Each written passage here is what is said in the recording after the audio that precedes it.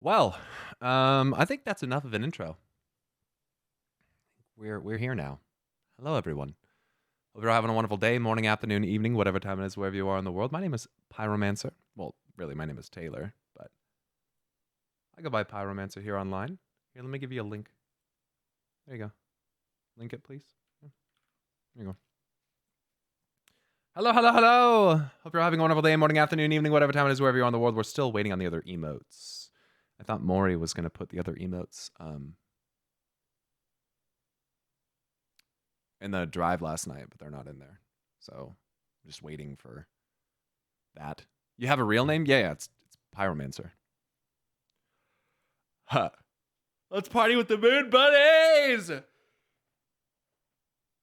Oh, yeah. Yeah, let's party with the moon bunnies, dude. All right. So today has been just great. We're supposed to have pest control coming over because I think we might have some mice. And they were supposed to come back and check their traps and everything. They were supposed to be here at like 9 in the morning. And so I woke up at like 8:30, which for me is early. And then I'm like sitting there on the couch, kind of relaxing, just waiting. And this quest came on. So this song came on. And then I got a phone call. And they're like, "Hey, we're gonna have to reschedule you." My tech called out. Okay, that's great. Can you come on like in the afternoon next time? Can you come in the afternoon next time, like so that I can just like get up at my normal time of like 9:30? Just like not sit there and wait for you for no reason for you to not show up.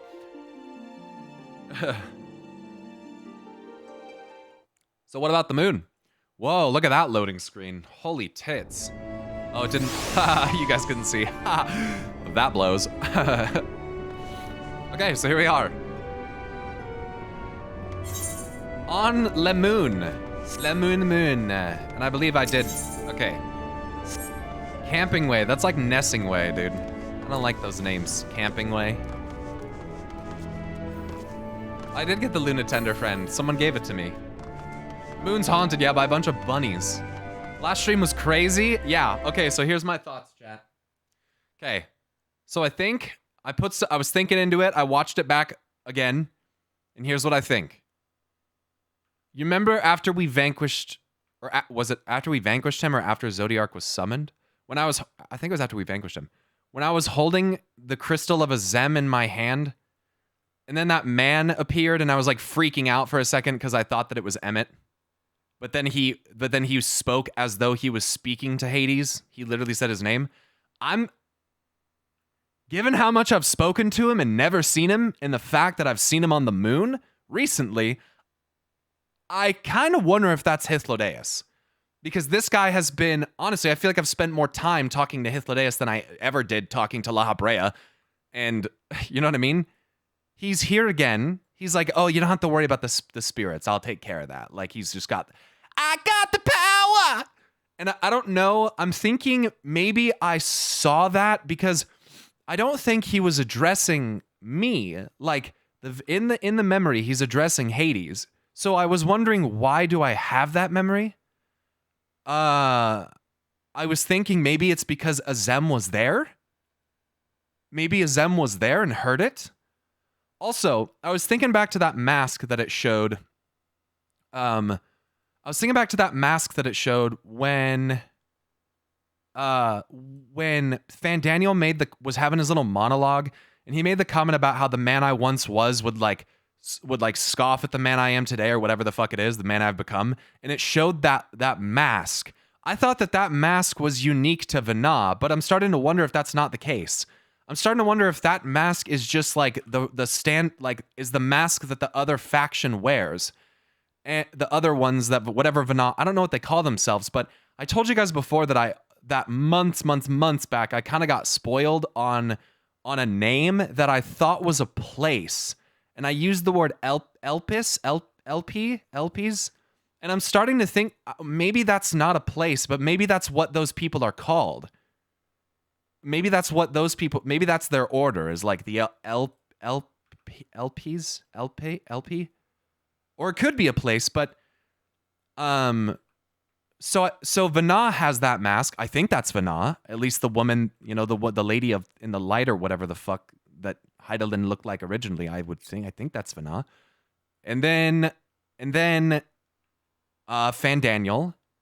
And then I almost even wonder, considering how kind he's been and like clearly did not sound to be a member of the convocation of the 14.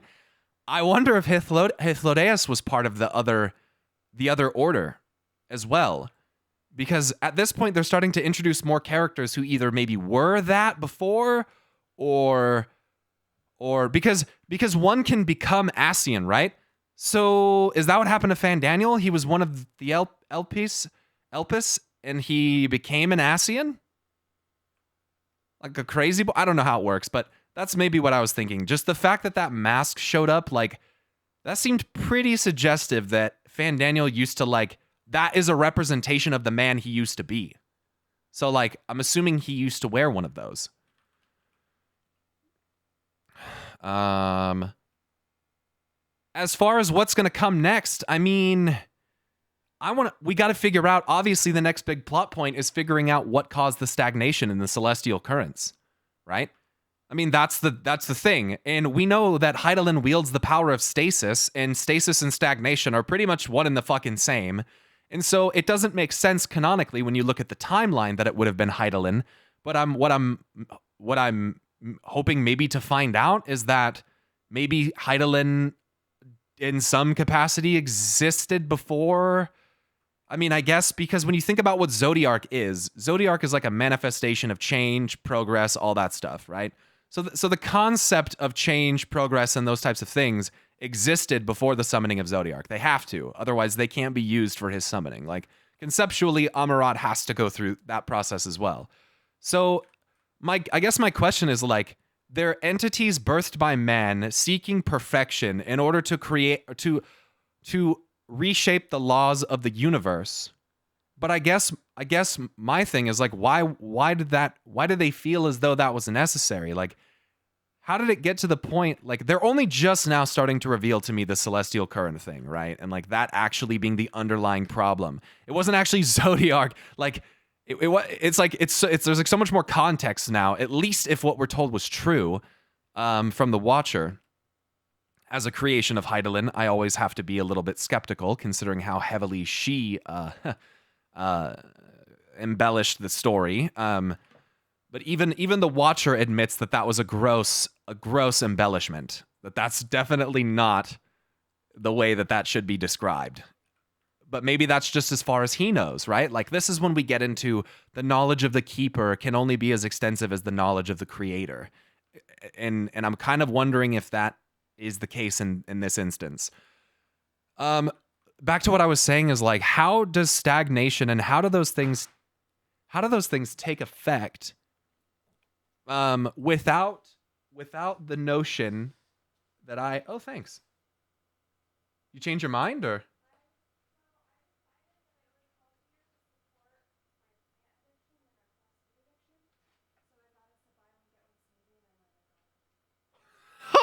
Okay, thanks.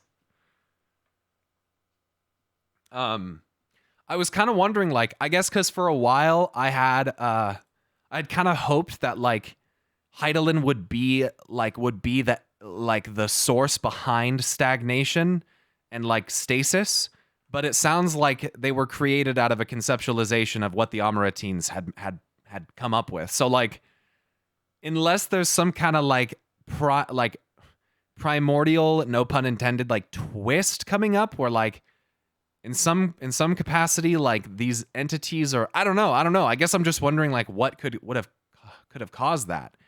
Because there was once upon a time I wanted to believe that Zodiark and Heidelin were not just the manifestations of, but perhaps the creators of. But then when they drop the primal thing on you and you find out that they're made by man, then it's like, whoa, okay, then what's this about? Like, what's going on now then? Zodiark was a level 83 trial, bro. Like, what the fuck? That's insane. And then I also have to think about, like, okay, what are some of the topics that we haven't really touched on that much yet, that haven't been, like, heavily explored in the main scenario? And one of them is definitely, like, the opposing faction of the Asians.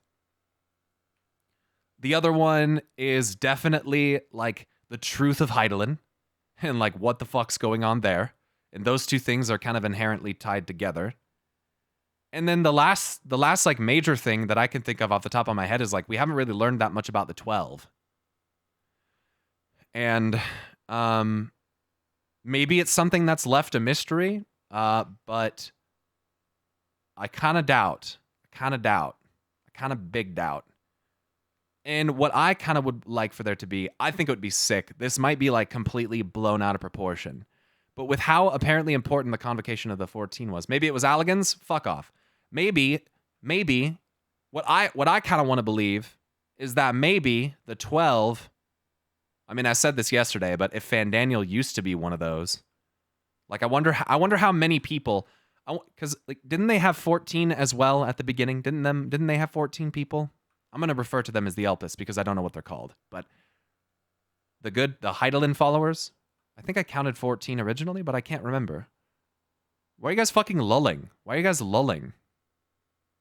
I don't understand. It must be so hilarious. I guess it's so hilarious. I don't know. I don't know why you're lulling. I don't know. Anyway.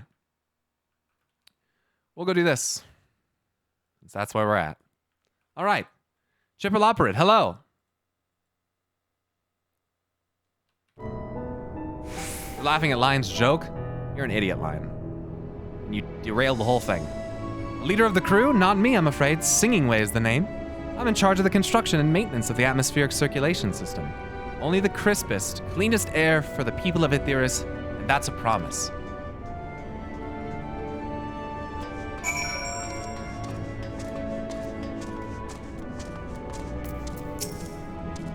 Such a fascinating apparatus. Though it's hard to believe it could house so many crew members. Even so, there is nothing else here to suggest other types of accommodation.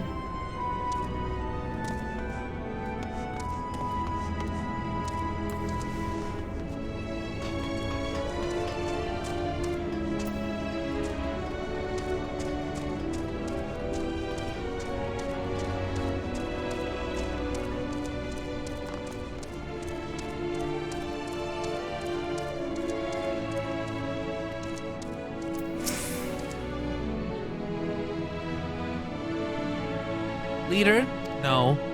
Sleeping Way, my job is... Perhaps I'd better ask.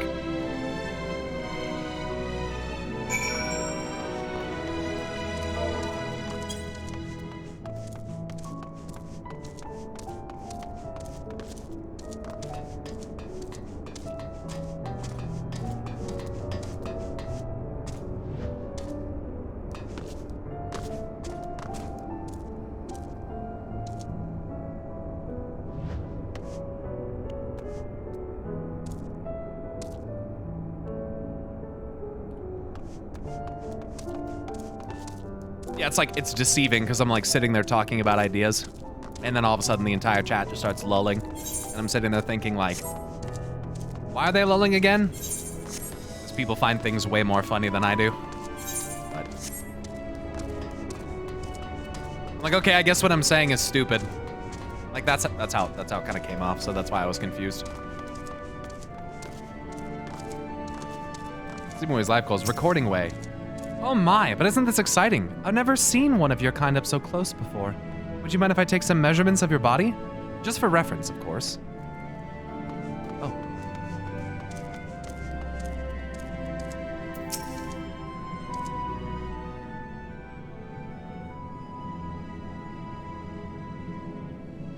Thanks, Bitfrost.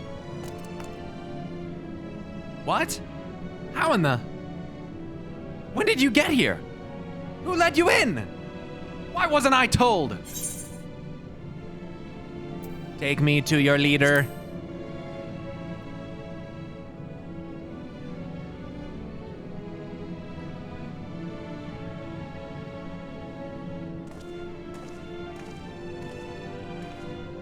Coping way is my favorite.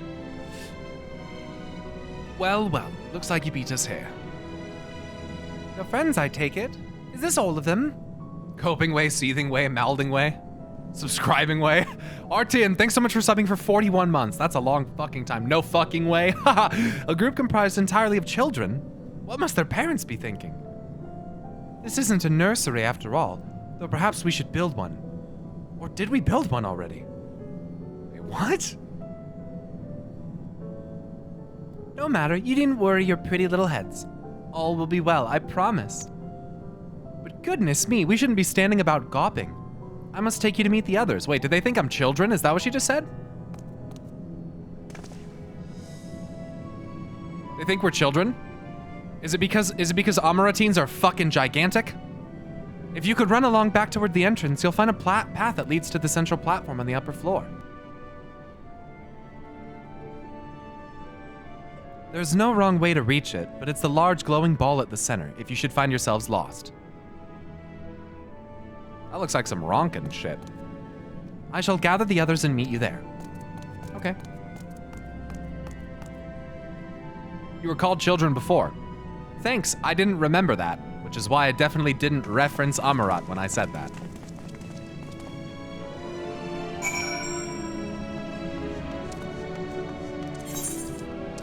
Let's go up here. How do I get up there?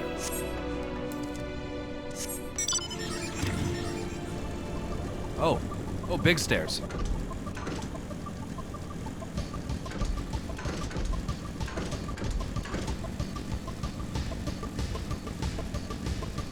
Good, always happy to help. Thanks, Zental.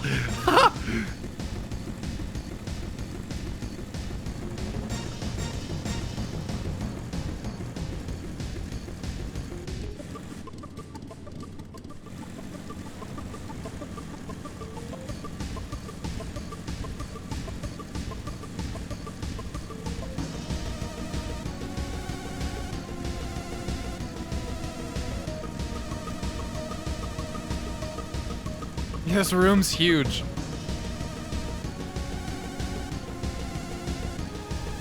Oh, hey.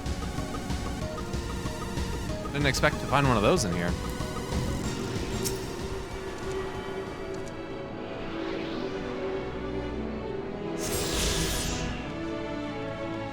I'm gonna push you off.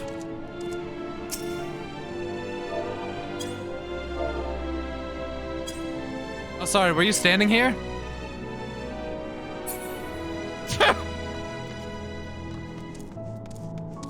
Hey, has anyone watched the Netflix series, The Woman Across the Street from the Girl in the Window? The Woman in a what is it? The Woman in a House, what is it called? Have you guys seen that shit? Trash.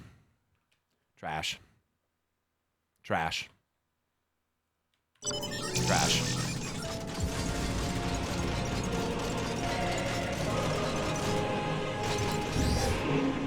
The ending is fucking trash.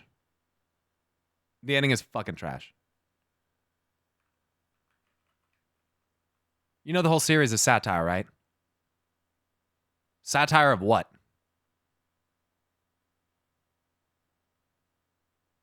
You realize it's not a comedy, right?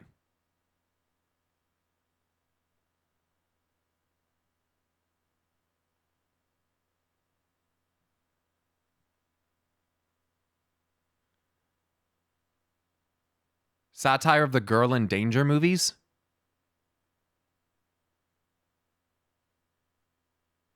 But isn't satire meant to, like, subtly...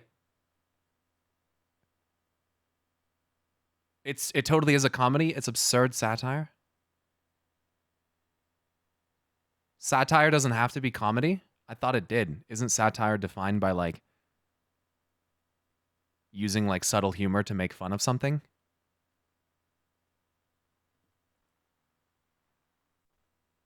Or do I not understand what satire means? It was trash.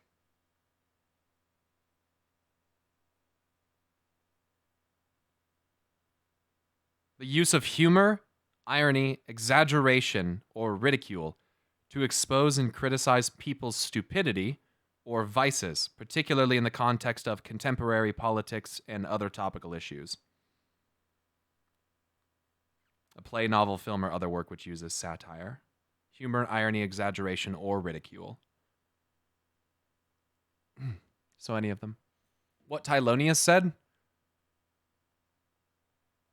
Something being intentionally bad is still bad. That's the problem with bad satire. Well, it didn't really seem like it was supposed to be satirizing. It seemed like it was just a bad show. And the end sucked.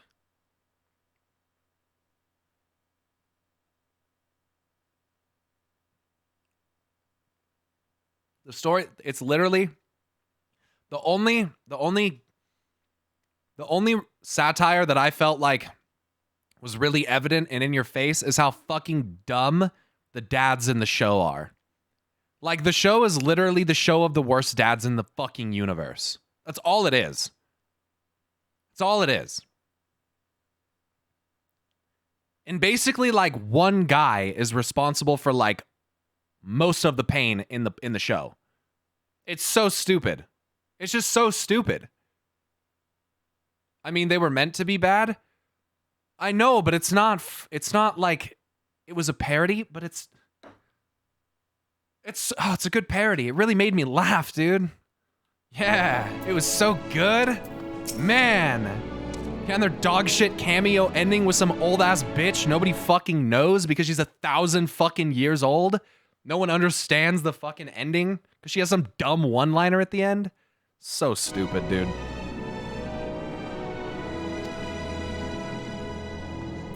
So fucking dumb. You know what? You would have been better off trying to convince me that it wasn't a satire and just a bad show. The fact that it's supposed to be a satire makes it even worse. The etheric composition and density of this sphere is quite similar to the crystalline concepts we've seen before. It likely shares their capacity for storing memories and knowledge. What show is that? It was a woman across the street from the girl in the window. Whatever it is. That's why Tropic Thunder is goated. Right. Good satire. Good satire. Making fun of not only the movie industry, but actors, and also kind of making fun of, like, the way that people idealize war. Like, in the way that we look at it. In the way that it's presented in movies as, like, this crazy, heroic, super cool thing. Like, so that's why they go out and they act like that. And it's just, it's that movie's hilarious because it works for them. Like, which is the dumbest shit. Like, that's why the satire of that movie is actually funny. Like, that's why it's actually good. You take people that are, like, these stupid movie stars and you try to make them, I don't know, it was good. I thought the show was hilarious when it wasn't meant to be, because it wasn't meant to be taken seriously at all. Her daughter was left in a room with a cannibal on Take Your Child to Work Day. That's why I'm sitting there thinking this is the dumbest, this is so stupid. Like, it's so dumb. It's so dumb. Like, that's not funny. It's not funny. It isn't funny. It's just like it's just dumb. Yeah, guys, that's one of the main plot points of the show. The woman who witnesses the murder, her daughter dies because she's left in a room with someone called Massacre Mike, who is a cannibal serial killer, when her dad takes her to work on Bring Your Fucking Child to Work Day. Is that funny?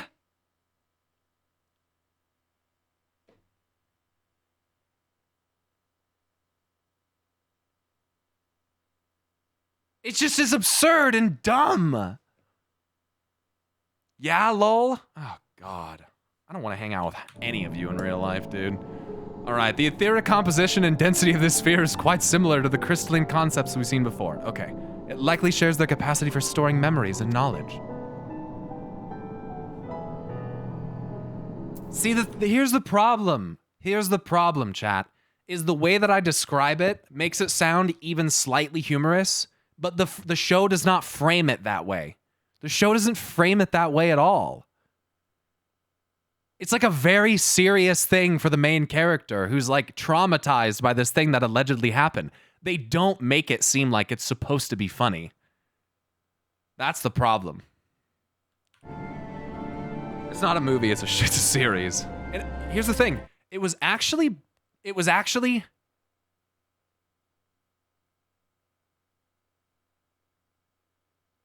It was, let me put it this way. It was good in the aspect of by the end of it, I did not know who the fuck did it. By the end of it, I did not know. Well, and until they tell you. It's like it's a whodunit. I will give them that. I did not know. And there were several characters throughout the course of the show where I'm like, it's fucking definitely that guy. But they're doing that on purpose. Like, they hard set up people to make them look like they're the person that did it. Like, they pretty much, like, they pretty much, did you care to know? Yes. That's the thing. I did want to know. Yes. I was interested because I wasn't really sure. Because the reason why the show is kind of interesting is the woman is taking like psychotherapy treatment medication. Psycho, what are they called? Anyway, she's taking something, but she takes them with alcohol. She's a fucking alcoholic. So when she takes this shit, she sees things that aren't real. But the show doesn't always give it to you straight that that what she's seeing isn't real. Does that make sense? Antipsychotics, essentially. Yeah. It's a really bad mixture, right? So she, like, it's interesting because it's a nice twist on like psychological thriller as well as just like whatever it is at the I don't know. I thought the title alone made it pretty obvious that the whole thing was a joke. I guess if you read the titles of books and do the same thing, yeah, I mean that's probably not the best way to do things, is just go by the title. But I could see why you thought that. If you think that it made it pretty obvious, then yeah, maybe they should have had comedy written under it as well. Maybe that would have helped. The title of the standalone is upsetting. It wasn't about standing at all. I don't know what the fuck you're talking about. The title is kind of absurd and a big hint. Okay, I'll just go fuck myself, dude. Let's just move on. I actually don't want to talk about this anymore. Huh. Have any of you have you guys watched it? Did you watch it? Or are you just like, you saw the title and you're fucking talking about it? Like, did you watch the fucking show?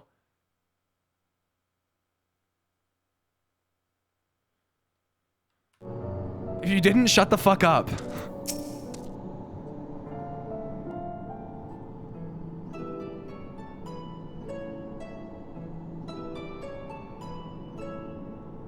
I thought the title made it pretty obvious it was a satire.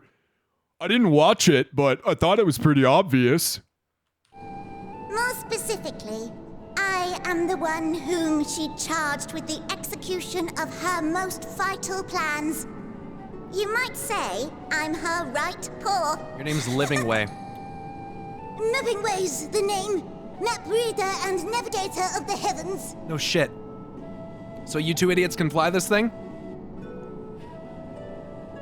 Pleasure to meet you all, but I'm still trying to make sense.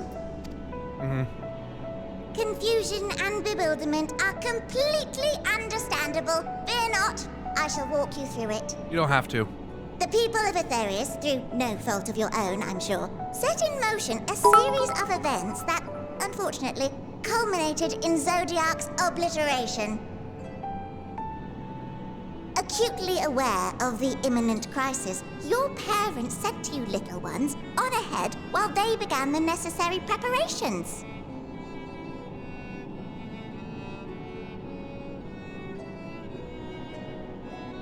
Still not following? No? Very well, I shall elaborate further.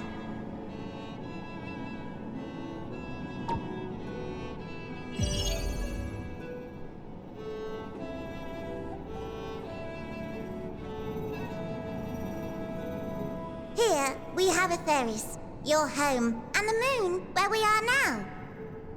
Without Zodiac around to keep things lively, so to speak, the celestial currents of the star have doubtless begun to degrade.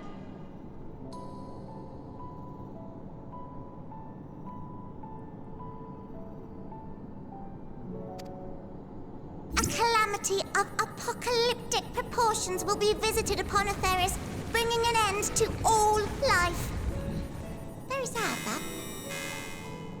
Why? So too hath the Watcher claimed. By thine unperturbed countenance, I gather this eventuality was anticipated. The doom and gloom. Oh yes, quite expected. Imagine, if you will, that Atheris is a delicious carrot that I've forgotten to eat and left out in the midday sun. The most earnest wishes or prayers will not stop it from rotting to the core. So sadly, there's nothing to be done but to abandon said carrot, Atheris, in case the metaphor is lost on you, to its grisly fate.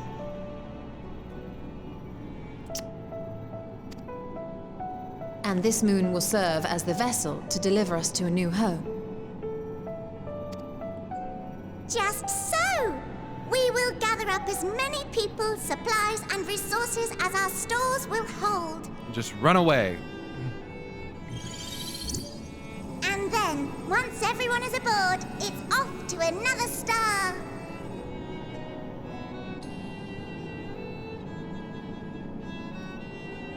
So, let me ask you this. When there was Atheris, was there other stars too? Before it got split? Is there other stars and planets out there that we just haven't? Don't fucking do that.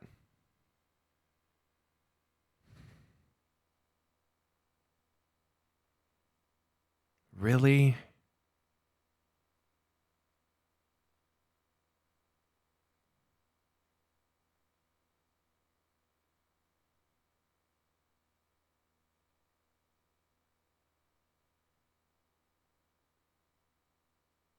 Electron, I know what the fuck they mean. Guys, I've been playing this game!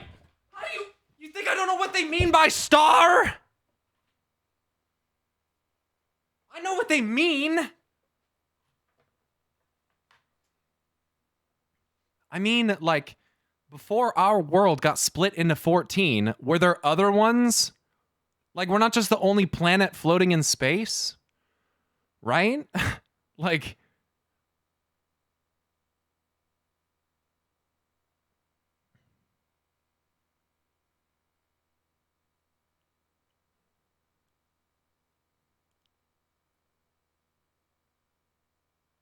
Are they gonna do the thing that all the World of Warcraft players said, bro? Just Oh, let's just go to another world. Let's just fly off to another world.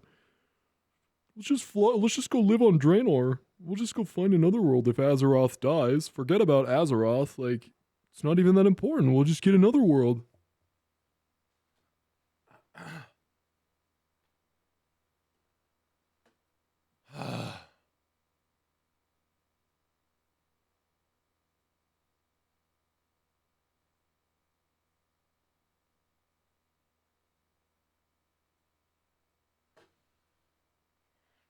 I don't know. We'll find out. I had I had doubts about the time travel thing before with Alexander, and although it was confusing, it ended up being well done. So we'll see what they do here, but I hate that. I fucking hate that.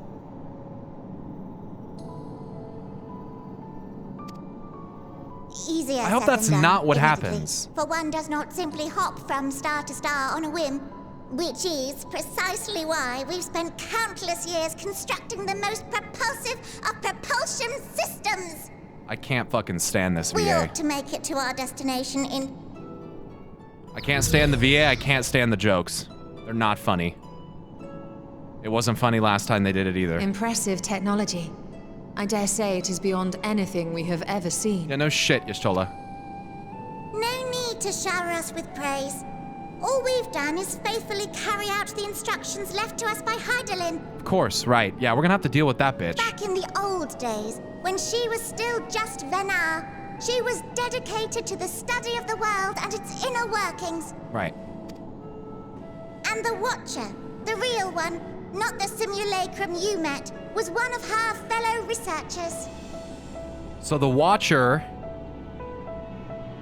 was one of whatever they call. We and whatever this they're called. wondrous vessel masquerading as a moon are products of their knowledge and know-how. Right. There's certainly more to you all than meets the eye. Might I ask where exactly you intend to take us? The dragon. We identified The Dragon a few Star. promising candidates for resettlement some time ago, but we cannot guarantee that they are fit for habitation. I can't stand this motherfucker's voice. Moreover, the ship can only travel in short bursts. We intend to go down our list, hopping from star to star, until we find one suitable for resettlement. And what if you don't find one? No need to worry, though. The vessel is being refurbished with accommodation for an extended stay as we speak. Okay. All right. If this is what's gonna go down, I just need to ask you all a favor. Can you fucking kill me before you do it so I don't have to go with you? Because I'd prefer to not be stuck on a giant fucking moon spaceship with a bunch of annoying little fucking rats.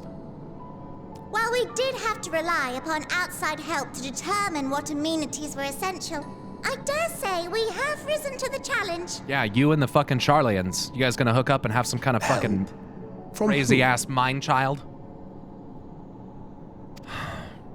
Chat, you got me fucked up. From you and yours! Who else? Each time we woke to perform regularly scheduled maintenance, we were greeted by the resources you sent us. What better way to learn about preferences and proclivities of our present-day charges? What the fuck are you talking about? Ah, but you're still adorable little children. Perhaps your elders were responsible for the deliveries. Yeah, right. The Amaratines, can you just call them that? I'm not sure what led you to conclude otherwise, but I can assure you that we are all grown men and women.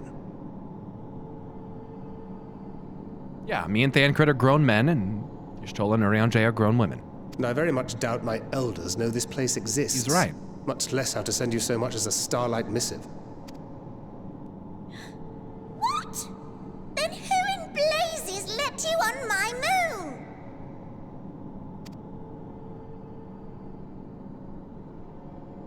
Hey, I'm the warrior of light. Hydaelyn herself led you here. Yeah.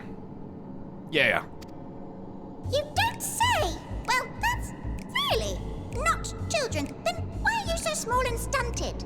Like little baby carrot people.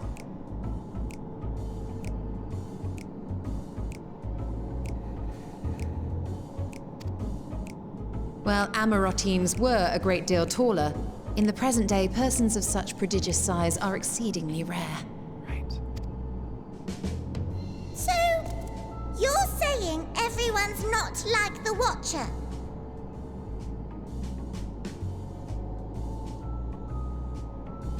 Have you seen yourselves? No, everyone is not like the Watcher.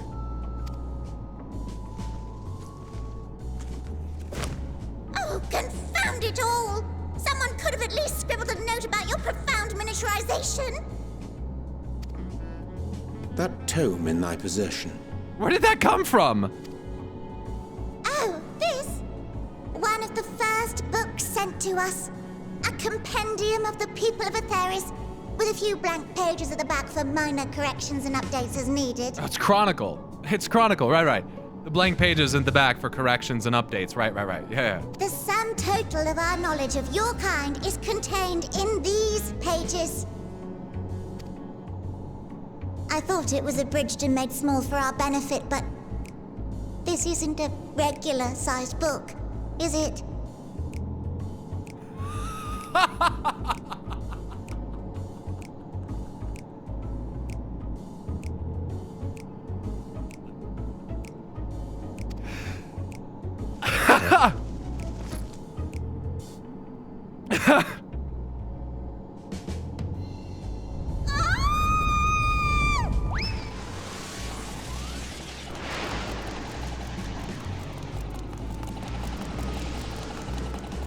What is going on? Building way, can you hear me? Yes, we're all very busy. Change of plans. I need you to rebuild the domiciles at 1/3 the scale. We built them too big! All of them. Yes, all of them, and but me no buts. See to it with all speed.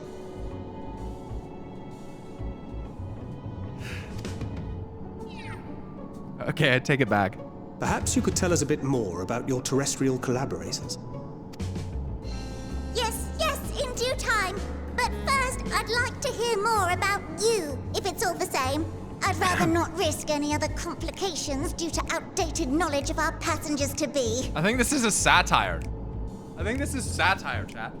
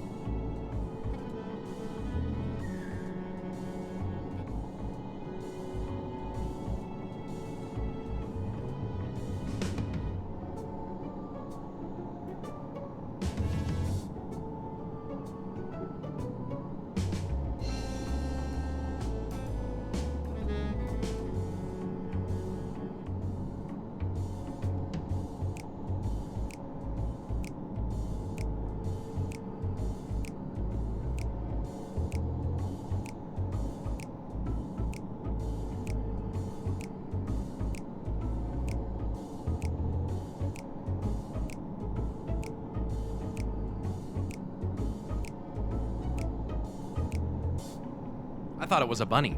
It could be that too. I'll give it a chance. I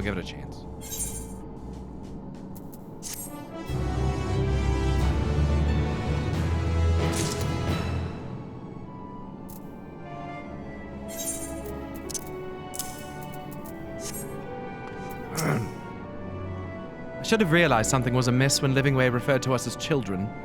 What other delightful misconceptions do they hold, I wonder? 'Tis unfortunate that the domiciles were constructed in error, but their willingness to perform such sweeping renovations is a testament to their commitment. I cannot fathom the resources required for a facility so vast.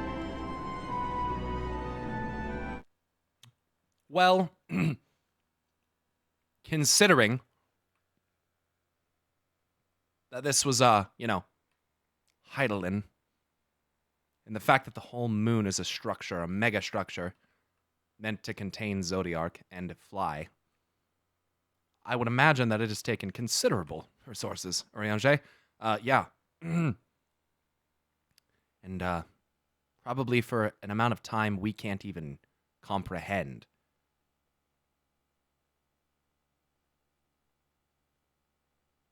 So wait, does that also suggest, then, that the Amaratines didn't have a moon? Aetheris didn't have a moon originally? That's interesting.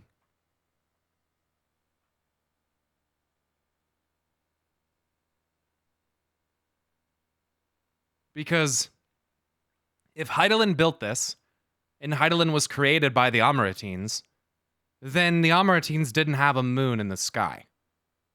Either they did or it's gone now. Until at least it was built. Then there was Dalamud, but the Alagons did that. Hey, that thing over there kind of looks like that thing that... Oh, where does that go? Moon sail. That is a big door. But anyway, I suppose the question is, by make, do they mean she made the moon whole or just converted what was already there?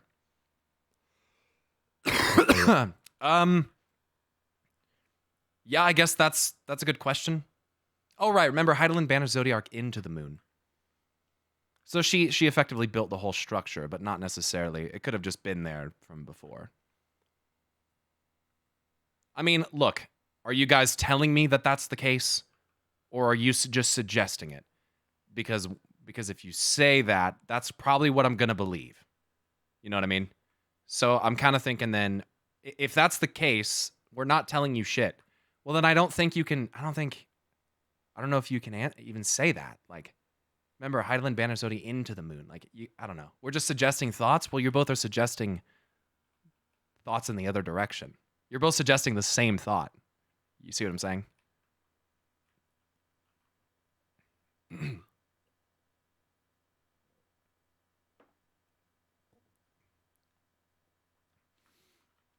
It's just something to think about, yeah. It would be interesting if they didn't have one. I wonder, and it's got to do with celestial currents, right? Where the celestial current was weakest is where these issues began springing up. Now, what would weaken? Oh, it's where stagnation was occurring, right? What would cause stagnation in an etheric current of any kind? Let's say if there were, I mean, let's talk about like etheric currents running through like water, right?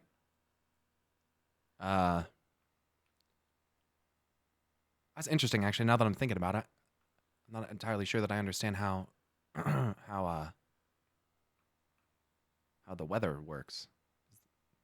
Have I ever learned about that? Like in detail about like, do they go into that? Like how ether affects weather and stuff? I know it might sound random.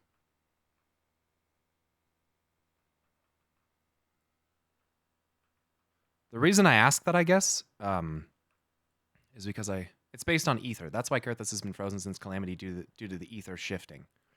So everything in the whole area, right? So like, assuming then that the ether in that area was, so then I guess what my question would be, and maybe I should know this, and it might sound silly asking it, but it's been so long since I've recapped this kind of stuff. If was the ether in Kurthus? So then so it was literally just shifted more towards ice, right? It wasn't that right, because there's the polarity and then there's elemental alignment. Right. Right, so that doesn't actually matter. So in celestial, because you said earth and water and sky, right? Like that's like, are you meant to attribute certain elements to certain currents? Like earth and fire to like the currents that run through the earth, and like water and ice to the what, you know what I mean? Like what runs through the ocean, or like there's just currents that consist of all different types of ether that exist in different their own different sections. I guess correct. Turn it from hinterlands to straight polar blizzards. Right. And the Amaratines had figured out a way to try to predict where it would happen again by using the celestial currents to pinpoint where stagnation was occurring.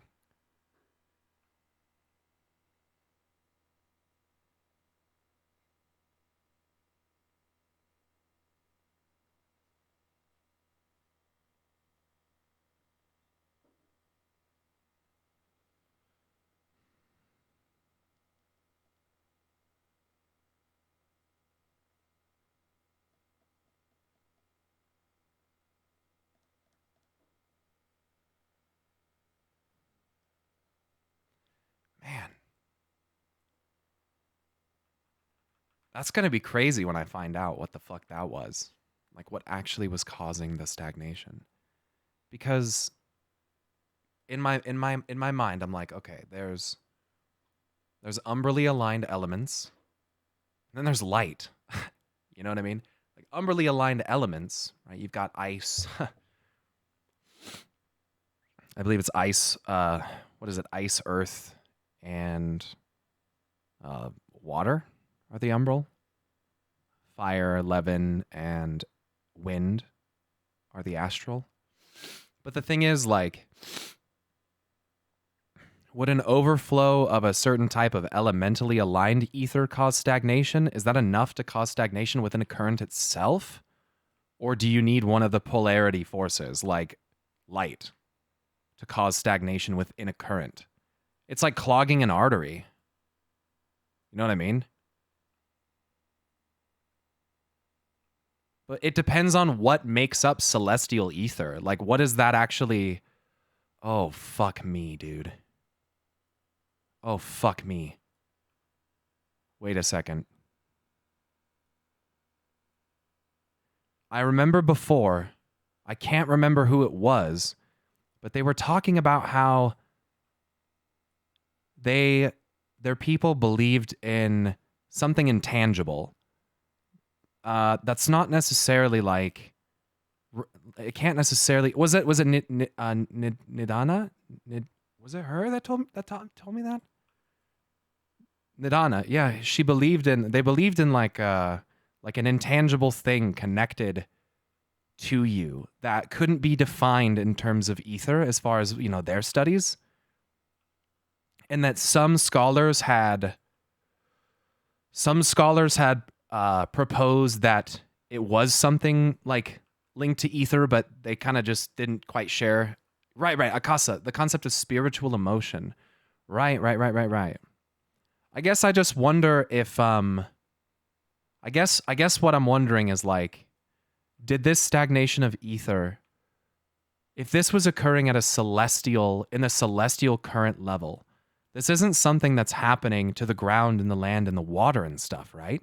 This is something that's affecting a different, I think it's probably affecting something else.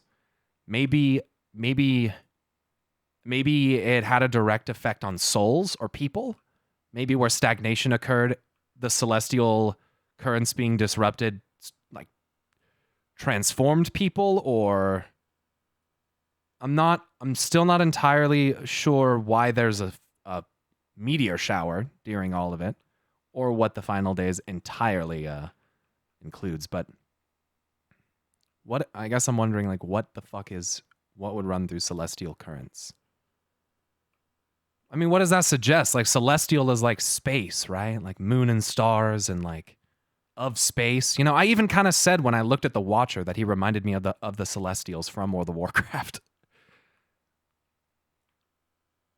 So, like,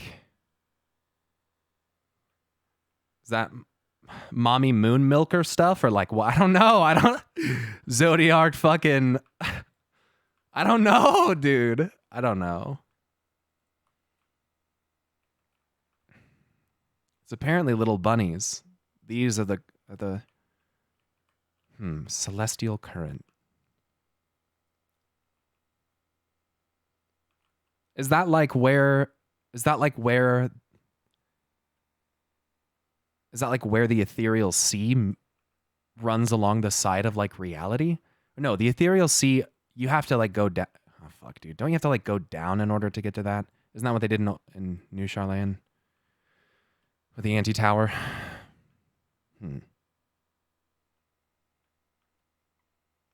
What about like the life stream? What is that considered? Is that considered an etheric flow? Is that celestial? What does that qualify as? Life stream and ethereal sea are basically the same thing. Right. And how we accessed the life stream the first time was by getting the aid of the elements, right? Didn't we have to like prove ourselves in order to have the weird, like, the kids that aren't actually kids help us pull her out of the life stream or whatever? But then the second time, Emmett just plucked her out of there. That's fucking crazy. Emmett just was like, yeah, I can get under there. So I wonder then, so does the life stream technically then just run along the entirety of reality? Is that the implication then? Or no, we still had to go and find her, but like, I'm curious if it's more like a sheet of paper that's wrapped around reality or like alongside reality, or if it's more like a web cast over reality, more like a grid. That like you have confluences of the live stream. And I mean, wait, wasn't that a thing? I can't remember. It's been so fucking long, dude. Sorry, I know I'm just running in circles talking, but basically it's everywhere. But going down just makes you transition more into it. That's so weird that going inside the world does that.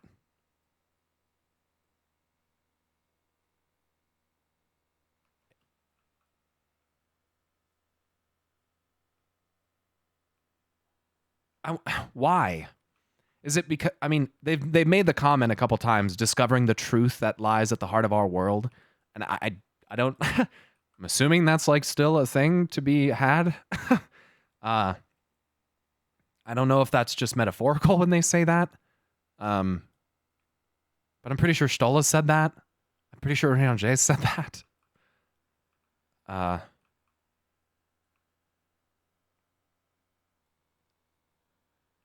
Because I'm like, well, Heidelin's in the ethereal sea. It's like, okay, well, but if you go deep enough into the center of the planet, you get to the ethereal sea. So is she technically physically there?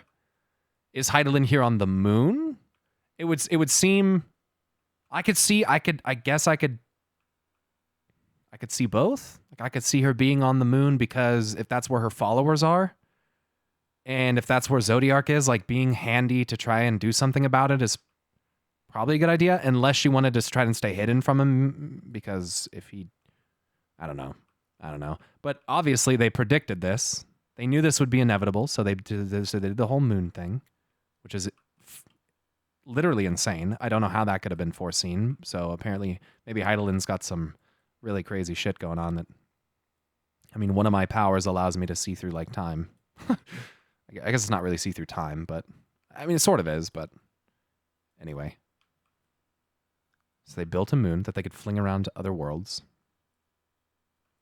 So then that kind of seems to suggest that Heidelin is not in the world because they wouldn't leave her behind. They're not like just going to take off in the ship and be, okay, well, good luck, Heidelin, as that world around you is dying. So Heidelin's probably not on the planet, actually. And if she is, then she needs to be extracted before they can leave.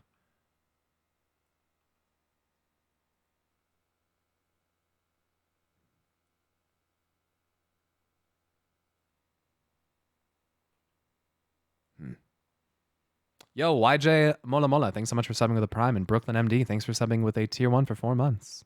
Can't believe it's in 6 months. I know, right? Adugakura. Or Akudakura, sorry. Zed, thank you for the Prime as well. And Sir Dracor. Zig Jonas. Eternal Shiva, thanks for the 6 months. Congrats on the new badge. Malira, thanks so much for the gifted sub, the Dragon Flora. Fighting Blind, thanks for the 4-month resub. Conqueror's Bonky, thanks for gifting 5 subs 15 minutes ago. Blasted, thanks so much for the Prime. Gun, thanks for the 1,000 bits. Please give the buns a chance. They're doing their best. I'll give them a chance. Sarek Blue, thanks for continuing the gifted sub you got from Aura and Flame. I appreciate that. Astrid Madrasite. Sistalika, thanks so much for subbing. And Astrid, grats on the 6 months sub badge. Ryoki, thanks so much for the 6 months, and the Who, thanks for subbing for 4 months. Congrats on the new badge, Ryoki. I think that's all of them. Okay. So before I continue here,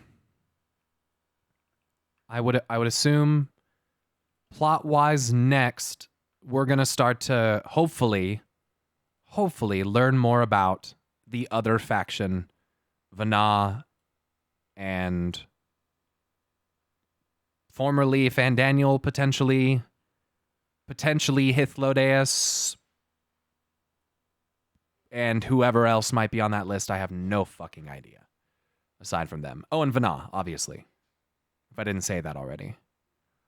I'm assuming, with as absolutely massive as this thing is, I'm assuming that the people have, I would it'd be cool if they had a city, which could be inside that gigantic door right there. I don't know where that goes.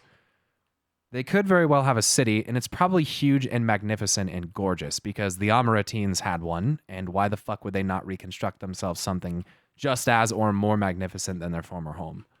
Because why not? Because they're extra. At least all the ones I've met are. Pancakes versus waffles, in my opinion, generally waffles, but I can fuck with pancakes depending on what we're going to put on them. The reason I say waffles is because I feel like they hold the toppings in a little better than pancakes, and I really like them with like fruit and whipped cream. But that's just me. And I know some people way prefer pancakes. I've never had crepes though, like really those really thin pancakes. Actually, no, that's not true. Yeah, I have. Crepes are fire. Crepes might be another level, dude. Crepes versus a waffle, that's closer for me than pancakes. Pancakes are just so filling and like they're good, but I can only have like 2, you know? Put a little dude, you know what I like to do? Just put a little butter on there. Put a little chunky peanut butter on one of them. And then put a little, you know, you could either put syrup on the other one or put like you can even, some people put like a jam on there. Make like a peanut butter and jelly with a fucking, oh dude. Never had a pancake, not a common thing to see here in Brazil. They're so fucking easy to make, dude. Oh, it's so easy. You literally just have to mix a batter with like flour, sugar, some other bullshit. It's yeah. Pancakes are super easy to make. You're making me hungry. I know. I'm having this smoothie right here. French toast over both. I might almost agree with you there, dude. French toast done well and not just slathered in fucking a disgusting amount of fucking syrup. Yeah. A waffle wrapped in a crepe. Oh. What do you guys think about scones, dude? I can't eat both being allergic to egg. Shit. Are you allergic to, like, what? Do you know what about an egg you're allergic to? And, like, are you, like, seriously allergic to it? I guess a lot of food allergies can be kind of serious. Like, can you have the whites or can you have the yellow? You can also make it without an egg, I'm pretty sure. There's, like, alternatives, I'm pretty sure. A good scone is fire, but far too often they're dry. That's big true. They're vegan pancakes, right? Bro, I mean, you can have almost everything vegan now. I'm going to be honest with you. We use vegan butter, and I can't fucking tell the difference. I can't tell the difference. And in my opinion, dude, the vegan butter tastes fucking better. It's crazy. It's a little bit softer, but you can't have like a vegan egg. You know what I mean? Like an egg is a fucking egg. I think there might be like, you know, false alternatives or whatever. I don't want to say false, but like, but it's not going to, probably won't be quite like an egg. I don't have eggs when I make crepes. It's easy. We're not talking about eggs for crepes, I don't think. I thought we were talking about eggs for French toast. Because normally you take French toast, you roll it in egg wash, and then you cook it. Just Egg is really close. Really? Okay. You just pick that up at most supermarkets, or do you have to go to a kind of a specific place to get that?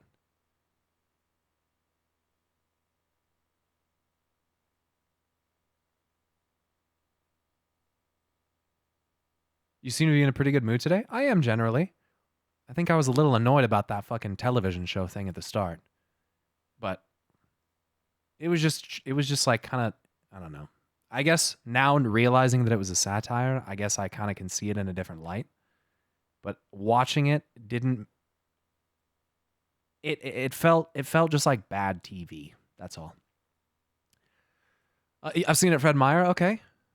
Didn't you skip some dialogue in a cutscene? Yeah, but it probably was not that important.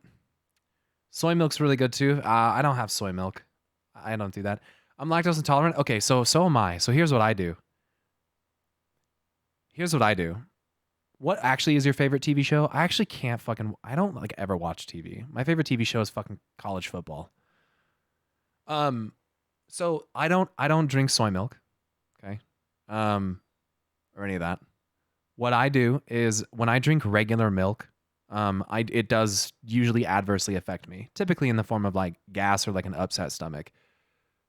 But instead of going to like almond milk or something, which I have tried. I've tried almond milk. I've tried tried like rice milk. I tried soy milk. I tried coconut milk. Like they all just have a weird kind of like taste to them. Most of them. I think almond is probably the best for me. But I decided to look into it a little bit and actually try to find out if I could figure out what is actually bothering people. And I read that a lot of times it's not actually even lactose that you're being bothered by. A lot of times it's how the milk is being processed, the quality of the food that the cow is being given. Like, think about it. If you put poor quality food into an animal, it's probably going to produce poor quality product. Like, that's unfortunately just how that works. So when you have like grass-fed stuff, I actually got this grass-fed, like pasture-raised, like non-GMO, you know, no steroid antibiotic or any of that stuff, and it doesn't bother my stomach at all. It doesn't bother me at all.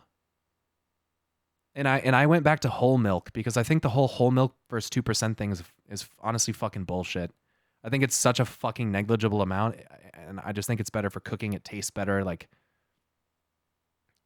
real and organic pasteurized milk. Yeah, that's what it is. It's like organic. It's actually like the Organics brand. It's like their Organics pasteurized, grass-fed. Most people are lactose intolerant. Okay, so I'm going to say this again. It still has lactose in it, right? It still has lactose in it. I think a lot of people think that they're lactose intolerant, and that's what I thought. But then I started drinking something that still has lactose and is not as processed and is organic, and the cows are fed the things that they should be fed, and I don't have problems anymore. That's not lactose. That's not lactose that's doing that. It's all the other things that they're doing and how poorly they feed the animal. You know, coffee creamers that don't have real milk or cream in them, just water and sugar. Those make me so sick.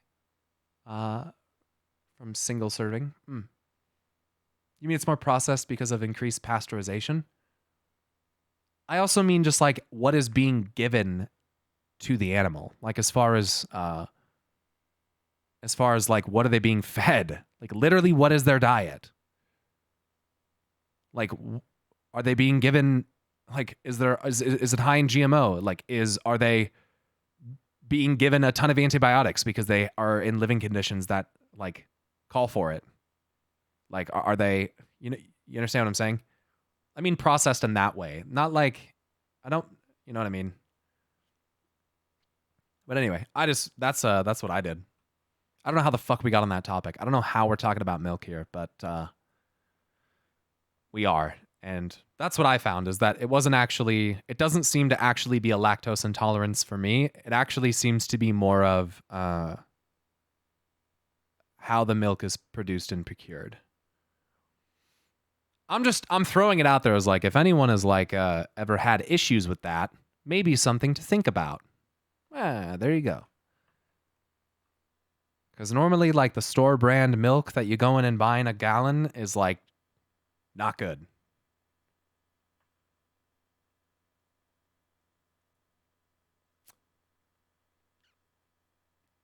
How did we get to this topic? So true, dude. ADHD mood. It's my life. With the final days fast approaching, Living Way is keen to complete her preparations.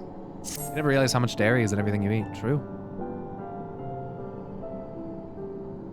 You're really milking this conversation. I'm gonna literally smack you. Right then, now that you're here, we need you to teach us all you can about your people, and quickly. It won't be long before the final days are upon us in all their terrible grandeur, so it is imperative that we be prepared to receive our passengers to be. If there is anything at all that may displease them, it must be addressed post-haste. And address it we shall. Here at Bestways Borough, we have assembled everything required to offer our guests the best way forward. It's fucking aperture science. We do what we must because we can. That's what this place is. We've produced myriad amenities we understand to be essential for day-to-day living, and I wish to hear your opinions on them. I'm sure you've all worked up an appetite, so why don't we start with foodstuffs? Meet me at the Carrotorium, and we'll see about filling your bellies. Oh, if you have carrot cake... If you have carrot cake, y'all fuck.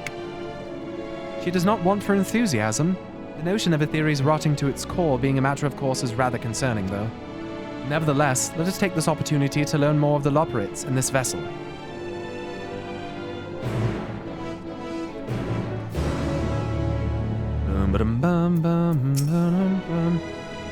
Oh dear. I certainly hope Building Way can complete the renovations before more guests arrive.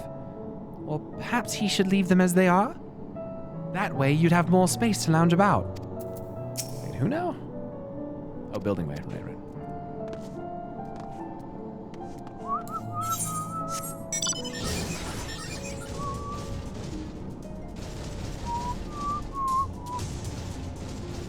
Wait, where the...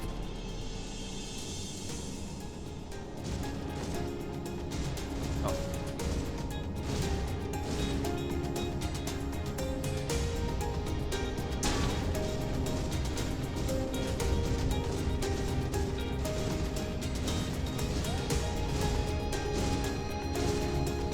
It's open? Oh shit. Big ass door.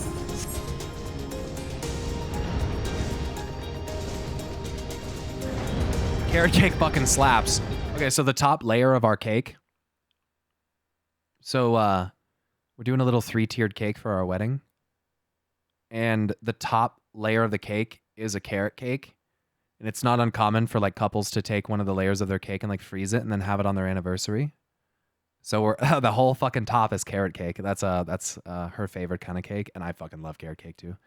So we're going to save that for next year. And the rest of the cake is white cake because, you know, that's what basic ass motherfuckers want to eat. So, and that's honestly out of their cakes that we tried, it's what we preferred. So it's a carrot top. Yeah. Speaking of which, look at these etherites or these ether things. It's like what we had in the burn. Oh wow. Holy fucking shit, dude.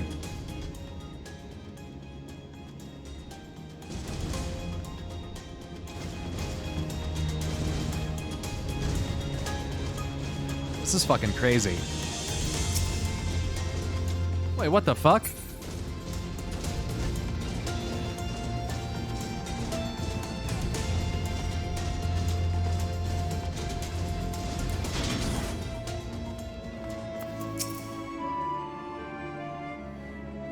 Hast thou spied the peculiar sentinels patrolling the vicinity? Approach them with caution, or better yet, not at all. They make no distinction between friend or foe. Alright, I'll stay away. Given their earlier confusion regarding our size, I cannot help but wonder if they knew the first thing about it, if they even know the first thing about us. Am I the only one who suspects we're not going to find anything edible whatsoever? I just talked to you. You're a lot smaller than we expected. But I trust you still have large appetites, yes? Welcome to the Carrotorium. Here we create prototypes of the various sundries required by our soon-to-be passengers. Allow me to introduce the head of foodstuff production. Cooking Way. Pleasure to meet you all. Our work has involved no small amount of trial and error, but after many, many cycles of painstaking labor, I dare say we have created the finest cuisine our guests could ask for. I've learned about all the essential nutrients for a healthy and balanced diet from the reference materials we received. Why, I've practically worn the words from these invaluable pages. Oh god.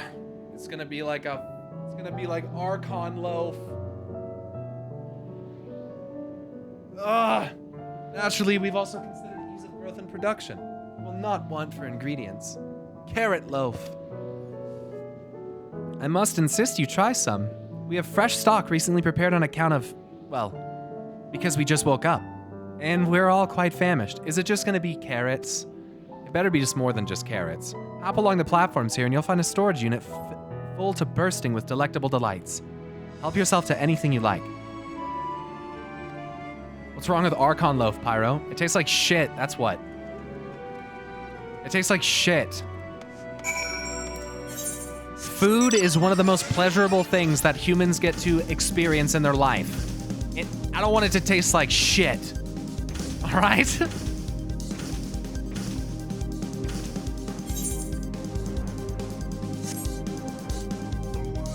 Mashed fish bread. Have you ever tried plain bread? I'd rather eat plain bread than mashed fish bread, dude. That's fucking disgusting.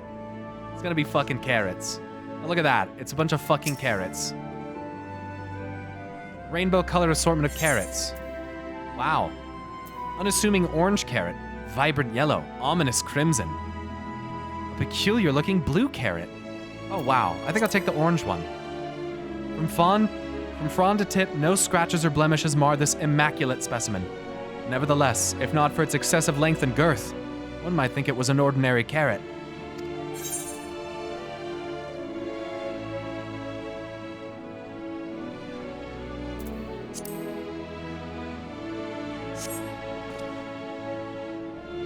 On second thought, you would like to simply take an obscenely large carrot for now. Due to its bizarre qualities, it would be prudent to ask Cooking Way whether it's safe to eat first.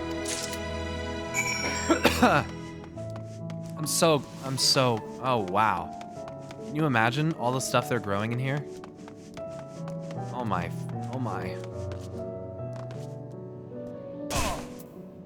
Can I just eat this as it is? Did any of our selections set your mouth watering? Obscenely large carrot. Even Vieira are like to swoon at the sight of so grand a carrot. That or be offended by all those who assume that they would. My God. Ah, yes, a fine choice. One of my personal favorites, actually. Please, dig in. I'm eager to hear what you think. Fucking Koji. Eat the obscenely large carrot. With great trepidation, you take a bite out of the carrot. There's a satisfying crunch as you sink your teeth into the orange skin, and a warm, tingling sensation runs down your spine. With the second bite, a wave of euphoria washes over you. And you drown in bliss. Alas, as you finish, the elation fades, leaving you with a desperate craving for another carrot. Carrot of happiness. You find yourself in an unusually good mood, with a sudden craving to eat more carrots. Oh shit! I gotta get some more! Oh my God, I can't.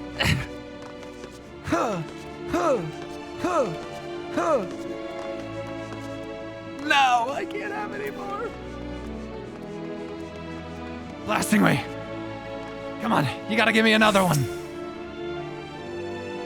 This doesn't, wait, what? This doesn't require a debate.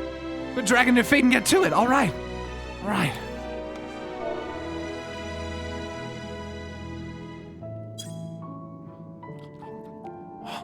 Oh my God. Only mine, just mine.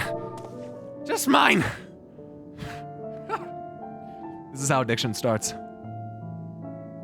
Where?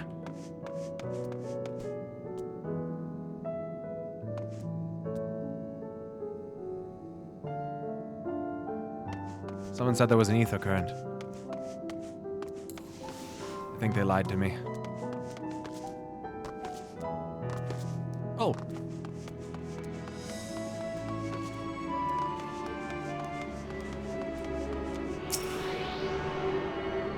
Thanks. Tempered by the crack carrot. Compass? That's no fun. What about a carrot current? It's too bad you don't have an item that tells you where the nearest current is. Yeah?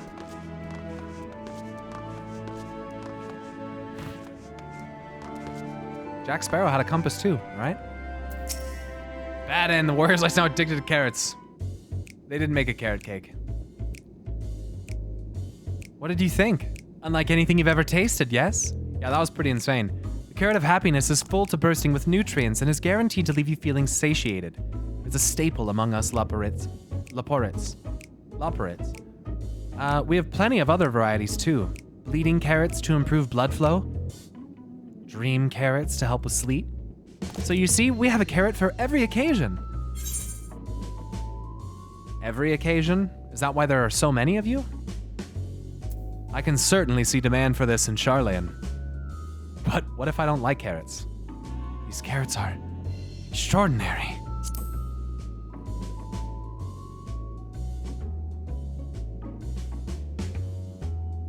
Then why do you seem so disappointed? If they're lacking somehow, we need to know. I take it you too had a wide assortment of carrots to choose from and not else. Oh, that was your stroller. They're rabbits, they don't need the carrots. If I may ask, what exactly did these collaborators share with you about cuisine on Etheres?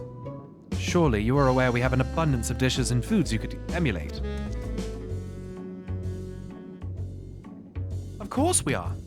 But, well, it was only quite recently that we established contact. Even holding a conversation was a struggle at first. So imagine our surprise when they sent a mountain of books and documents with no clear instructions. The sheer amount of information was overwhelming. If it wasn't for that encyclopedia I found, we would have been at a loss where to begin. Has Charlian been sending them information? Like, where are they getting this information? Who's sending this?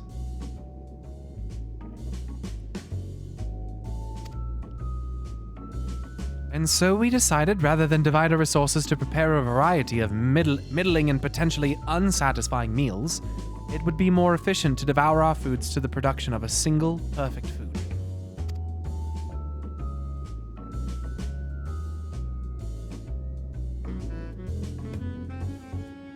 That's all well and good, but man cannot live on raw carrots alone. Have you considered cooking them? You mean steaming, boiling, roasting, and the like? I suppose we could prepare the carrots in other ways. But our primary concern was efficiency, and what's more efficient than sinking your teeth into a carrot fresh from production? Rather strange approach to take for one named Cooking Way, isn't it?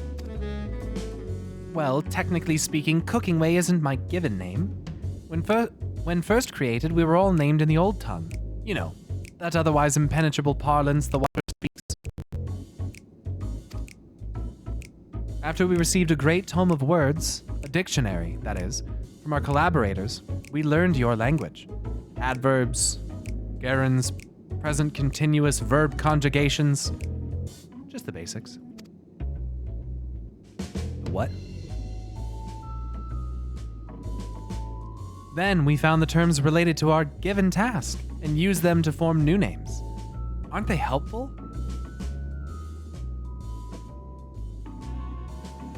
Did something happen to the stream?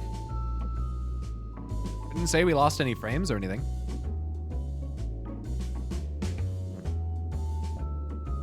Then we found the terms related to our given tasks and used them to form new names. Oh, just the audio? No, not really. But it does explain a great deal. Wherefore didst thy kind deem such a change necessary? When the rest of your people arrived, we want to be certain they understand immediately what each of us does. You'd never be able to pronounce our original names anyway. Okay, hold on.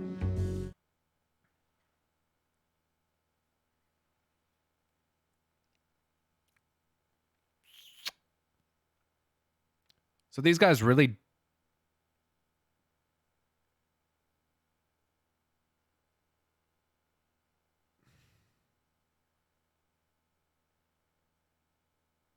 It's just funny because it was while you were talking about the impenetrable language of the Watcher. Oh. So...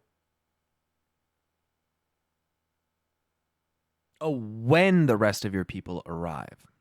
We want to be certain they understand immediately what each of us does.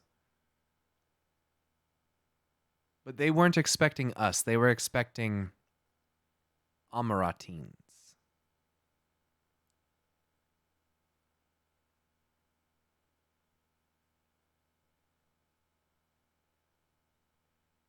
They're expecting you, but much bigger. Right.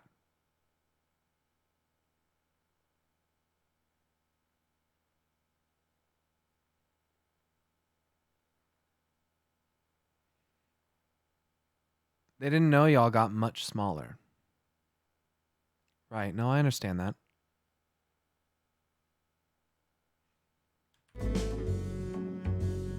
you'd never be able to pronounce our original names anyway. I see. I hope our critiques, such as they are, were helpful to you. Though if you should decide to preserve flora and fauna from Etheres as well, you would be able to offer the passengers a more balanced diet. Until such a day, one I pray comes sooner than later, it would appear there is naught but carrots on the menu. Yo, Darth Toth coming back at it again today. What the fuck? Gets in 10. Darth, thank you very, very much. Appreciate that. Welcome to the garden to all the new sprouts. And Darth, thank you for gifting some more subs.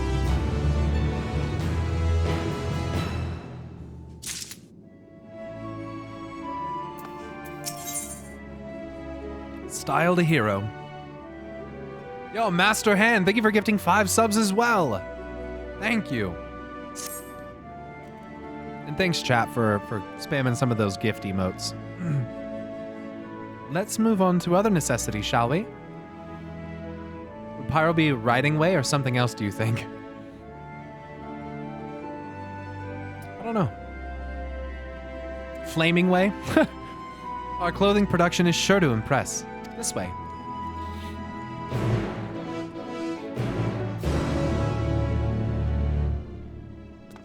Noting way.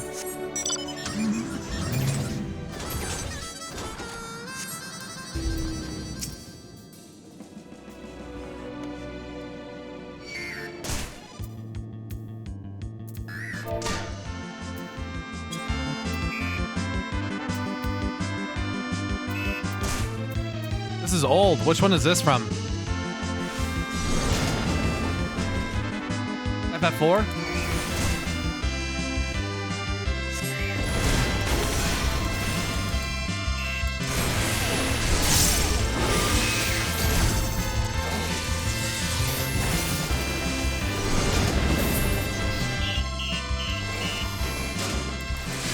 Nice.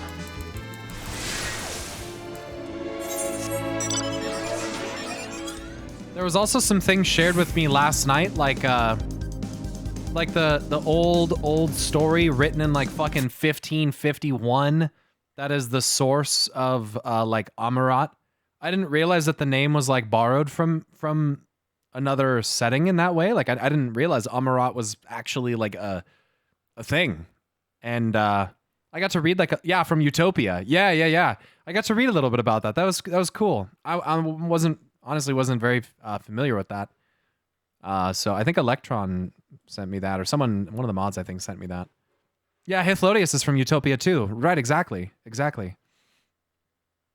Yeah, I really like some of the little details, how like they all dressed the same to like hide individuality, and their individuality and differences only really like came to light when the situation basically forced it. Kind of just reminds me of the Asians to an extent, as far as like how they dressed and things like that. Yeah, Aniter, the river Aniter that runs from high up on a mountain down through and down below into the ocean. And how I really thought it was cool how like they used the Aniter to like build tributaries that like would run through their city. That would like flow into their like perfect gardens, which were like their proudest, like one of their proudest achievements. The way that the city's described is not quite the same.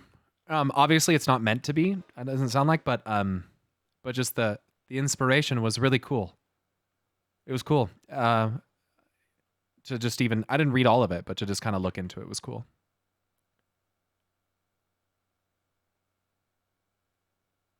Have you looked up the Greek meaning of Hythlodius? No, but someone just said it above you. Speaker of nonsense.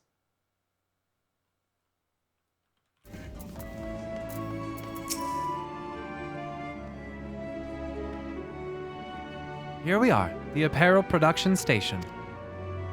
We've chosen to employ more traditional methods for this task, creation magics.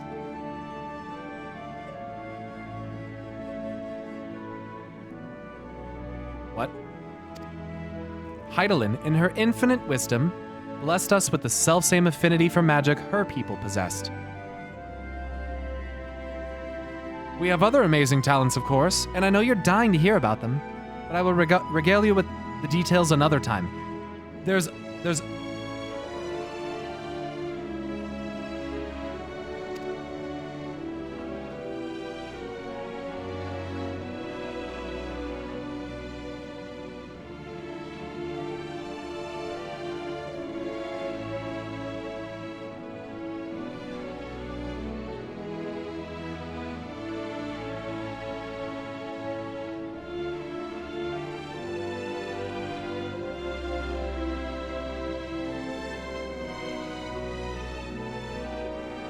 I say...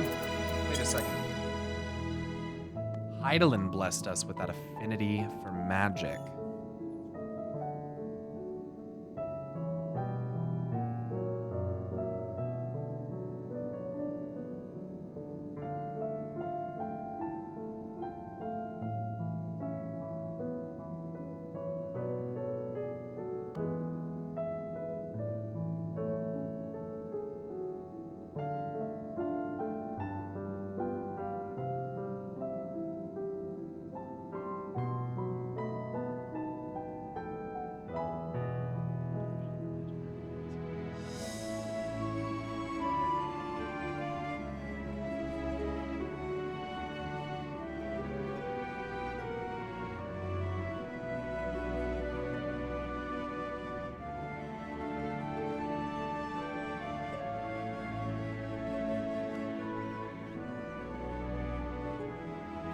Watch, this is the plan of the Astians all along, and the convocation of 14 is way more intelligent than we thought. It all worked out.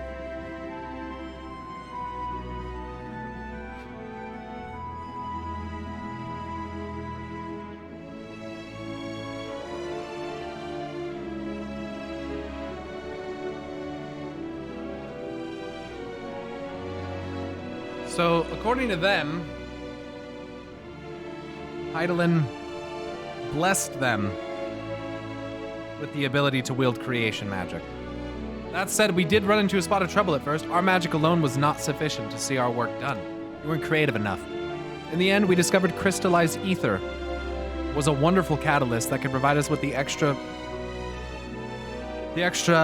V's we needed. My, how resourceful. The sweet sound of recognition. You will also be impressed to hear we've read all about your habit of changing attire to match your chosen profession. For the sake of efficiency, I presume. This has also been taken into account with our designs. But why take my word for it when you can simply try on our clothes? Make yourselves known to the workers and they will see to the rest. Oh? When she created them, she gave them all-powerful magic because she's a genius and knows how much we love them.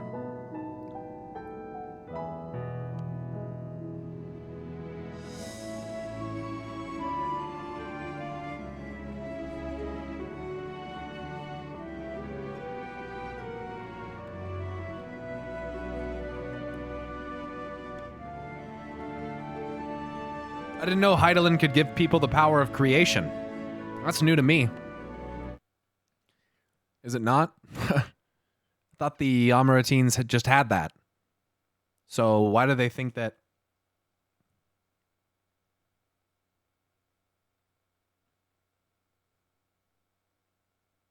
Hydaelyn can do that?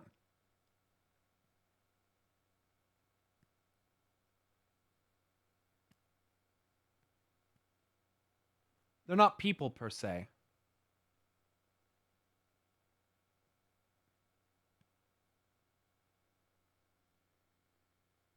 Well, I mean,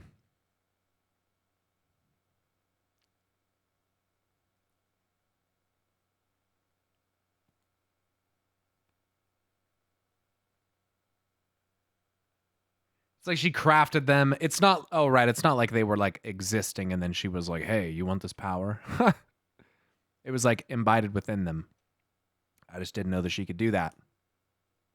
I mean, if the ancients can create, why couldn't they make creations that can also create? Right. I'm not saying that it's not possible. I'm just saying I'm pretty sure that's like new information. I didn't know Hydaelyn could do that. You got to remember that we are Asians. It's not that we don't have the power ever. We just lost it. I understand.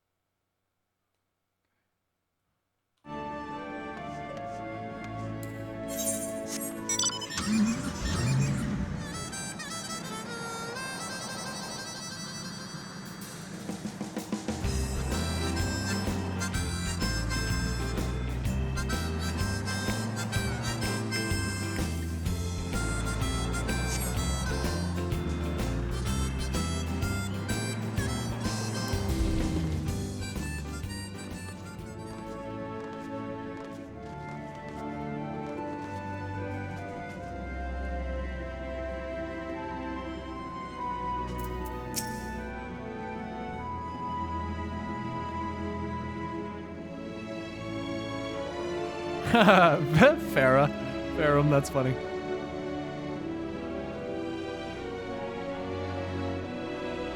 Ah, it's you, one of the visitors from Aetheres. Goodness me, Mappingway wasn't kidding. You really are smaller than the Watcher. Oh, right. You're here to try on a set of clothes, yes? What would you have me fashion for you today? An outfit that embodies my bloodlust, something simple yet functional. A fashionable and refined ensemble.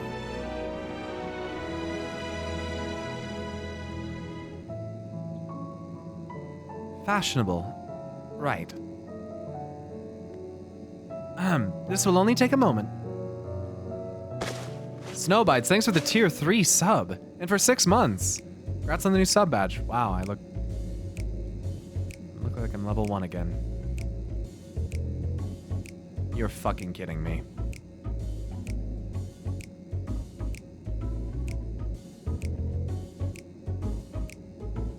There we are, all finished. Perfect fit, if I do say so myself. I'll be honest, I know nothing of fashion, let alone fascist on Aetheres. Fashion on Aetheres. But I'd wager no one down there has ever worn anything like this fine ensemble. Perhaps you can start a new trend.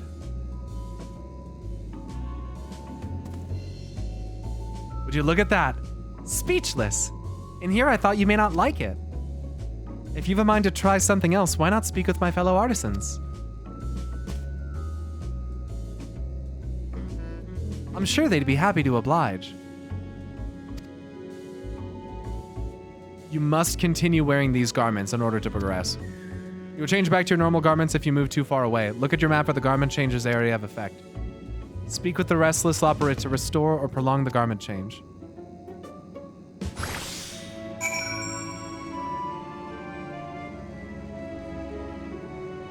Why do I look like a...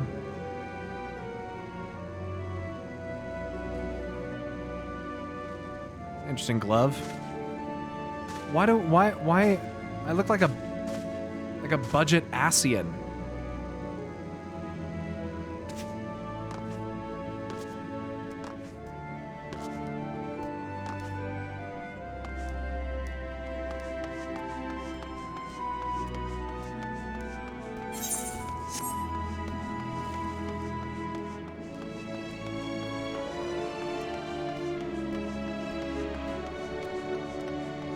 Well, I mean, aren't you?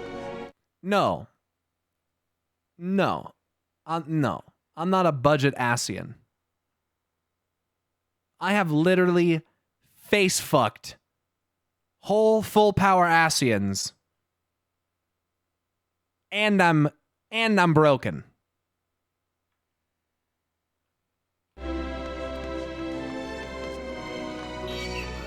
No shot. Literally. Literally. I told you what I was gonna do to Fandaniel with that wine bottle.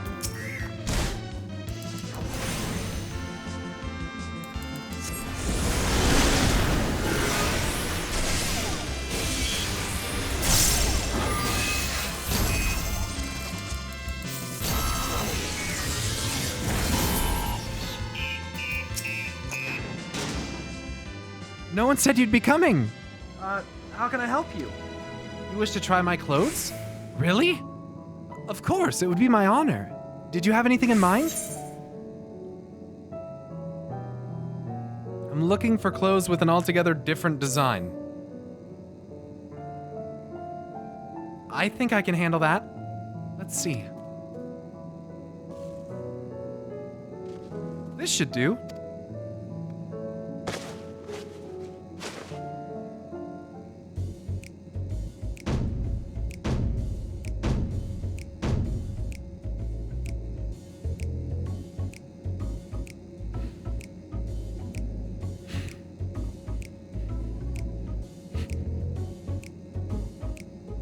Some of my best work yet. You're a strange one, aren't you? I honestly wasn't sure what to do when you didn't ask for anything specific. I take my work seriously. However, I'm never one to disappoint. That ensemble is a blend of concepts from myriad professions. All-purpose attire for the modern man of Aetheres. I was worried how the concept would turn out when put to the proof, but it looks stunning on you. Won't you go and show Livingway? I'm sure she's eager to see what we've come up with. Oh, no problem, Kaiji? Kaija? I don't know. You must continue wearing these garments. Because you hate yourself.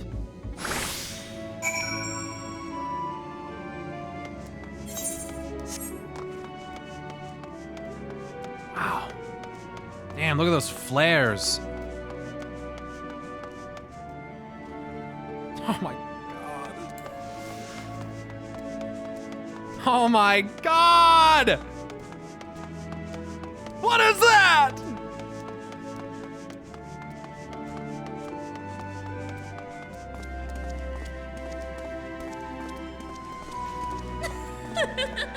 Shut up! Shut up!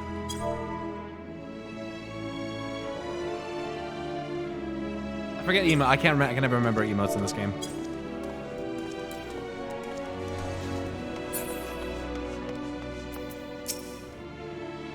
My, don't we look splendid?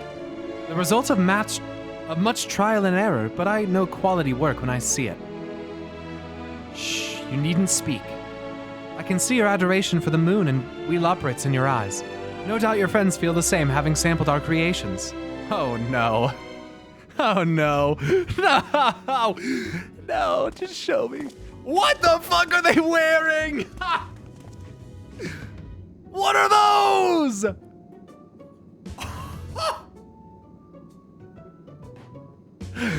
Oh, Thancred, you looking good. They insisted we sample all of the concepts ere we returned. Oh my god. Oh my god. Verily, 'tis an ensemble most unbecoming. Oh, most becoming. You were... Yeah. Yeah, it's great. I love it.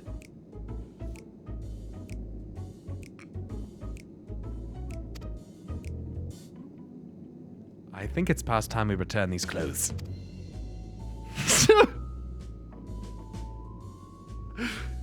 Give them back! Get them out of here! Yo! Darstop, thank you for gifting 10 more subs to la channel. I appreciate that. Thank you. Thank you. I was so confident our garments would meet with your approval. Whatever are we doing wrong? The Watcher taught us that, in his time, everyone wore the same robes. To do otherwise was against social etiquette. We thought we could appeal to modern taste by tailoring the robes to specific professions, but... Please, you mustn't be so hard on yourself. Should we resort to evacuating? I'm so glad it came out as evacuating. Because for a split second in my head, it definitely did not look like evacuating. Yeah. Should we resort to evacuating the people of Etheirys, they will most certainly have need of your attire. It is clear you spared no effort in addressing our needs, but you must understand that we are not quite so homogeneous.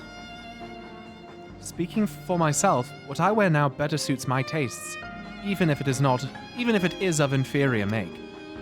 There are others whose choices may be influenced by traditions or personal experience.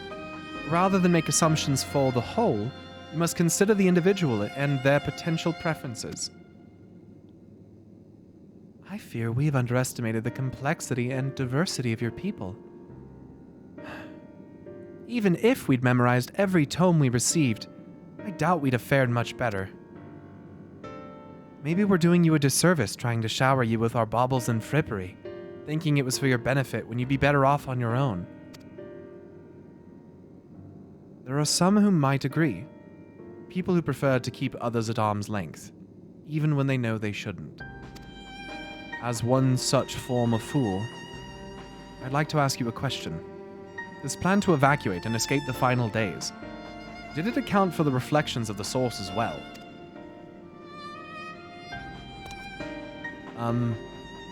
Not that I'm aware of. We were born of Hydaelyn's love for Etheirys. And the salvation of the people on that star, and that star alone, has ever been our aim.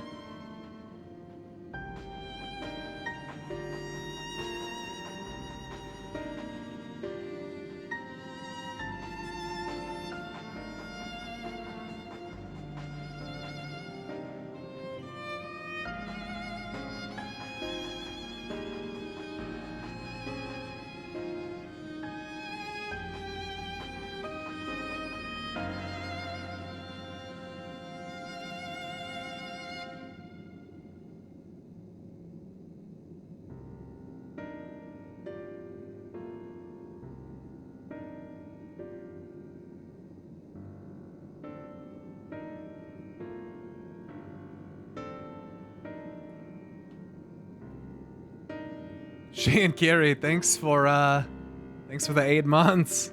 Time flies, man. Surely it's better to devote ourselves to saving one world than to divide our efforts across 14 and risk failing them all. I suppose you're right. Livingway, might we have leave to explore Bestway's burrow unattended? You have given us much to think about. Why, certainly. Until later, then. Dadcred's not happy, no. Ripreen. If I may, I should like to accompany thee a while longer. Really? I mean, you're more than welcome to. There was actually something I wished to speak with you about. Let's be off then, shall we?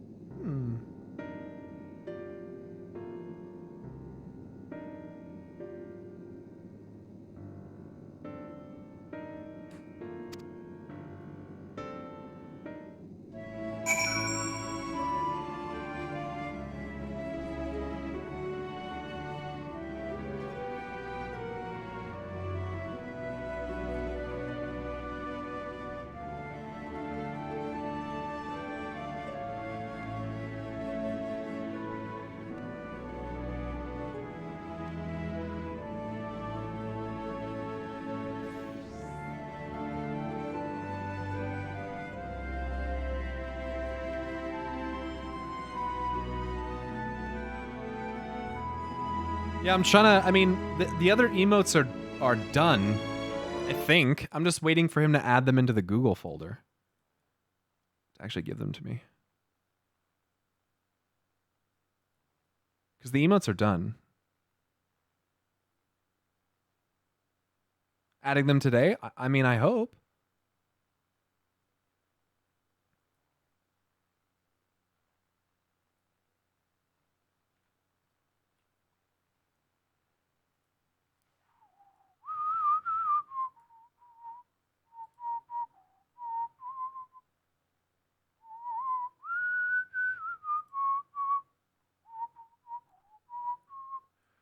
Hold on, I'll be right back.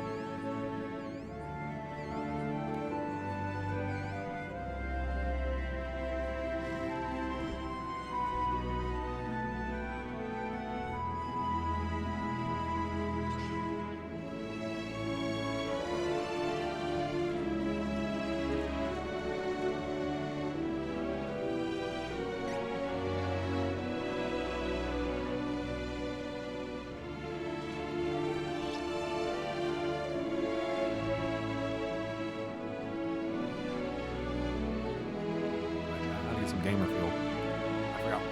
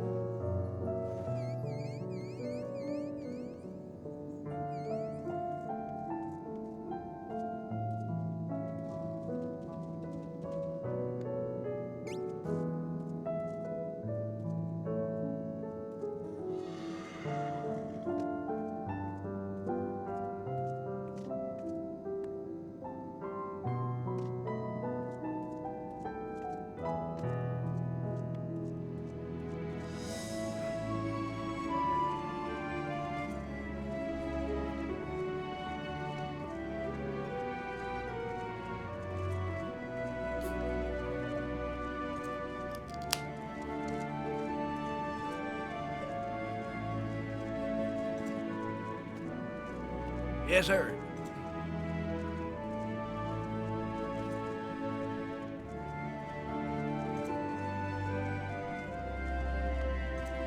Cracking a cold one. And I got a hot pocket. That's what kind of, because I'm a man. You know how grown-ups eat? They have hot pockets and beer. I don't normally have that, but when I'm streaming, it's something I might do. What kind of hot pocket? The best kind of hot pocket. Actually, I think there's two that are like kind of equal for me. The OG ham and cheese.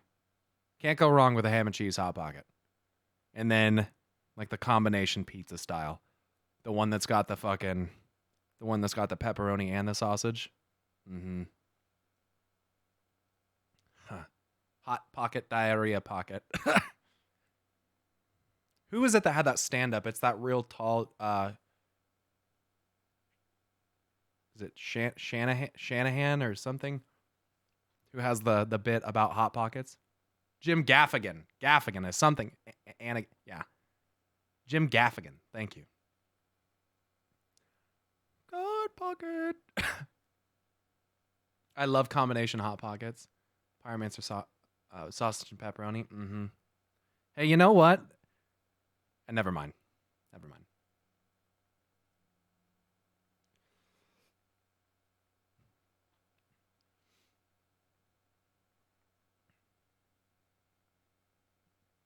I don't think I've ever heard of a hot pocket. What's that?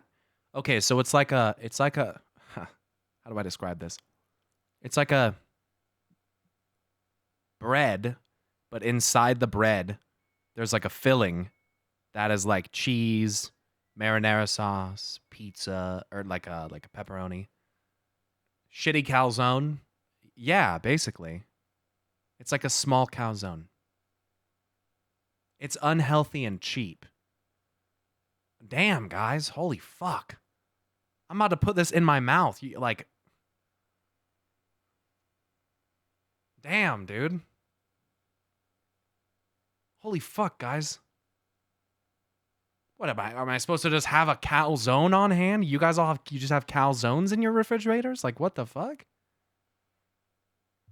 If you do, I need to step my game up, bro. Like, damn. Like, they're not exactly a healthy choice, but Jesus Christ. Hot Pockets are tasty. I mean, yeah. Get some of them.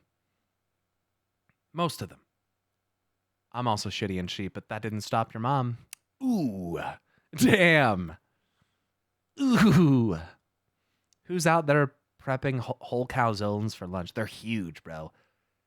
A calzone is probably, it's probably more unhealthy to eat a whole calzone than to eat a fucking Hot Pocket, by the way.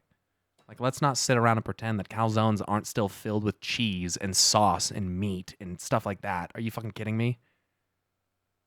And they're fucking huge. It's not exactly a healthy food as it is. It's a fucking variation of pizza, like. But they are delicious, dude, and I fuck with calzones, bro. Oh god, they're good. Oh god, they're good. Darth Toth, what the fuck? Darth.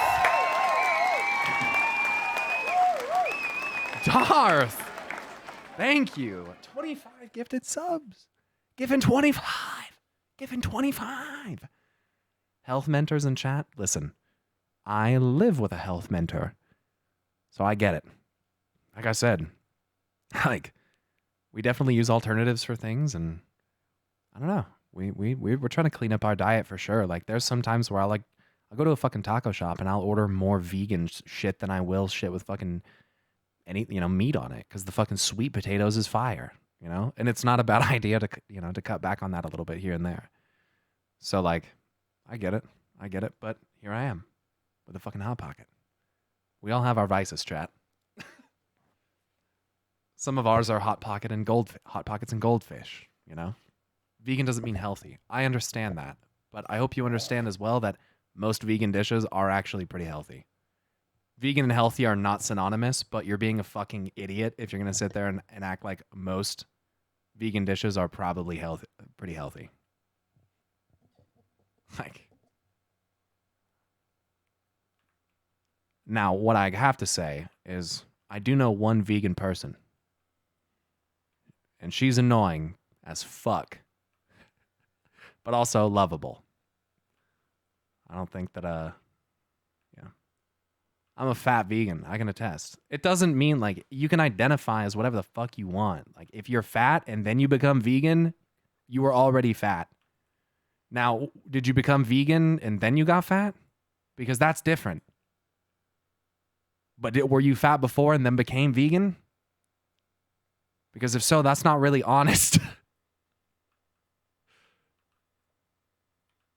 That's deceptive. Processed foods, man. Yeah, it can fuck your shit up. Vegan-friendly branded stuff is unhealthy. You just gotta read what the fuck, dude. I don't think you can blanket statement anything like that. Just don't do that. Just read what the fuck it is. You know what I mean? That's all it comes down to. Just know what not to put inside you. I'm not vegan. Understand that. I don't give a fuck. I'm just saying, like, sometimes when I go to, like, a taco shop, I get this fucking sweet potato taco that is literal fire. And it doesn't have any meat on it. So that's all I was saying.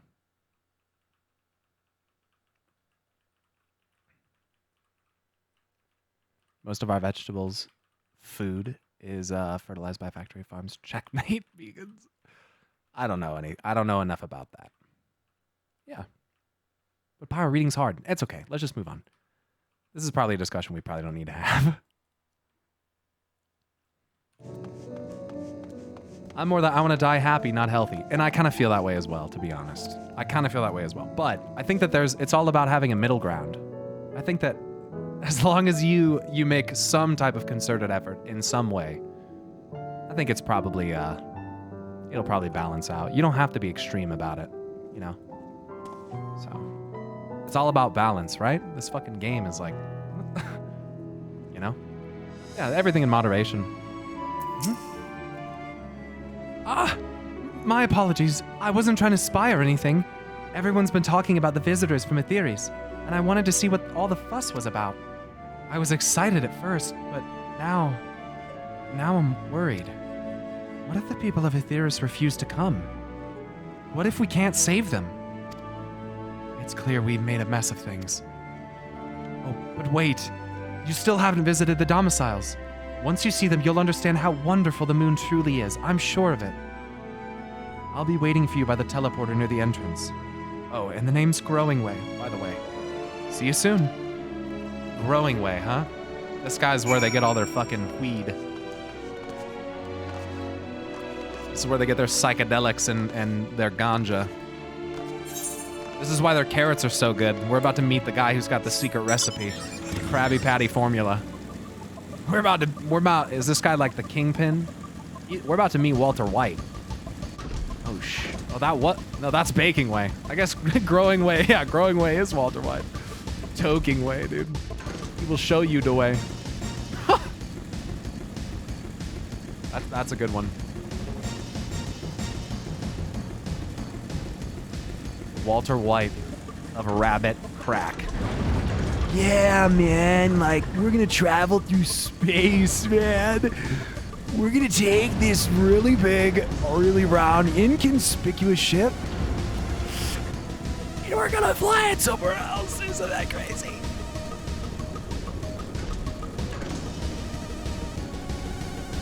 Cracking way.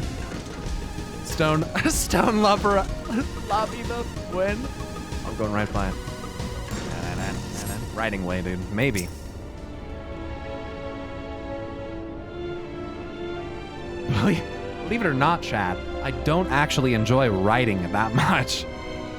It's not really the writing that's the enjoyment for me. And sometimes, you know, it hurts. It often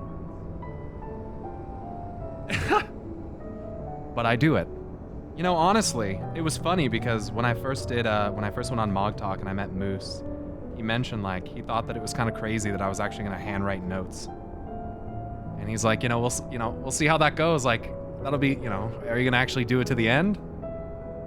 I was like, I think so, dude. I think. And then I got through A Realm Reborn and I was like, okay, that wasn't so bad.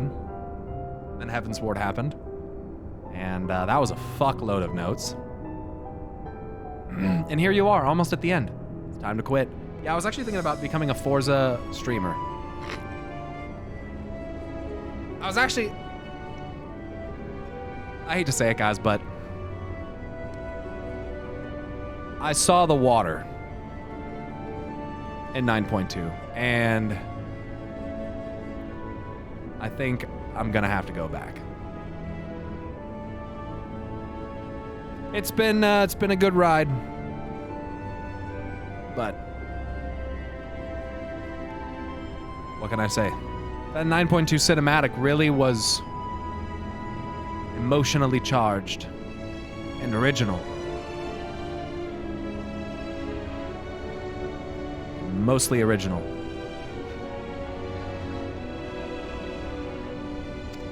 Thank you so much. Sorry. What should I call you? But my lord! Pyromancer? Crikey, even your names are amazing. Well, crikey. What? Oh, it's a fucking Aussie? Fucking crikey. Well, Pyro, we'll be using this teleporter to enter the residential area. Whenever you're ready. Let's go. Take me to your residences. Readying the teleporter. Readying the teleporter. All right, take us.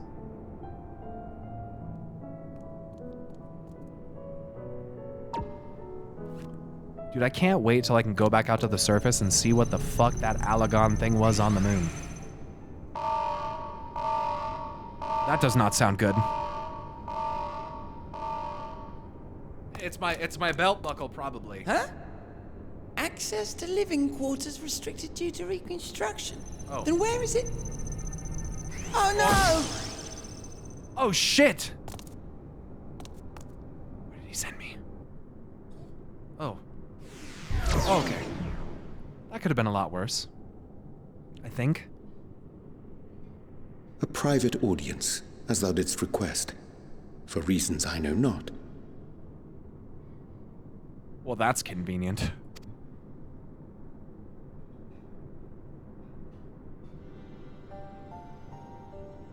As soon as my character sees it. I'd rather I didn't have to ask the question at all, but I take my responsibilities very, very seriously. Do you and your friends, by any chance, find our accommodation wanting? Be honest, brutally even. 'Twould be ungracious of me to belittle the efforts of thee and thine.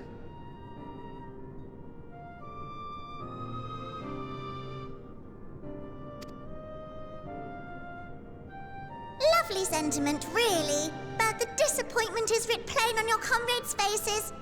It's all the more frustrating since no one will come out and say what they find wanting. Just tell him, Marie-Ange. Tell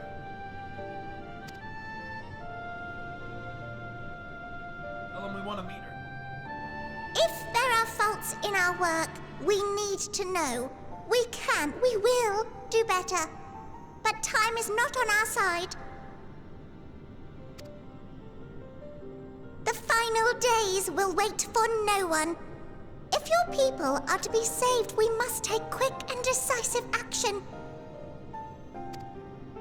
This vessel must serve as a home for as many passengers as possible, for far longer than we may like. Which brings me to my request. Our collaborators on Atheris are doing what they can to prepare for the voyage. Would you be willing to go and lend them a hand?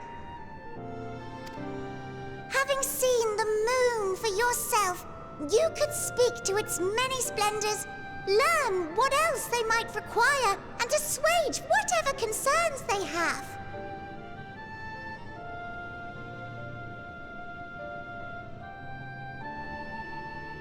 Right? Wherefore wouldst thou entrust me with such a task? How to put it? You're the only one who appears not to be wholly unsatisfied with our work. Or quite good at pretending that's the case, at least. Calm, collected, tactful to a fault. Very particular with your words, too. You understand that, in the face of great danger, one cannot pursue perfection at the expense of practicality. The difficult choices must often be made for the greater good.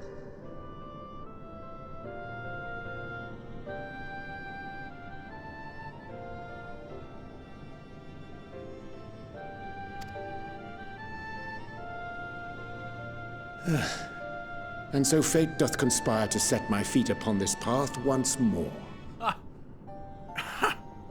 You will never escape. Come again?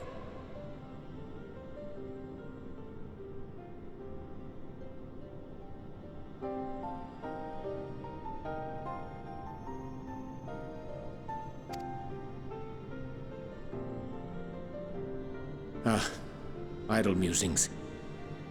'Tis no trifle thou dost ask, yet full well do I understand the urgency and necessity.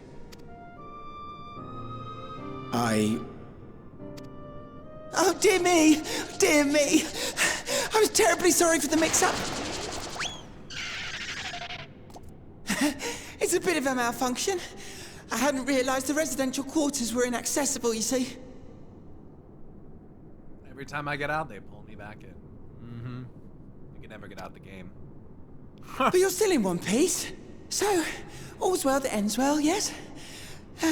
Won't happen again. I promise.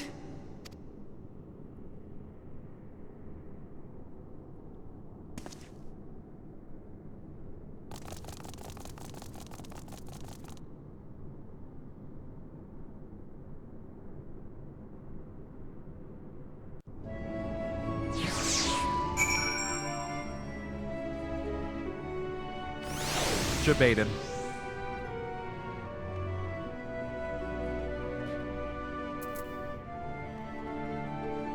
They're always doing that with Urian J, man.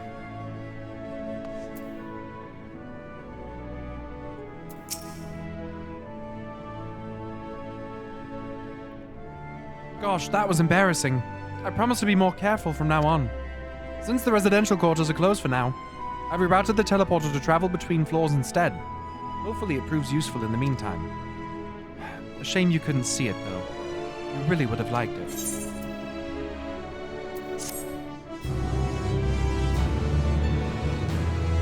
Urian. That's Graha's VA. No moon housing. You can now travel between upper and lower floors.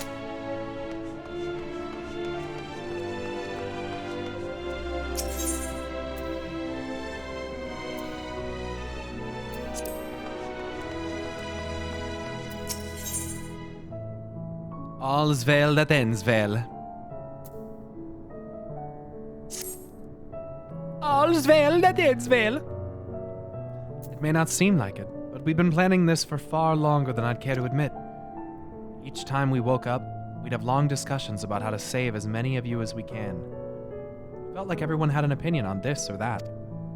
But the one thing we all agreed upon was that the people of Etheres wouldn't take action to save themselves until it was far too late. That's why we're striving to make the moon a vibrant, magical place they'd hop on at the first chance to visit, rather than waiting for the flames of oblivion to get them off their tails and force them to accept our invitation. The residential quarters may not be up to the necessary standards just yet, but there are plenty of other places worth seeing. We've already had a look around the Caratorium, but wait until you see what's waiting for you at the east near the burrow. At the east end of the burrow. Follow me.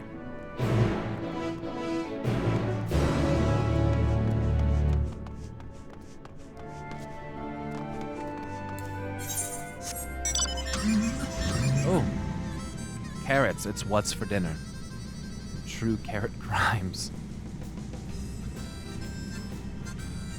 I'll do those in a minute.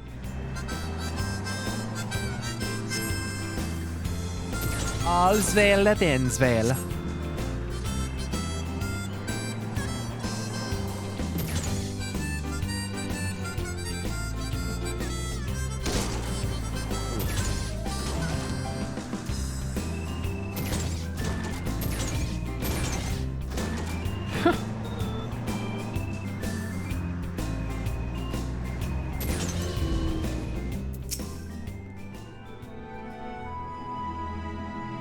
Good, you're here. Through this door is greatest End's Veil. It was named as such because it's the veil to end all veils. The Veil of Eternal Blossoms. The most beautiful forest you'll ever see. We understand the people of Etheres enjoy taking leisurely walks through natural spaces and the like, so I'm sure you'll enjoy it. How about we start with a nice stroll to the fountain? This way.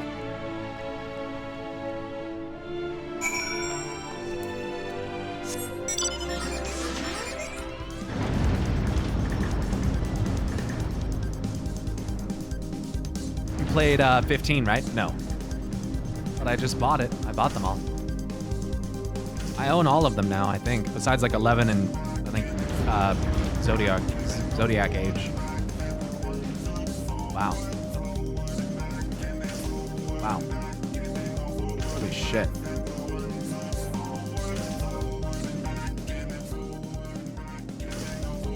Right.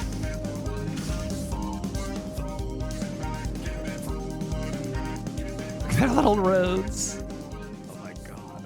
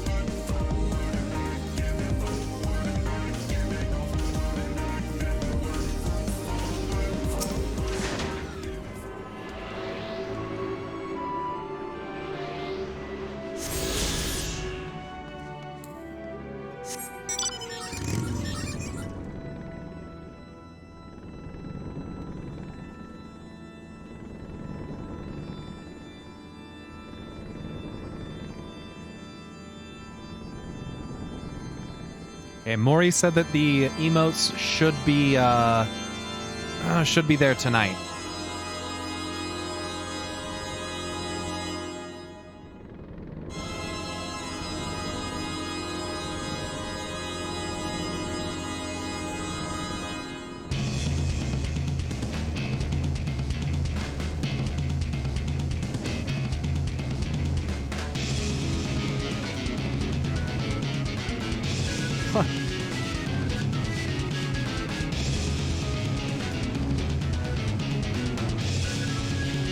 Like a fucking racetrack, bro. Mario Kart racing, dude.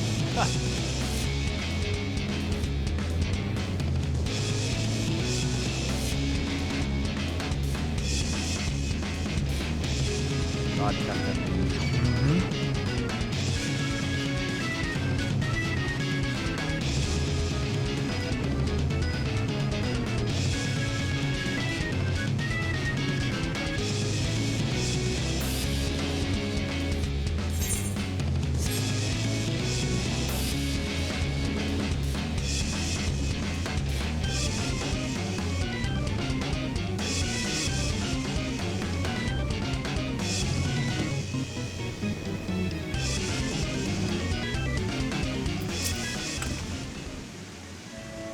So, what did you think of the forest?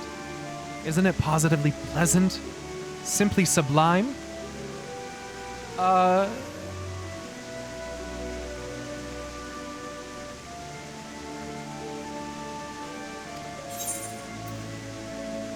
didn't see the forest or the trees. I didn't see any... Wait. You don't mean those crystals out there are...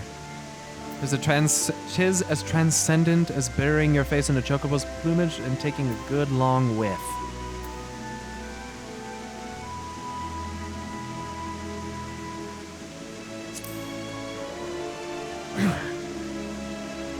You really think so? Truly? No. Hearing you say that makes me... means more to me than you know. Personally, I'd say this place is the pride of the borough. Building this place was a challenge, let me tell you. Since we were born here, we've never seen trees in person before, let alone a forest. The information sent by our collaborators was quite enlightening, but after much deliberation, we decided to use crystalline constructs in place of living trees. As thanks to our atmospheric circulation system, this place produces air as clean as that you'd find in a forest on Aetheres. The fountain here behind us, powered by a rather large crystal adorning its top, plays a vital role in supplying us with fresh water. That thing. Much time and effort was spent making it the most spherical of spheres. And I dare say the unparalleled roundness speaks for itself. Yeah. I enjoy nothing more than a nice long stretch and a spot of relaxation whenever I come up here. You look like you could do with a stretch yourself.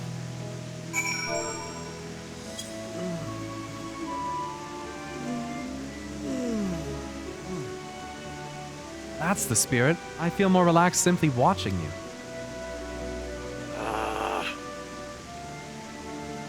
That's pretty watery water. There's a frog in it.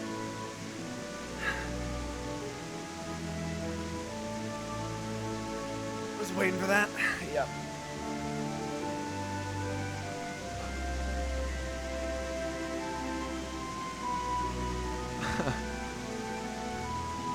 Nice, Janet. Good work. Why is that frog shitting in the water? I think it's just sitting in the water, currently. Can you walk on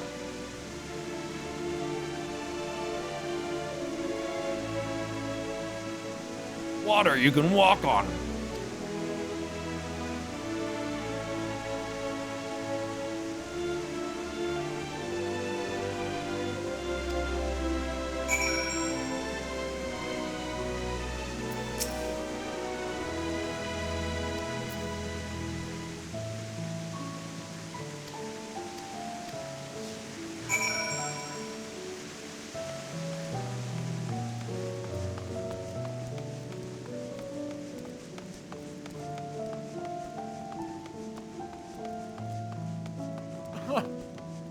Astria, what the fuck?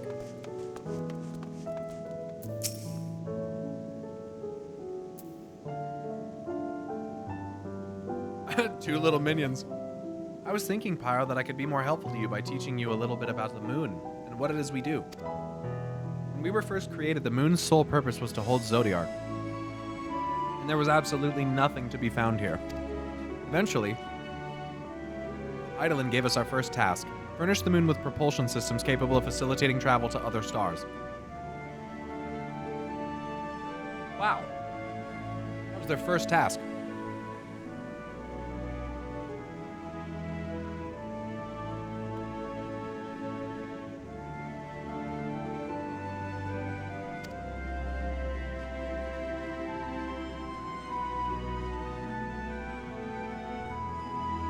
It sounds impressive, and I suppose in some respects it is.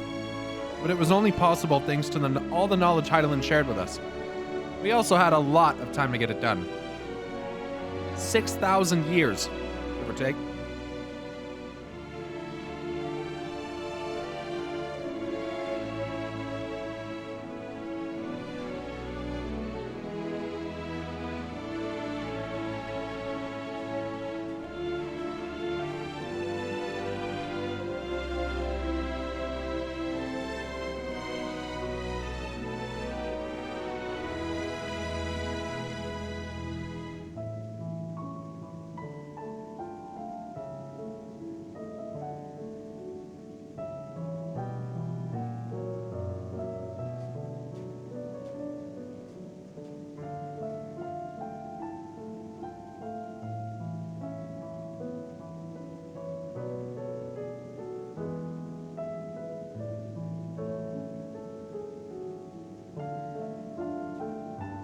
Holy shit. But anyway, let's keep going.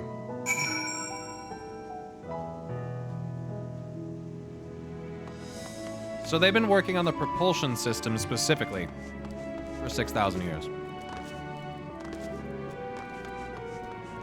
Or it took them, you know. Damn.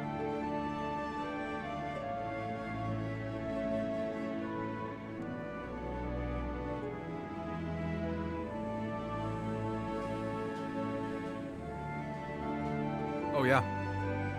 This may come as a surprise, but we didn't begin building the habitable areas until after the propulsion systems were ready. Considering how long it took, I wish we'd started sooner. Who would have thought we need 4,000 years to make all this? It certainly wasn't work you dare rush, either. We had to create infrastructure and countless supporting systems, some of which wouldn't be operational until hundreds of years later. And then there was that brief period where our productivity came to a screeching halt, when that bizarre red satellite was sent up from Aetheres. The Allagon's mischief, I think. Oh. We thought maybe some new nefarious actor was colluding with Zodiark. All we could do was stand by and brace ourselves for the worst.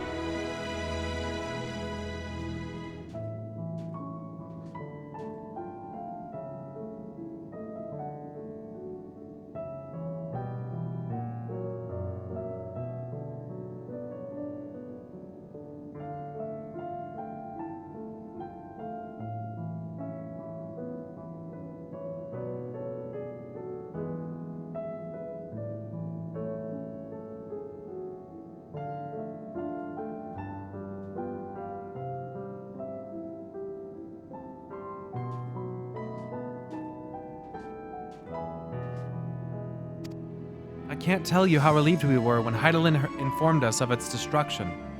Oh yes, there was much joyous humming that day.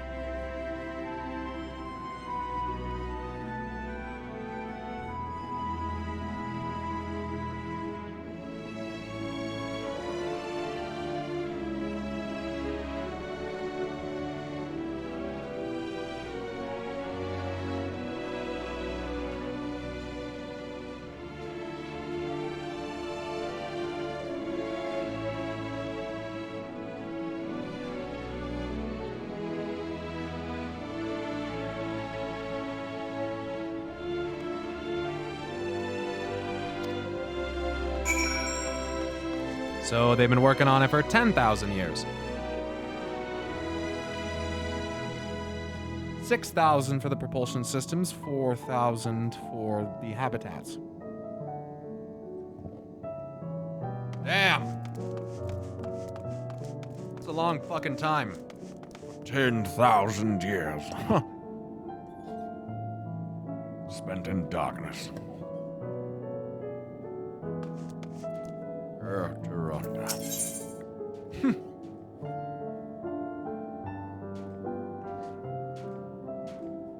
wish my projects had that sort of timetable to finish. Huh. Guess when you're talking about gods. Wow.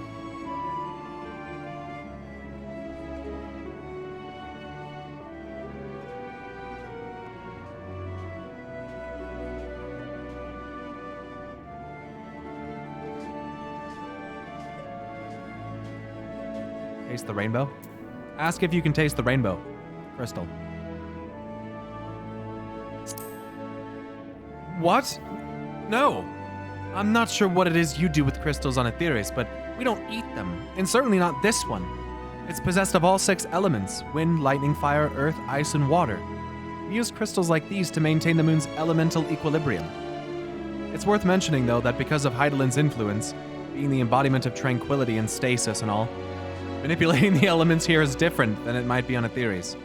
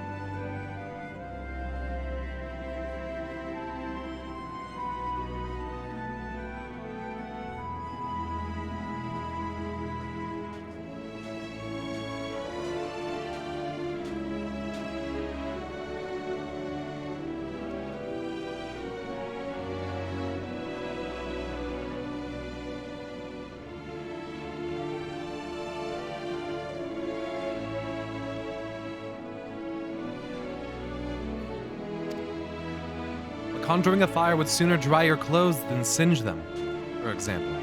Put simply, the etheric conditions are ill-suited to growth, which is why the surface is mostly barren.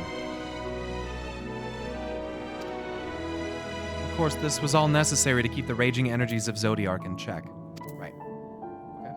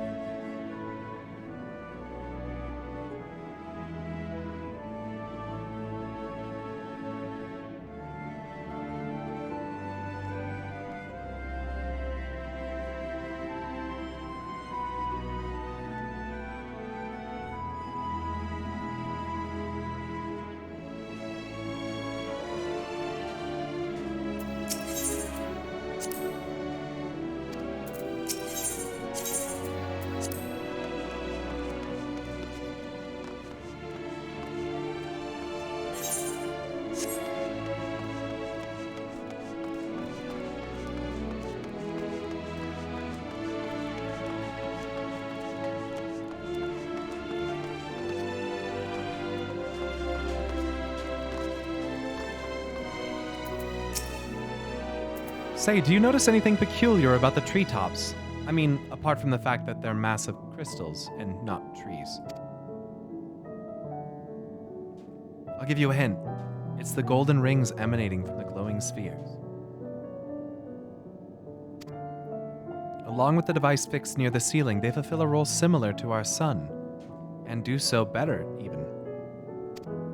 The sun and similar celestial objects in the great expanse radiate energy that is harmful to your bodies. These rings shield you from that energy while allowing you to bathe in the perfect amount of sunlight, or rather, a close approximation of it.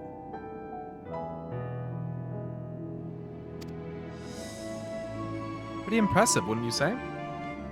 Oh, and if you look closely, you'll see different types of trees have ever so slightly different curvature. Yes, indeed, this forest truly is the greatest. Okay, what the fuck is going on, bro? They've got the same shit. It's like the same thing that Charlayan has. Did the Charlayans find out about this shit?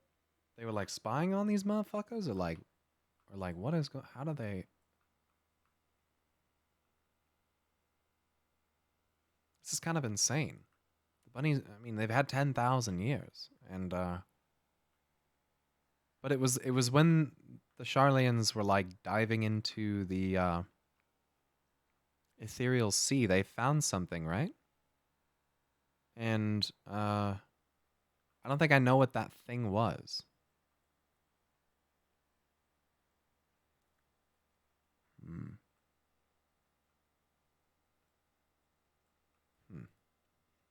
There was something else I wanted to tell you about.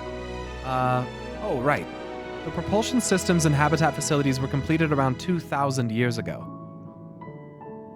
And with that, the most important features were fit for purpose.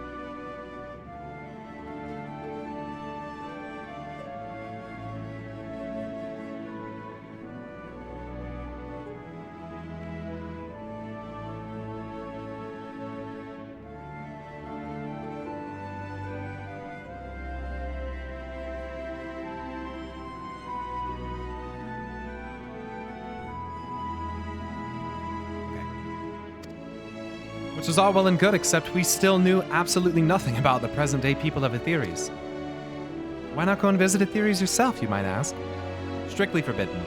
Were our technology or knowledge of the moon's true purpose exploited for evil ends, the results could be disastrous. Then there were a few more rejoinings, and it became increasingly difficult to converse with Heidelin. Fearful we might lose the ability to communicate with her altogether, we beseeched her to find people on Etheres we could trust to help. We were quite fortunate everything worked out as it did.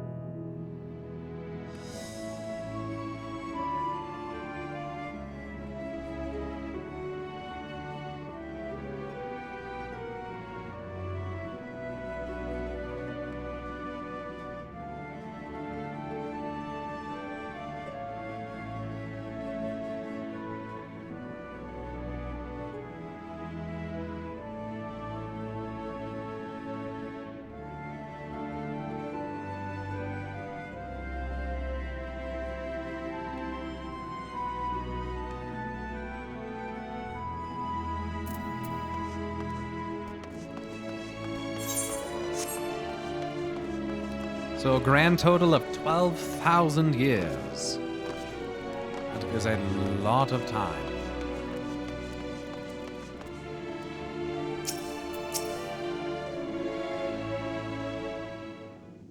I wonder how long Amarad existed before that. Do I know that? I don't think so. With the exception of routine inspections and maintenance, we remained asleep and waited, hopeful Heidelin would find someone who would help us. Eventually, she did, and though her power was waning, we were able to speak to them directly for a short while.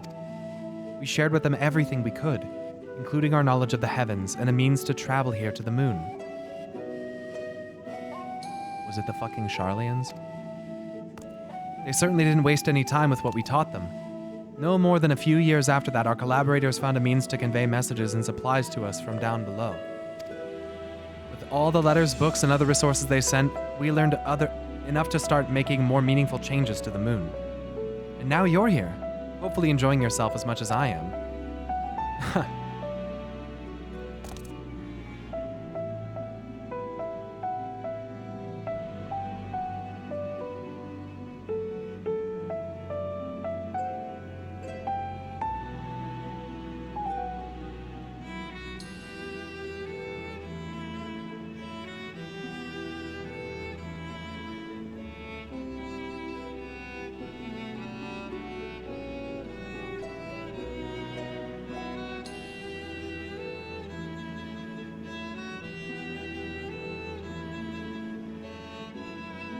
I knew you would like Greatest Ensvale. I knew it. Thank you again for coming here, by the way. I know it was just a walk through the forest, but it meant a lot to me.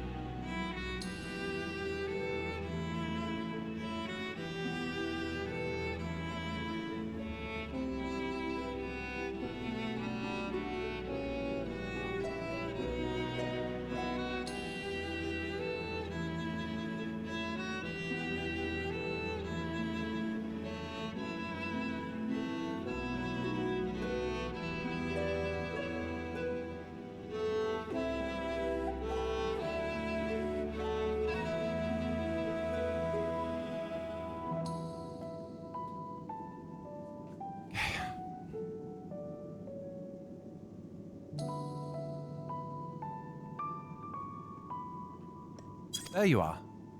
I take it you've already received the grand tour. Shame we missed it. Growing Way, I've been looking all over for you.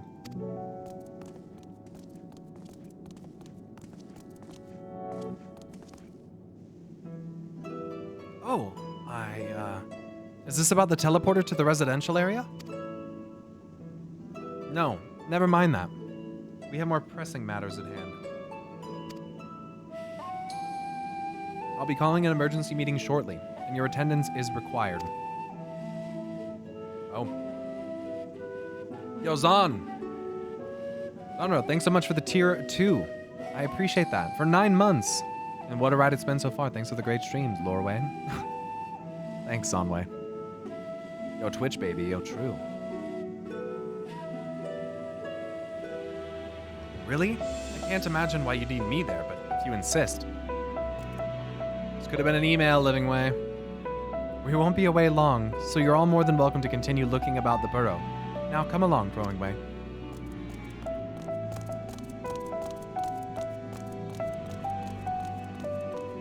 Before we arrived, you seemed to be in the midst of a rousing conversation with your guide. Did you learn anything of import?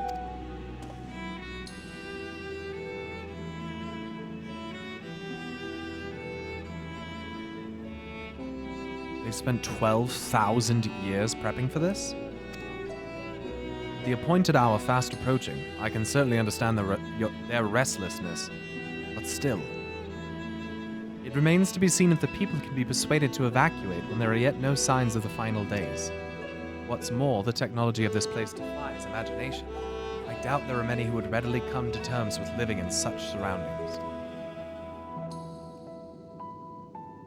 Whoever these collaborators are, unless they are possessed of the world's most charming personalities, or a means to forcibly evacuate people, they will meet with a great deal of resistance.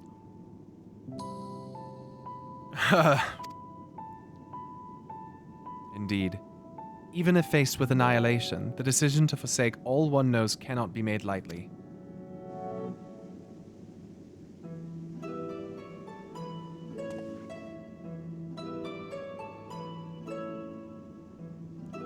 Forgive me, friends, but I must beg your leave. There is another matter which yet begs for mine attention. Of course, we can accompany you if you like. Nay, that will not be necessary, if you will excuse me.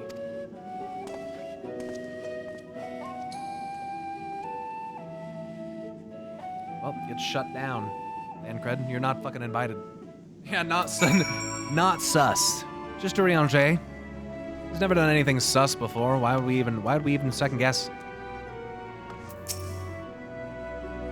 Huh. What do you suppose has suddenly tickled his fancy? It is clear now that difficult decisions lie ahead of us. Preparation for the evacuation of Etheres is indeed crucial, but I am not yet willing to forsake our world and its reflections. I trust I am not alone in my reticence, whatever. All is veil that ends veil. So it's gotta be Charlotte, right? Final days will make brave fools of us all. Those have gotta be the collaborators, right? That's probably why maybe that's why they're requesting such a ridiculous amount of supplies through Charlian. Just because maybe they're fucking gonna send it here or something. I hope that that's their collaborators. That'd be sick. They've been secretly working with an ancient civilization that's been around for 12,000 years on the moon. That'd be fucking crazy. But I also feel like that's the obvious answer. Right?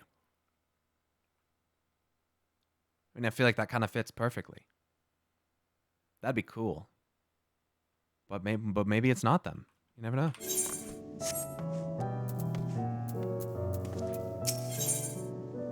Back to old tricks. Why now Thancred can tell when his friends are up to something. Did Urianger seem strange to you? More so than usual, I mean. I know he has a penchant for keeping his own counsel, but I'd be lying if I said I wasn't worried. Would you go and see if he's alright? Y'shtola and I will remain here and see what else we can learn about the final days. If you hurry, perhaps you can catch up to him. What a fucking ominous quest picture, I know. I don't like that.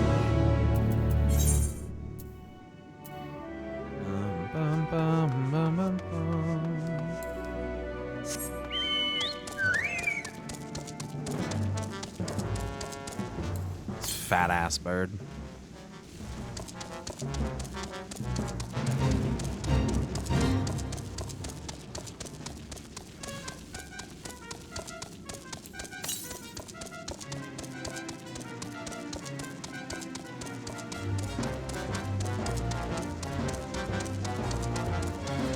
The Omega is perfect. It like lines up perfectly.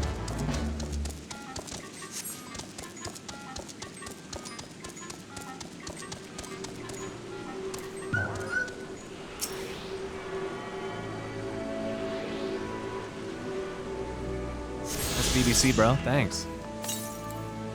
It's my biggest, blackest chocobo.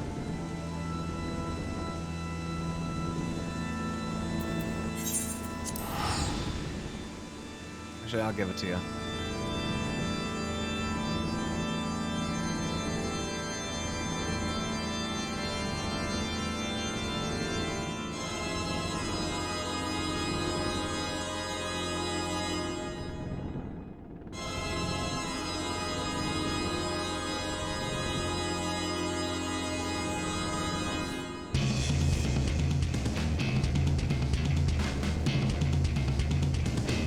Different. Thanks so much for subbing for 7 months.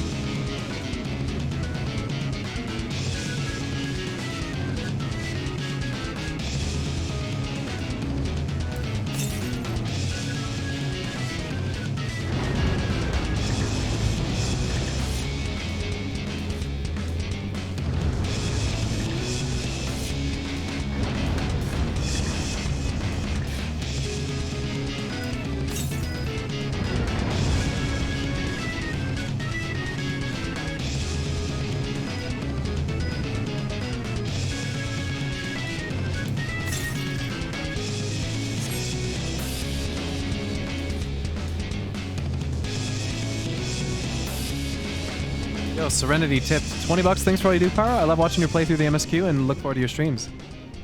Keep being amazing. Thank you. Thank you so much for the tip. Thanks for saying that. That's really nice of you. Let's see. Is there any more in this motherfucker? No, there's one south outside. Yeah, 233 south. That's not fully outside though, is it? It's not that far. Yo, Archbishop Rhea. I will hydrate.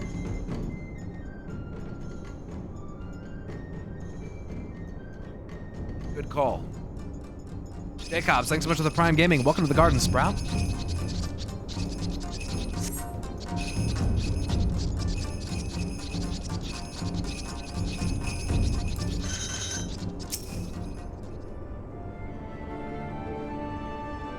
Oh, it's the piss mount. Oh, what?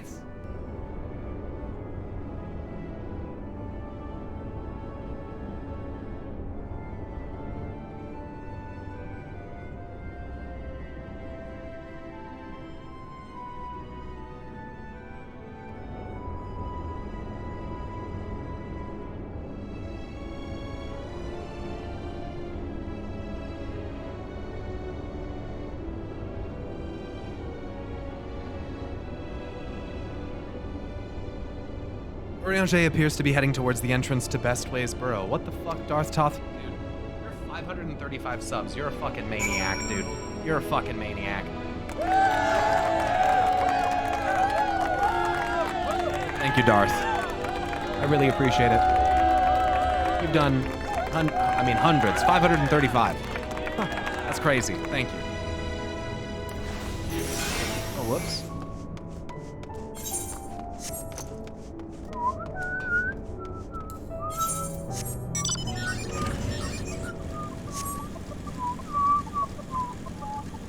Who says Darths are bad? Jedi. Your Endwalker OST came today? Sick.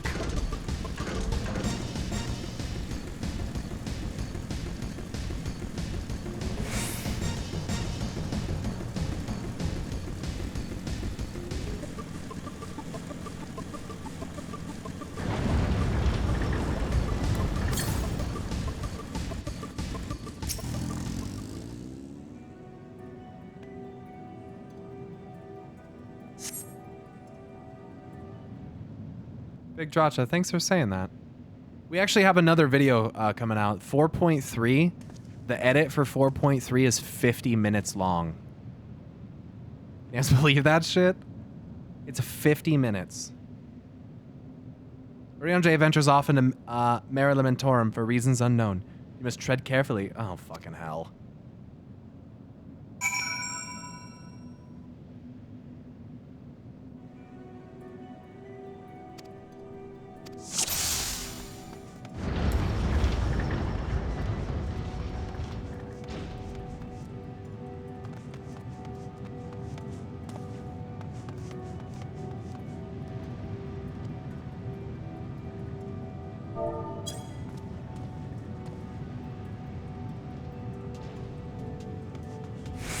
Can I talk to you?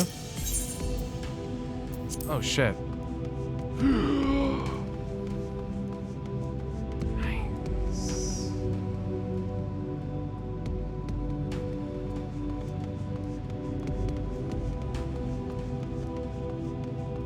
Ryanja, you cock! Fuck! It's the first time I failed one of those. I just was too impatient. I ran up on him.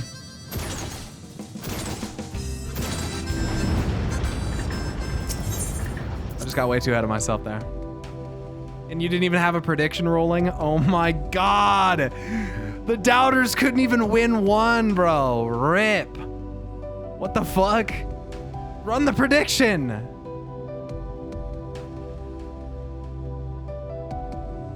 I'll wait.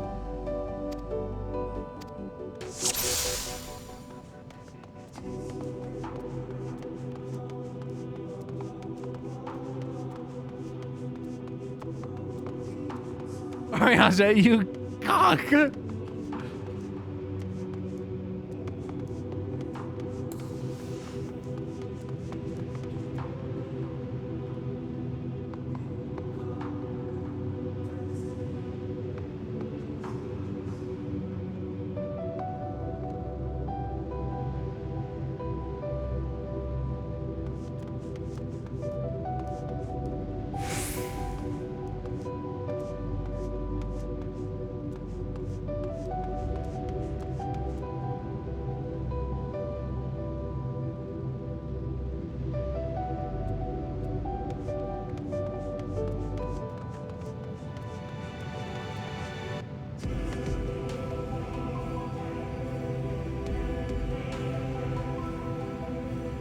I knew it. That's bait.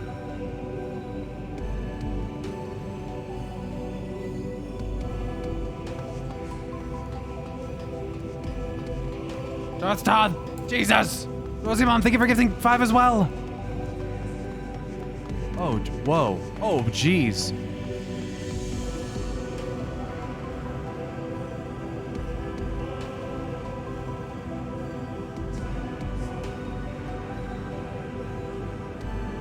I thought I'd know in case he throws intentionally.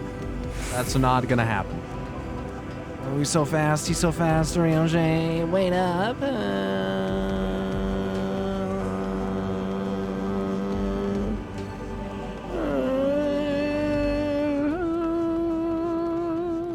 Oh, wow. That's a big-ass fucking circle. I should have looked up. I didn't even look. Dummy thick, Pyro be clapping. The clap of my ass cheeks keeps alerting the guards. Thine arrival is timely as ever. A wizard never arrives late, nor early. He always arrives precisely when he means to.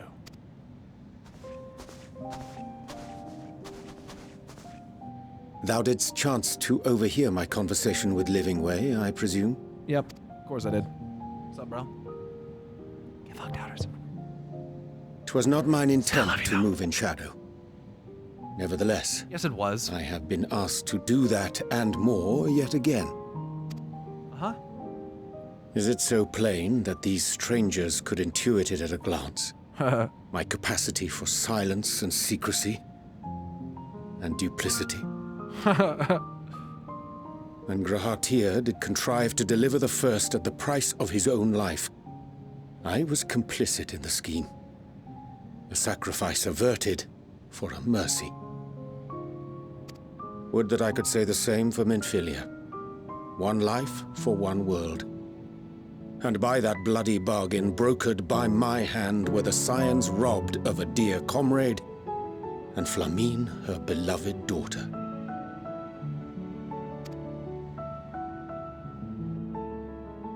Two souls, whose selflessness was beyond measure, whose resolve was unshakable. They would not be moved even had I thought to protest.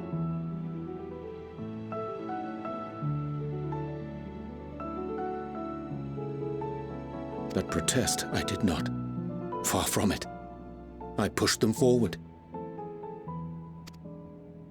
No effort did I make to seek out alternatives, ones that would not demand such terrible costs.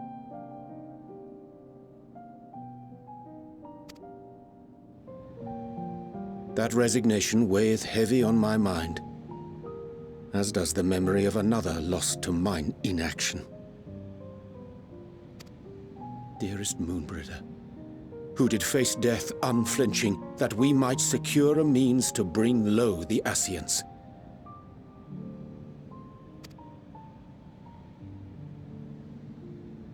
In her hour of need, I did naught.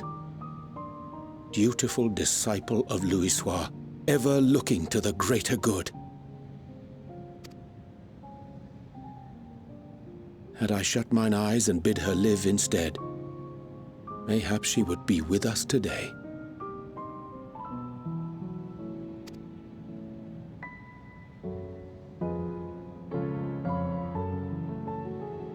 Selfish wants, born of everlasting regrets.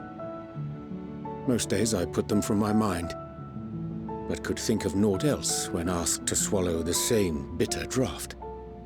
Subterfuge and sacrifice. Mayhap the right moral choice, but one I regard with great trepidation.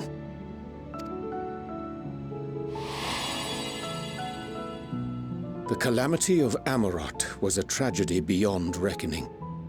One which must never again come to pass.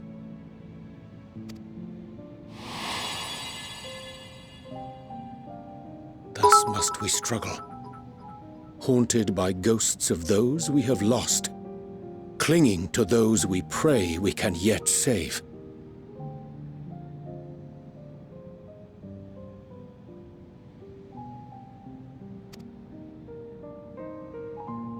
But what of those we cannot? How do we make peace with the dreadful algebra of necessity?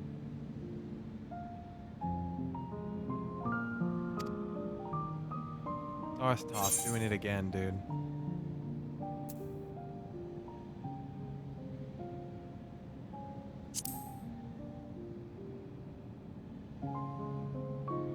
Sage counsel indeed.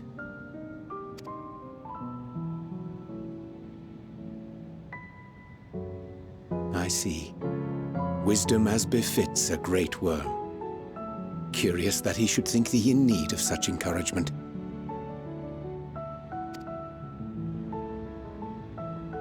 Strange. Scarcely can I remember when last we spoke alone, and so candidly. Yeah, no shit.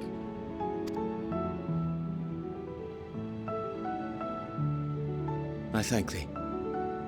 For all my supposed skill with words, I find it difficult to express such private thoughts.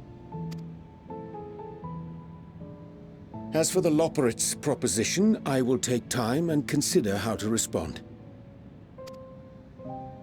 'Twould be to our mutual benefit if we could converse more openly with our aspiring caretakers. A concern I should be glad to address on the Scion's behalf. To dispense with all pretense and bare one's heart to another is a frightening thing indeed. But we cannot move forward ere we take that bold first step. A lesson I have learned many times before. And today.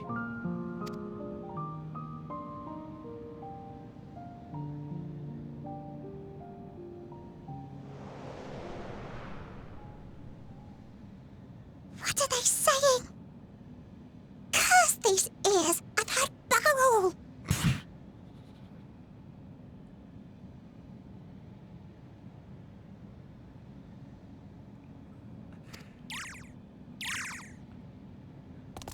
No matter. We've got our plans.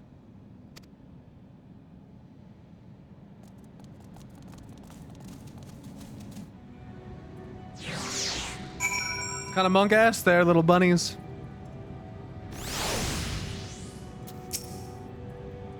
In truth, my reason for traveling hither was to effect a plan of mine own. A plan which may pave a way forward for us all. May, I say. There is no guarantee of success. 'Tis the reason I set out alone. That failure, should it come, would be mine to bear alone. Yet thou standest before me with proffered hand and open heart. 'Twould be remiss of me to refuse thy amity, and so I ask, wouldst thou join in mine endeavor? Of course. What are we doing? Are we going over there? Are we going over there?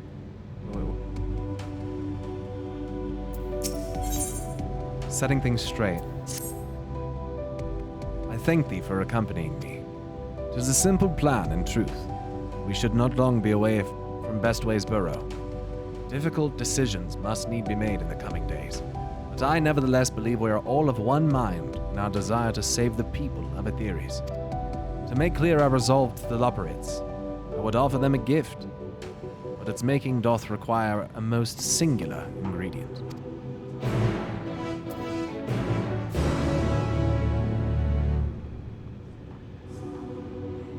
You better not make no fucking Archon loaf.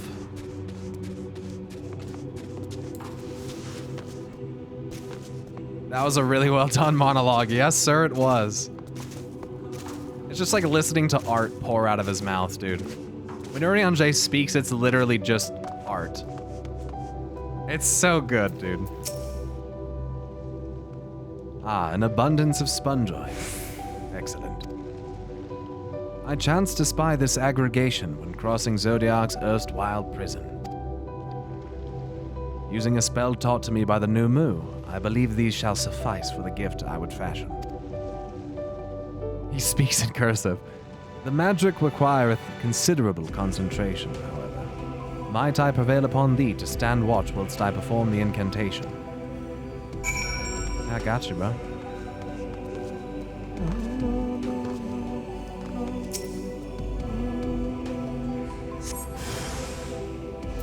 Hey.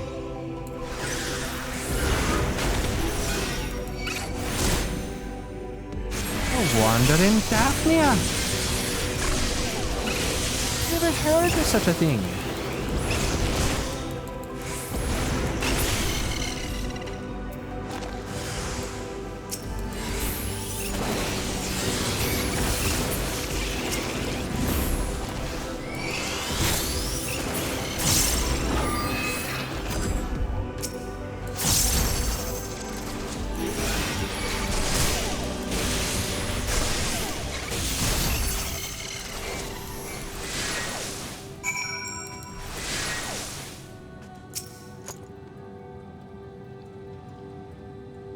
Thine milkshake bring yon gentle folk to thine yard. Surveying the nearby area, you see no sign of potential threats. This would be a good opportunity to see how Urianger is faring.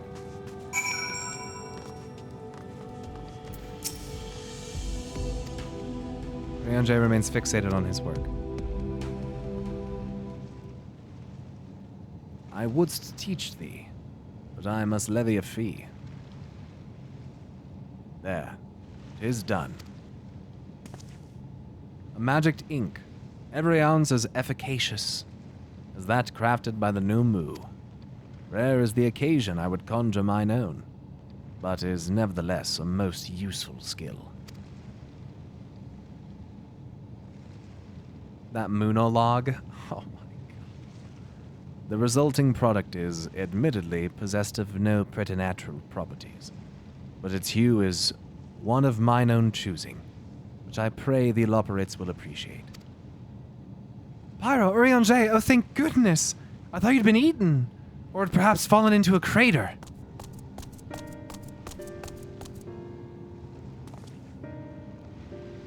Prithee delete it. Blessed. Y'shtola has been looking all over for you, Pyro. She says she needs to speak with you about something most urgent. Dire, even. She was also quite clear that she wishes to speak with Pyro alone, which means I'm afraid you must stay behind, Urianger. But worry not. It just so happens we need your help with an errand, delivering a package from the Watcher's Palace to Bestway's Burrow. It's quite large and heavy, perhaps even too heavy, for we poor Loperites. And we would be ever so grateful if you could lend us a hand. Right. I seen what the fuck y'all motherfuckers have built, and you're full of shit. That's convenient. Suspiciously convenient. How about an extra pair of hands before I go and meet with Y'shtola? That's suspiciously convenient. Are you insinuating I would betray the trust of Heidelind's chosen? Or worse, do anything to risk getting Y'shtola's bad side? Yeah, okay. She's clearly not one to be crossed nor made to wait. Now off with you. Worry not, Pyro. I shan't be long. Well, I'm not wanting for information on Y'shtola. You've clearly spent enough time talking with her to know the truth.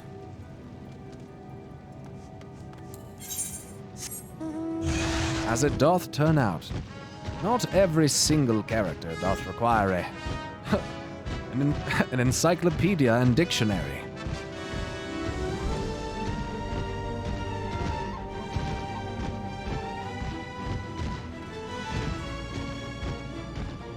Dang. Look at that big section there I can't even go to. Oh. Scary. Spooky wooky, dude. 88 yalms to the north? Oh shit.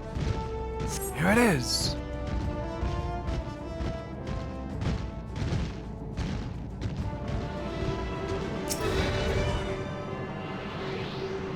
These pink mobs eat other mobs, really? Southwest. It's probably across the gap.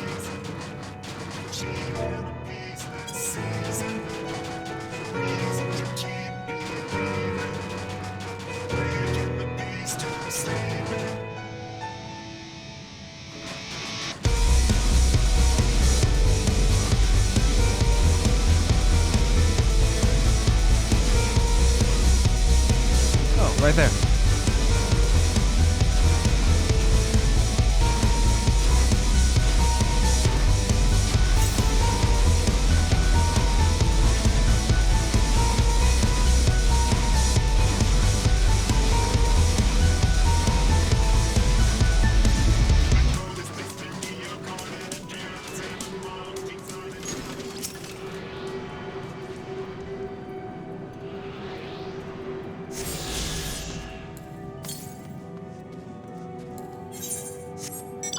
$635 yards southeast.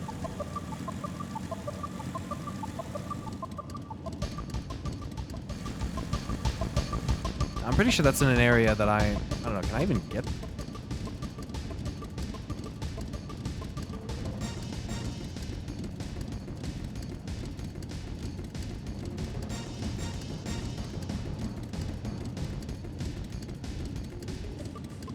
Yeah.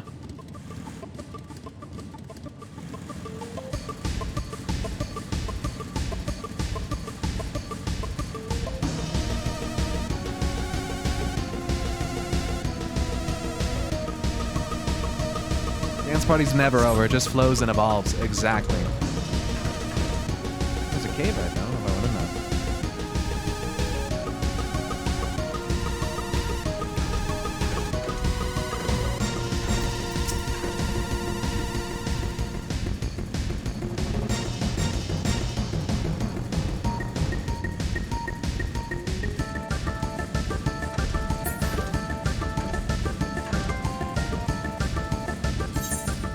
Fuck.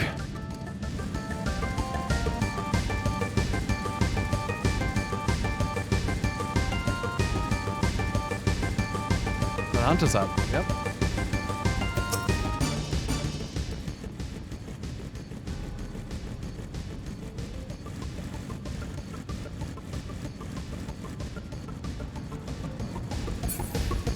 I'm not gonna poke it.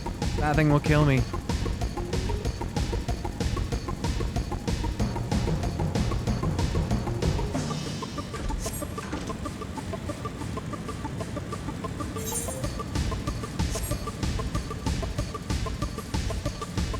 Downfall alarm.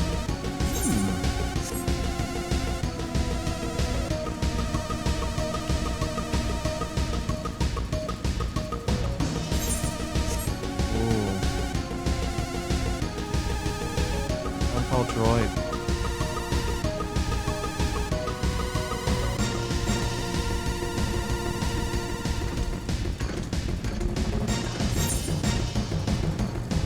Heimdall's Last Sight. Ha, it's called Heimdall? That's cool. Oh, shit.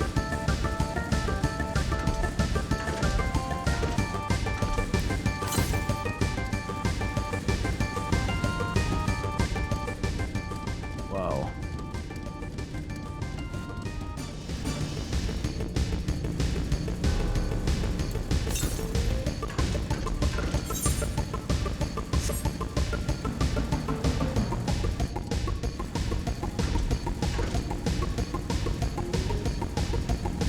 Like little yeah, they look like little Ultima Warriors. That's kind of what I was thinking. Like that sleek kind of look. Yeah, that's Norse mythology.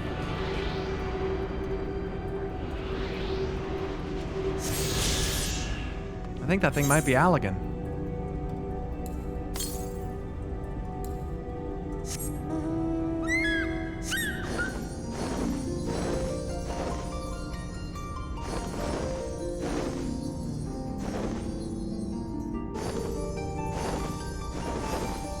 There's life growing around it. I wonder why. It's definitely not because of Allagan biofuel.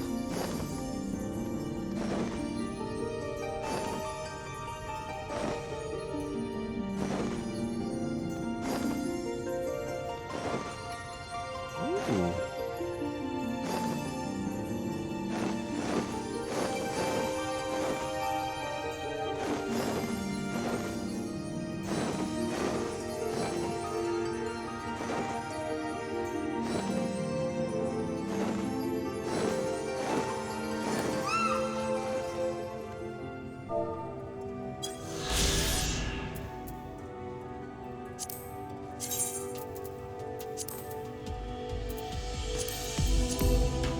The ancient Allagons launched this Heimdall-class vessel. Oh, like Ragnarok, Heimdall, get it, I get it. Vessel into the heavens to monitor Bahamut's prison, Dalamud. When that colossal satellite awakened around the time of the 7th Thermal Calamity, the observation craft was shot down as it attempted to halt the activation process.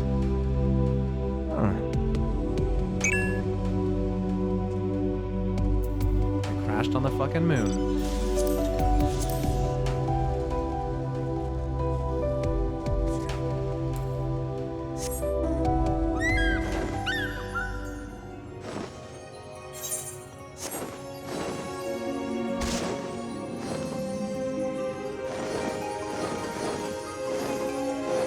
Crashed like 5 years ago.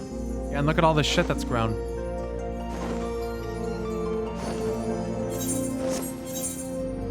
Can this man be stopped? No.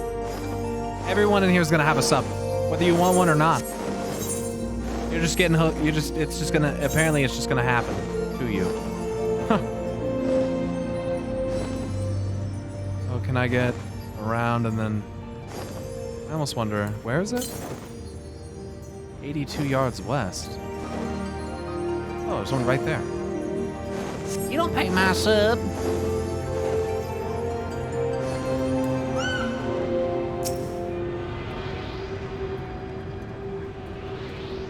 Are there even any non-subs left? Yeah, definitely. There's people that only show up on like Sundays and Wednesdays and Tuesdays. Like, there's definitely people who watch that aren't subs. Yeah. We're in sub mode right now, but if we went out of sub mode, there's plenty of people.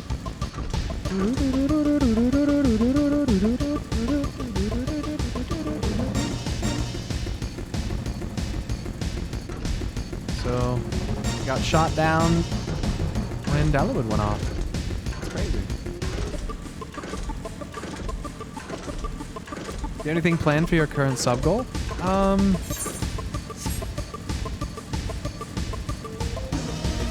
don't.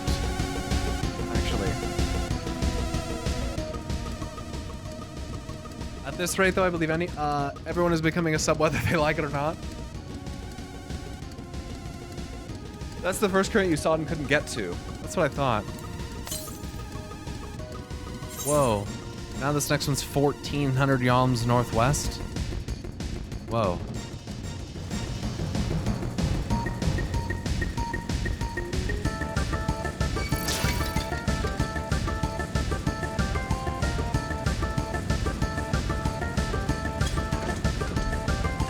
Whoops. long do you think you'll go? I have no idea. Until I don't wanna anymore, I guess.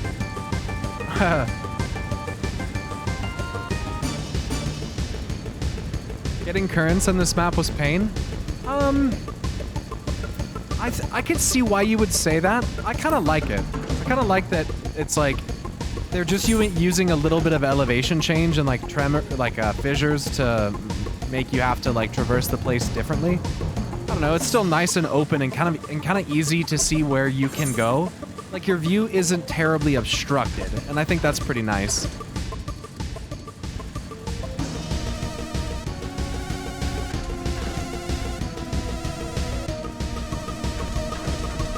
So how? Right. You go over that. Right.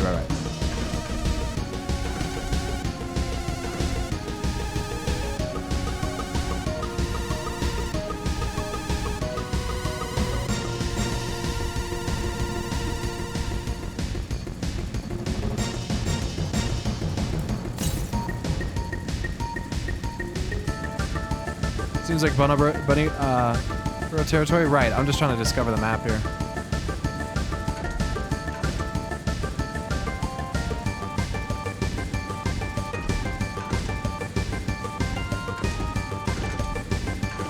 Need a ride, sir? Nope.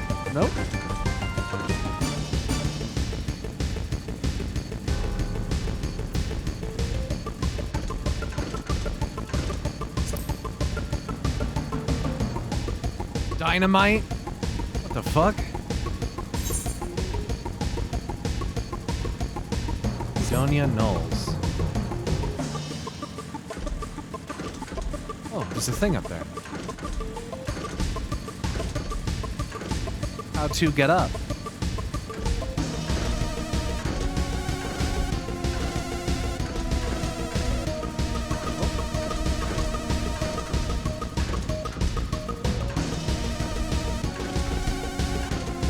Get that fly? Aww. Can't cheese it. Okay. Well, how many more do I need? I think I'm on the last... No, there's one north. In there.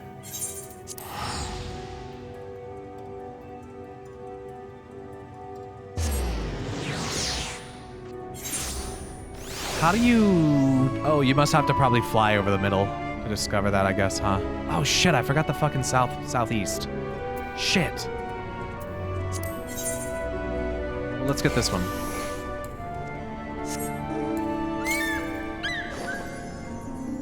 Damn, I keep getting this one a lot.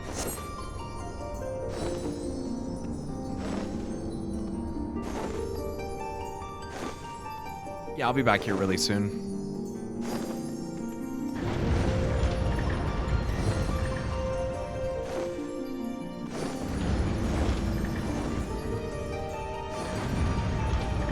You need flying for the southeast as well?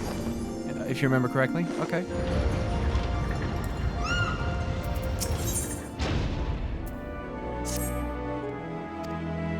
Gotta gather more carrots.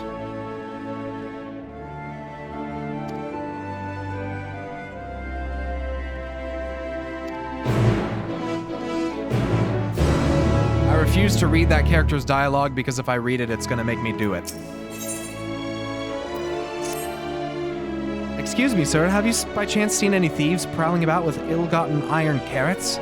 Crimson, tender, surprisingly heavy. Carrots, that is, not the thieves. You haven't seen them yet.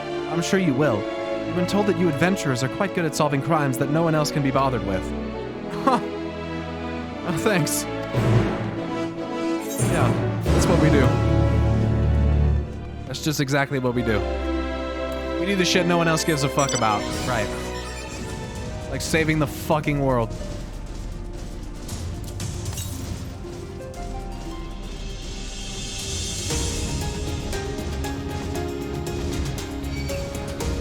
Oh, fuck off. We do forensics too. True. We got a lot of skills. Oh, carrot, my carrot. The prize we sought is won. With the chat mode and say, use your keyboard or the software keyboard to... Okay. Carrot of happiness.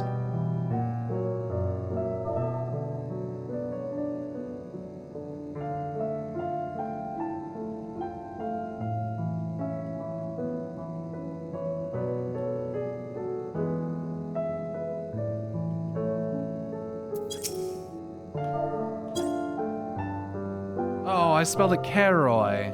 Carrot of happiness. God damn it. Fuck! Whoa, what? They're serving carrots of happiness today. Right, my deep, luscious orange, that tempting, slender silhouette. Wait for me, my darlings, I'm coming for you.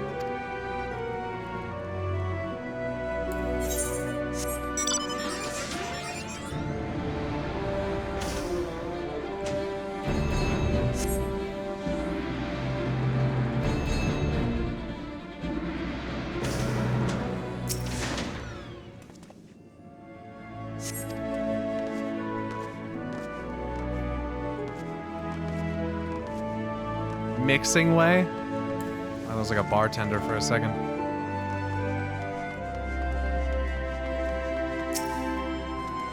What the fuck?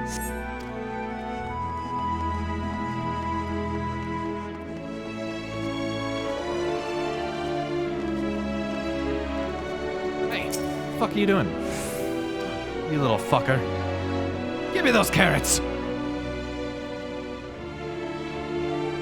Oh, that's not the carrot culprit.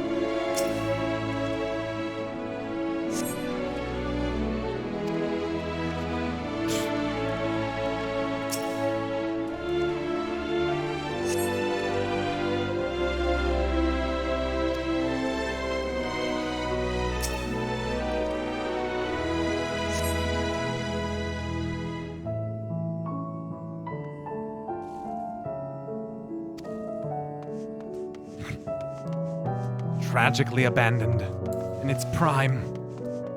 What a poor carrot. What?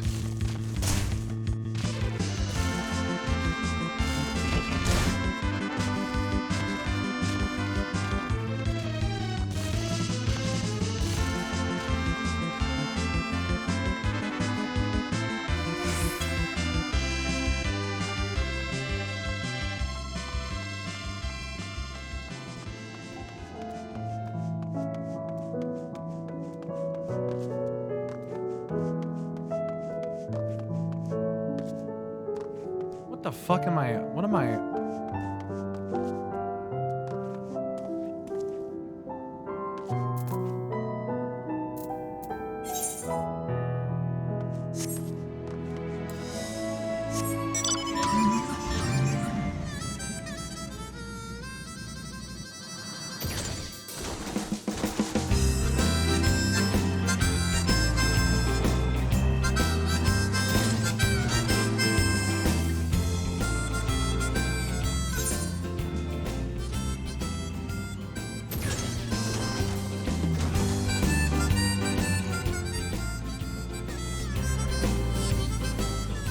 On a specific... Hold on, maybe I should read this again.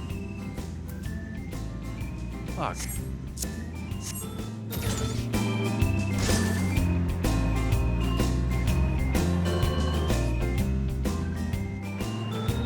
Specific one. Okay. Isn't it blue? It's a red carrot on the ground?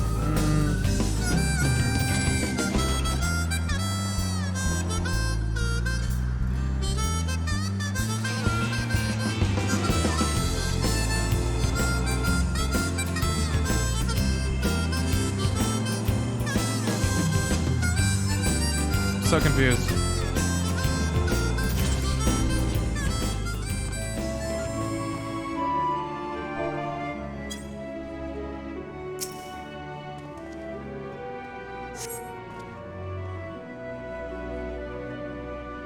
Okay, so yeah, iron carrots are not blue, so we don't even fuck with philosopher carrots. So we got these guys, right? Which I interacted with before.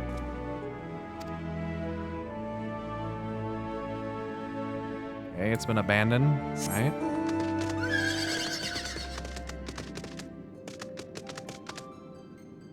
There was one over there, which was of no significance.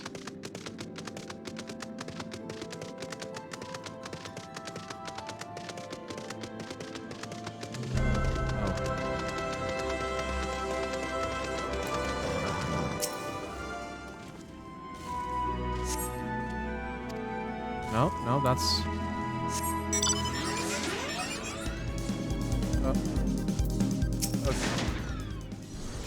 Insufficient stock of iron carrots. Iron carrot detected. Initiating iron carrot procurement. Oh, that's awkward.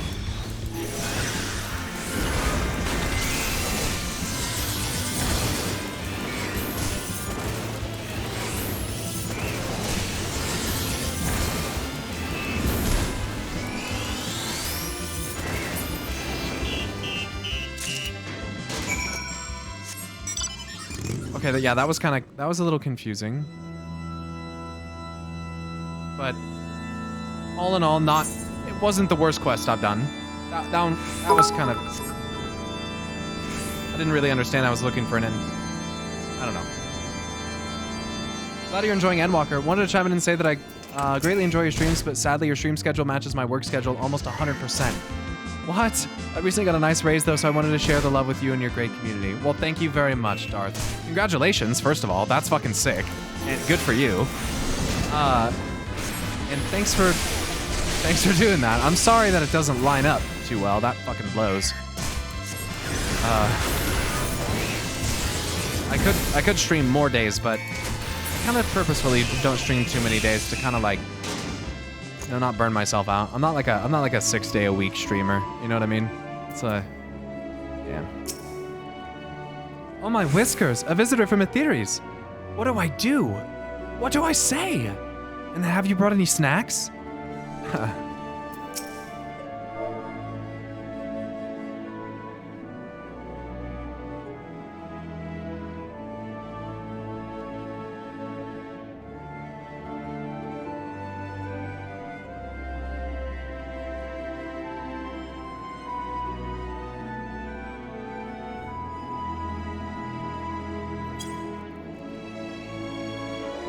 Could that mean... Yes! It must be time to eat at last! Oh, and now how I've waited for this moment. There's nothing like a carrot of happiness to fill the void in one's belly and soul. Right. And neck.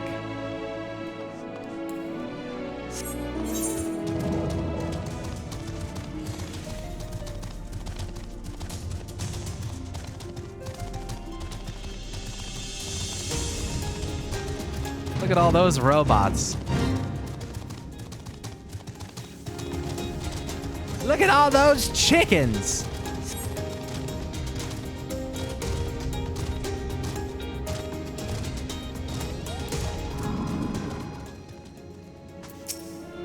Take the square root of the roots and you get...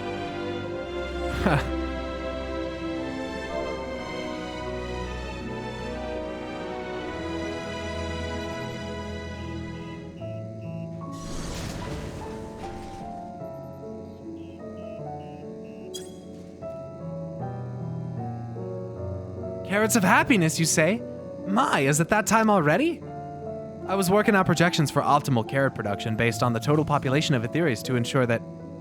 Oh, never mind. I must make haste or I'll miss out on seconds. You're an addict.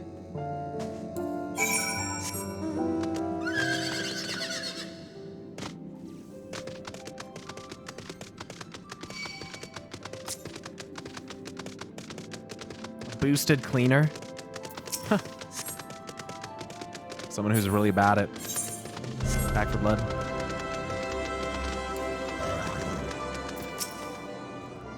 Ah, you've returned. And everyone else is accounted for. Sustenance is essential for us Loperids, though I suppose people are the same. Fuck you. In any case, yeah, I'm not...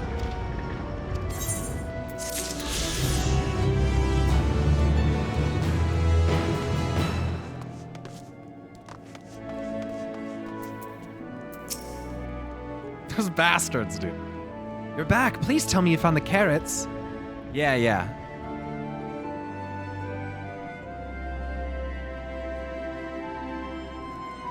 The supporter? I never would have suspected. It's supposed to help us farm carrots, not eat them. I recall the technician said something about enhancing its code with a love for carrots to increase work efficiency. But to go so far as to steal carrots for itself, I fear it may now love them a little too much. Alas, those poor carrots. But at least we know what became of them and how to prevent this happening again. Thanks for your assistance.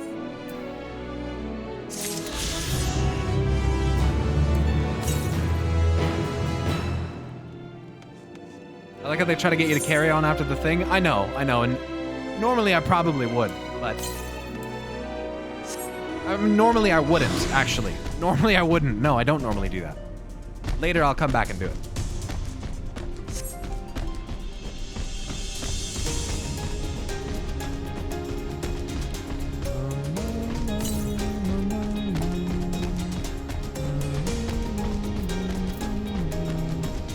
Ooh, weird.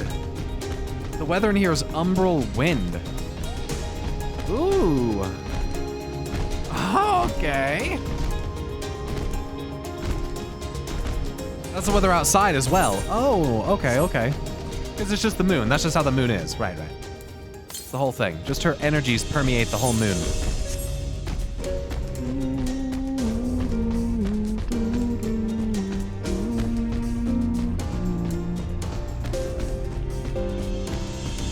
Big moon energies.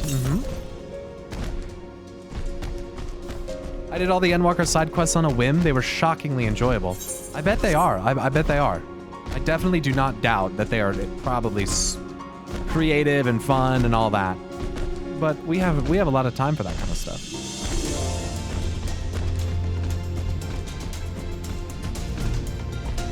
Earthquake weather, sweater weather, lunar weather, you know, moon weather.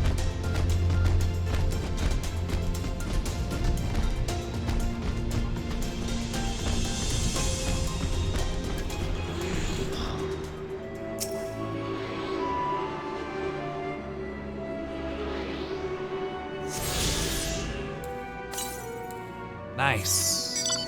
Got them all. Now it's just down to the quests.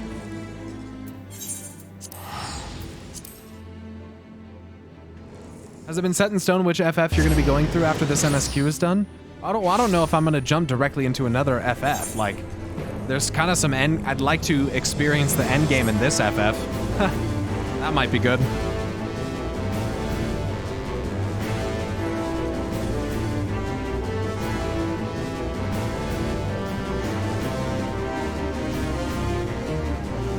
There's a lot of stuff to do, man. There's so much stuff to do.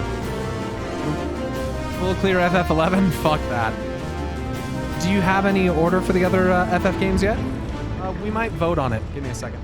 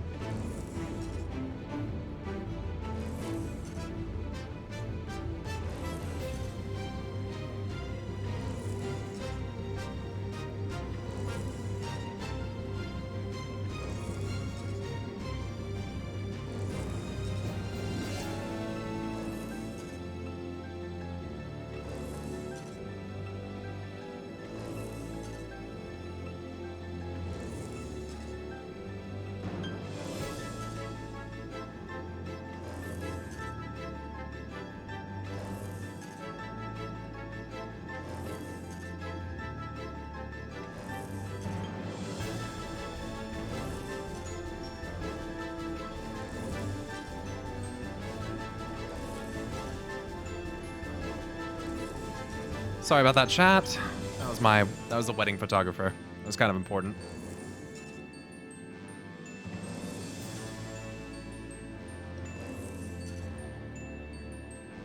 Thank you, thank you.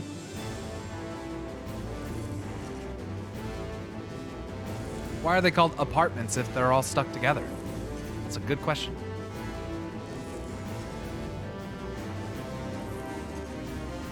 Team 1, fucking scatter! Everyone scatter! Ha! Oh, back so soon? Everything's alright with Urian J then. That's a relief. Excuse me. Oh, Pyro. We thought you would be away for far longer. So whose wedding are you getting photographed? A dire emergency? I said no such thing.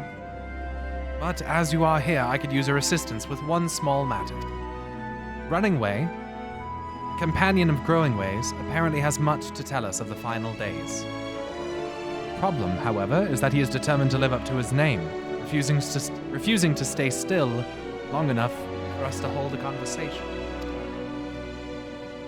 Is there anywhere he's like to stop and rest? Or perhaps there is a way to slow him down. What's the rush? I was thinking we should wait here. Maybe enjoy a cold mug of carrot juice and... No? Well, if it's really that important... You can try using these... balls... of moose flesh. Not to be confused with... the other thing. Running Way's other notable feature is his incessant chatter, so you have no trouble finding him in a crowd. And when you do, try lobbing your balls at him.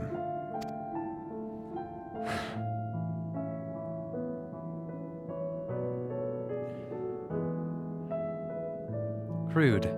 But if it proves effective, he was here in greatest Endsvale when last I saw him. Let's split up and find him. Just throw your balls at him. Tazagaravi, thanks so much for the 6-month resub. Congrats on the new badge.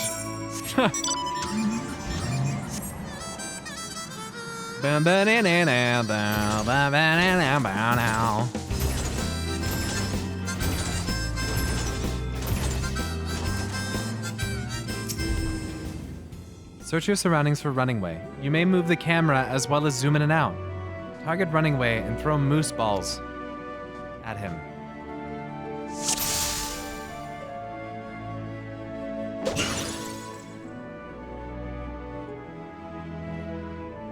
Get fucked.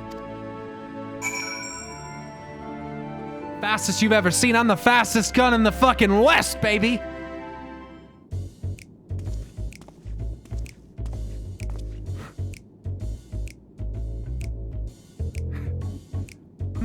Yes, I'm Running Away. Do you mind explaining why you hit me in the face with your balls of moose flesh? Dude. Gaming has occurred. Yo, Darth. Thanks for gifting 10. I'm highly knowledgeable about the final days? Ha! That's the most ridiculous thing I've heard since I woke up. Who told you that joke? As if I got the time to look into the final days when there's so much else to do before the Great Voyage. It's true that Heidelin did impart to us some knowledge of the event, but I know about as much as any Loperate around here. Less, probably. I don't know why anyone would think it's funny to go around telling people I'm an expert, but they'd better hope I don't get my paws on them. Sorry I couldn't be of more help, but if there's nothing else, I've work to do. And I'm off. And I'm off. I just gotta run. I'm busy running.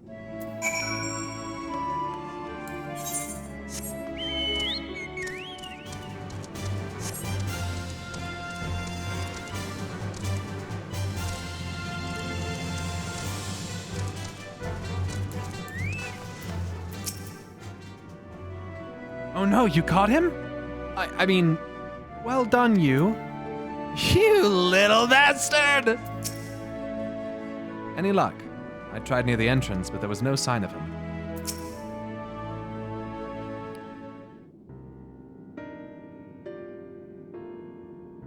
Literally shaking. Haley, you see this fucking bunny right here? Shaking and looking around. I could find neither hide nor hair of him.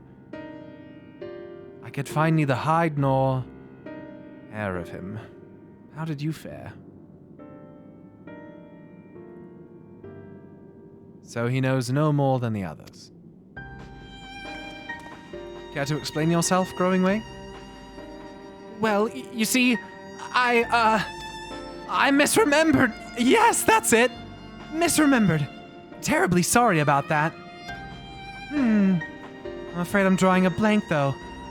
Try as I might, I can't remember who I was thinking of.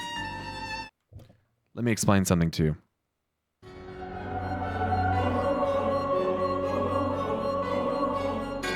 If you don't stop fucking around.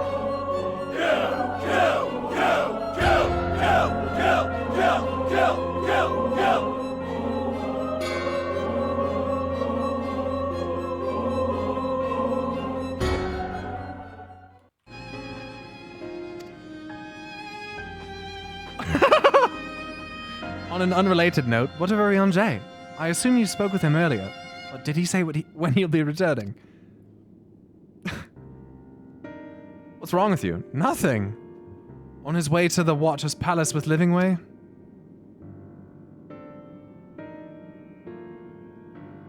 Between Growingway's sudden lapse of memory and our lack of other leads, maybe our time would be better spent lending Orion-J a hand. What? Now hold on a moment. It's all coming back to me. Yes, I remember. The information you're looking for is in the archives. Yeah, that's where you'll find all sorts of useful knowledge, including that pertaining to the final days. Whoa. Alright. What are they doing to Orion-J? I made jokes about Carrot sodomy, but I'm kind of starting to become concerned. I'm beginning to grow tired of these games. If some scheme was afoot, surely Orion-J would be the first to see through it. And again, he does tend to give others the benefit of the doubt. Heart of the matter. Growingway is fidgeting with nervous energy, but is it excitement or worry? Oh. What's gonna happen here? That was a cool picture. Oh, what to do? What to do? I promised Livingway I would help, but... No. I promised I'd help, so that's what I'll do. The archives are on the second floor of the main plaza, in the eastern wing. Follow me. I suspect the Loporits are up to something, but if there is aught to be learned from the final learned of the final days, I think it best we play along. For now, at least. Damn. 2 more quests up in that bitch.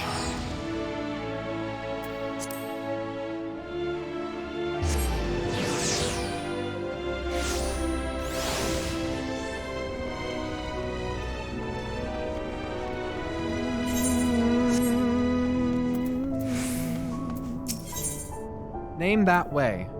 Knockingway would like to call upon a friend. Hail, person. Hail. Yes, you. Do you have a moment? You see, ever since we awoke for inspection, a friend of mine has been acting a little funny. Funnier than usual, even. I can hear him sighing from all the way over here. I would go and call on him, as I do, but he always insists that nothing's wrong. I think he'd be unable to help himself from opening up to you, though. He has always been ever so fond of people. Would you mind lending him an ear or two?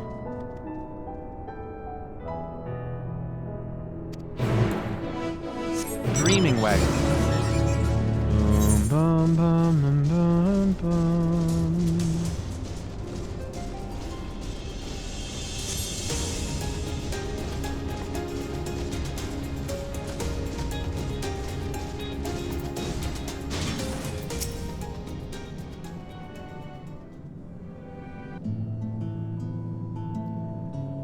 Stay focused, Dreaming Way. Sure, you're no working way, but... Oh! Oh my. But where is Raid Shadow Legends Way? Raid Shadow Legends. You're not a Loporit. Am I dreaming? Is the day finally here? Am I truly talking with a visitor from Aetheris? Whatever can I help you with, kind sir? No freaking way. One of your friends asked me to check on you.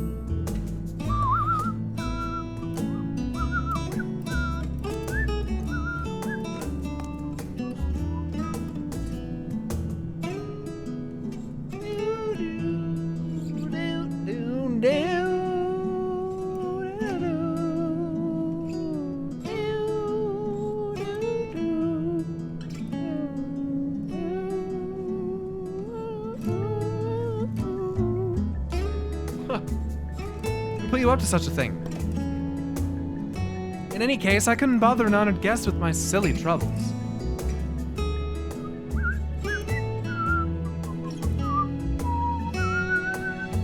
If you insist, perhaps I could share a nibble of what's on my mind. Ugh. This song is so good. But first, may I ask what's your name?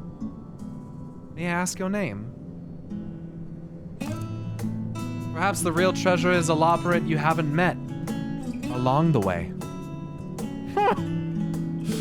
Pyromancer, a truly spectacular name. I'm sure it speaks to your character in one way or another.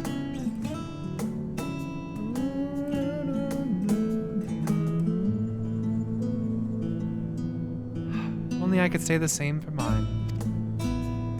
Perhaps it was a mistake to choose Dream from that tome of words. But try as I might, I have no such thing.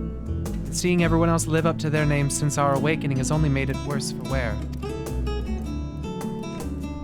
The people of Etheres on the other paw seem to dream a great deal. Have you any advice for me? Focus on what you love to do.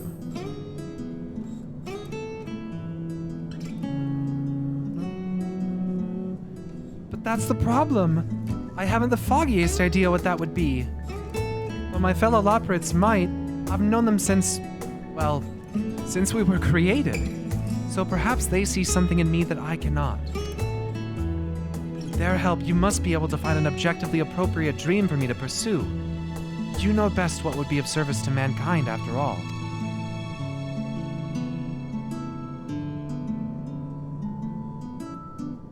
Pass the bong this way? I'm all ears. So, yeah, you're about 25% ears. So you need only tell me once you've come up with something. Anything at all.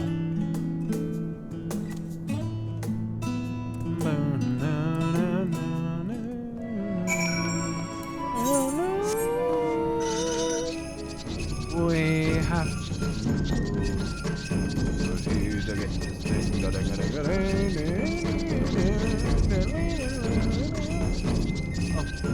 develop it.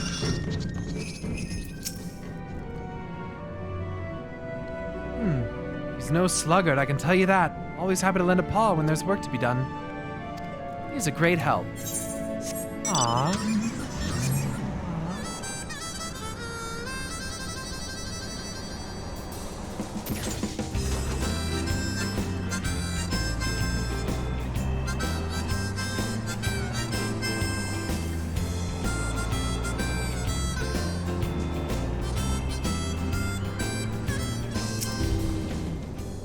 You wanna know about Dreamingway? I can't say I know him terribly well. He's always rushing off on a new task just as soon as he finishes the old one.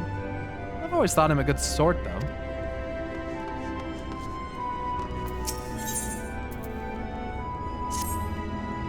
I hear you have a penchant for excitement and adventure, is that correct? Yep. And then I assume in your travels you have doubtless heard tales of the Allagons. What? Yes, and nearly everything wrong with the world seems to be their fault. The Allagons. Don't get me started.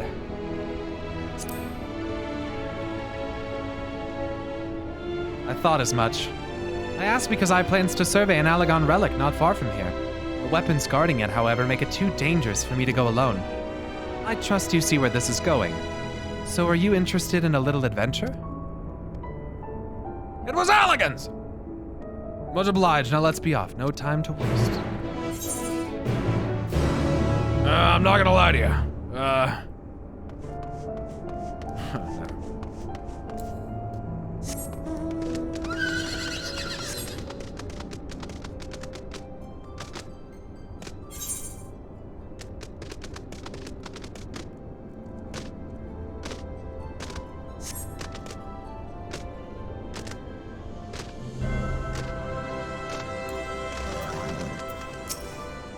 We're all gonna die someday. So what if it happens a little sooner?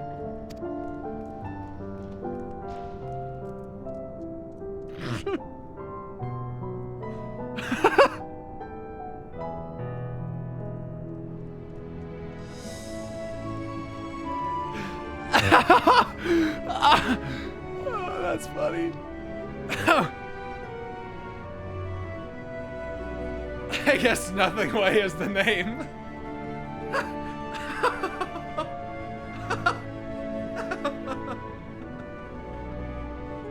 Nothing. I am nothing. You are all nothing!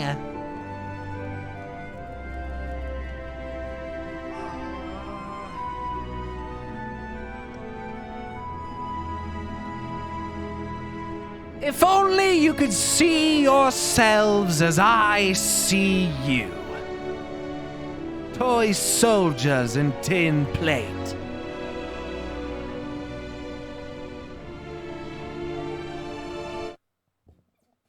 Existential way. Dude, watch Bill Burnham's Inside on repeat for an entire day. Oh no! Tales of loss and fire and faith. Fuck. Disconnecting away.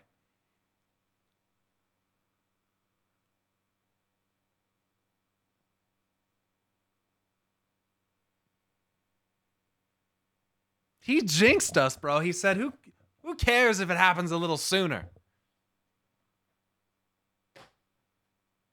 Well, shit, guys. I didn't expect to be done with the MSQ in fucking March. That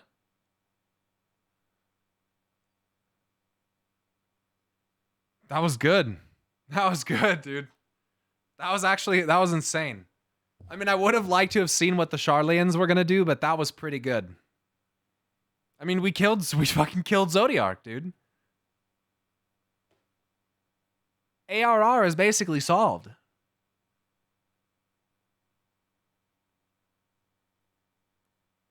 Maybe we still use a ship, huh? This still kind of looks like a ship. Maybe we do. Maybe that still is the Alagon starship, to be honest. Maybe we use it to fly some people here or something. Even though this can fly. Because it's not like we're going to park the moon on the surface of the Earth. Right? Right? We can't do that. So we still got to get some people off the planet. So maybe we still use the Alagon ship. Maybe my hopes for the Alagons are not done. Maybe it's not over. Maybe it's not over yet. Maybe I'm not full jabated yet.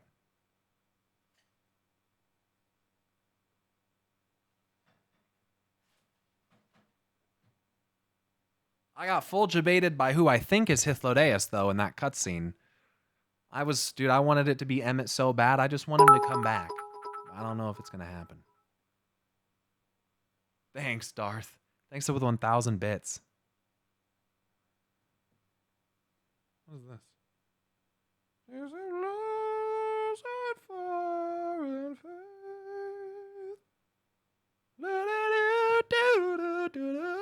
I'll be right back. Let me try to sign in again. You want to log back in? Yeah.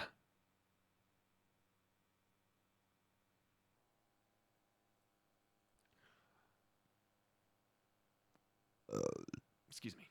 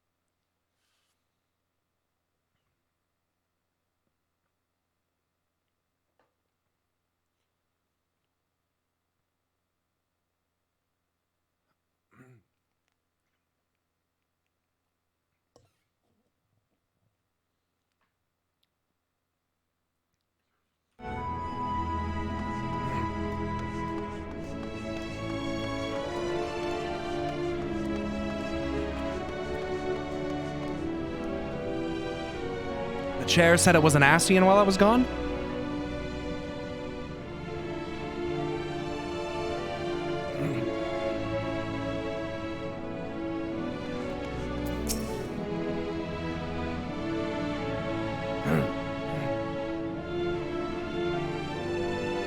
Risha.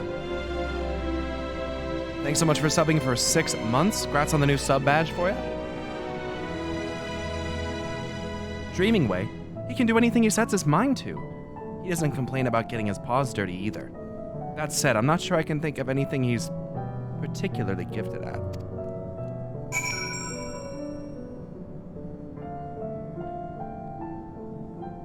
His chair is Neighbor Ollie's.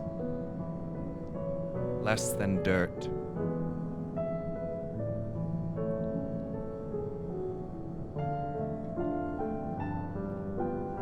Chair compared Emmett to Garrosh while you were gone.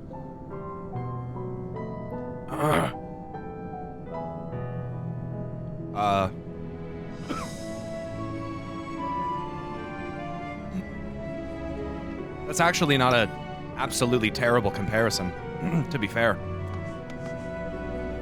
When you think about it.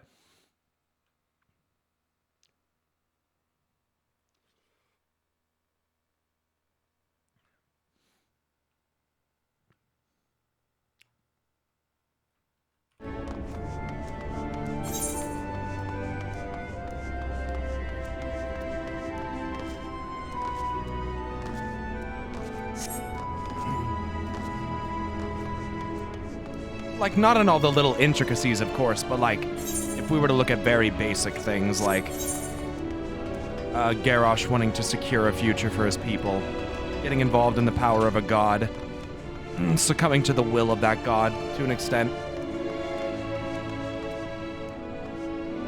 That's all I mean by that.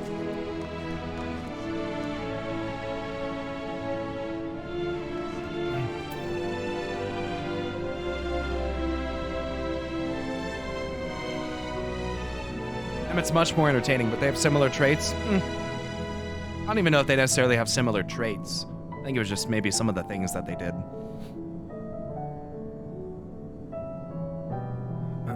Except MS Elk is better written, and he fits morally gray to a T, in my honest opinion. Yeah.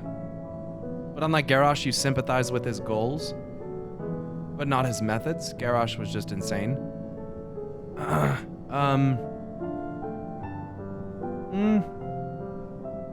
I respect those opinions and takes on it. They both have 2 R's in their name, except for Emmett. Wow. Did they laugh odd? Did they have odd of interest to share? Please say they did.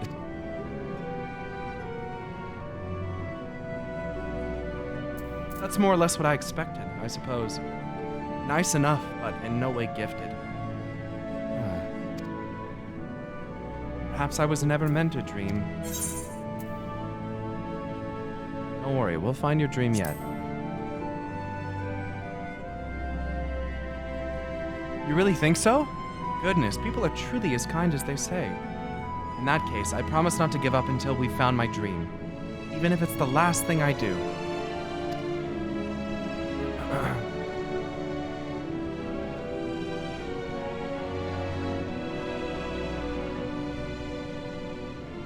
That got grim.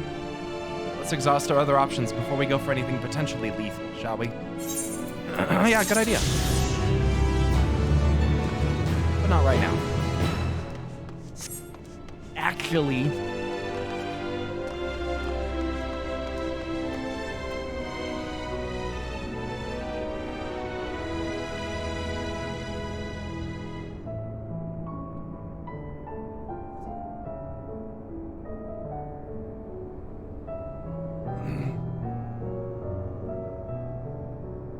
I'll help you, Dreaming Way.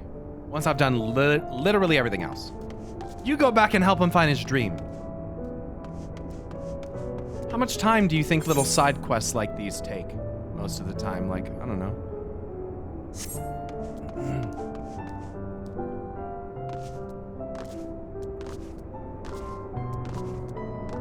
This one's like 15 minutes. Is it cute? Probably like half an hour, depending on how many quests there are. Hours! Okay, so asking chat is just so useless. I got answers ranging from a few minutes each to hours. A way to make a living. No. I'm not convinced enough. We'll come back.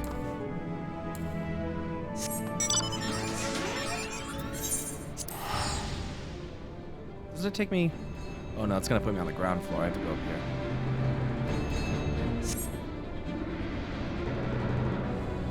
I think it puts me on the ground floor, doesn't it?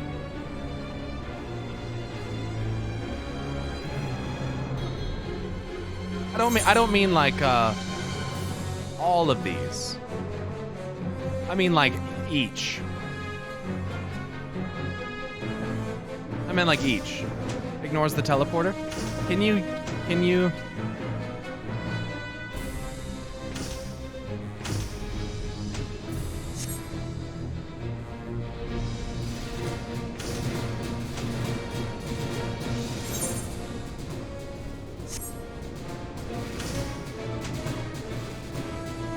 Is it that thing over there? Oh.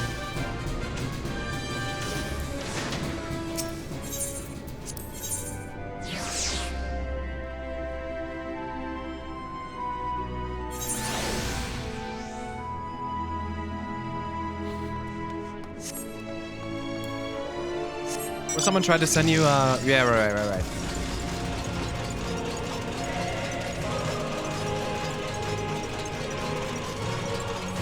Okay, Electron. Okay. You're also, yeah, never mind. Yeah.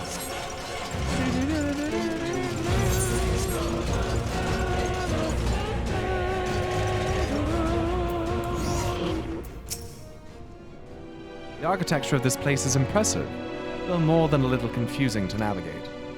Is it too much to ask for clearly marked exits? Or a map, perhaps?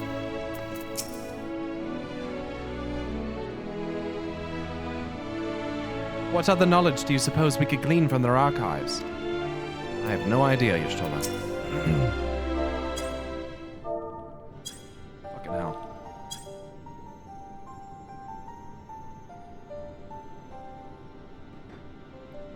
The archives are right through this door, but it seems to be locked. Quantum Leaper, GG! With a 32-month resub! Thank you. That was a very long time. Thank you, sir. Thank you. I guess we'll just have to go and find whoever has the key. The Luan? I think that's how you say that. Thanks for the Prime Gaming sub. For 3 months, congrats on the new sub badge. Hope you like it. Rowing away. Enough. If you have naught else to tell us of the final days, you need only say so. We can ill afford to be wasting time here, as you well know. Did you yourselves not tell us we must act quickly? Yes, we did, but the moon was to be a perfect paradise for the people of Etheres, and we're running out of time to make everything ready for their arrival. We hoped you'd see the wonders we have to offer, but you found nothing but faults and flaws in our work. Only one of you saw our potential. So you others must be kept here. Ah, so that's Living Way's game. Run us about in circles, and failing that, lock us away so we can't put the plan at risk. Everyone except Urianger. Thank you for the 3-month resub, my lady. Congrats on the new sub badge. I'm such a fucking doofus. He understands what is at stake. What must be done. You have to do what must be done. I fear you've misjudged us, Growing Way. Never have we decried the notion of using the moon as a means to escape. That said, my heart breaks at the thought of abandoning Etheres and her reflections to their doom. If there is a way to avert the final days, I wish to find it. We all do. Woblan! Thanks so much for subbing for 3 months also. Ooh, look at that new sub. Look at that crispy, excuse me, crispy badge. Only left side of Crafter Gatherer gear though. We may fail, but our efforts would never be at the expense of your plans. But why would you take that risk? Whoa. There's no room for ifs and maybes now. The people of Aetheres will escape here to the moon. They'll be safe and we'll finally get to see all their happy, smiling faces.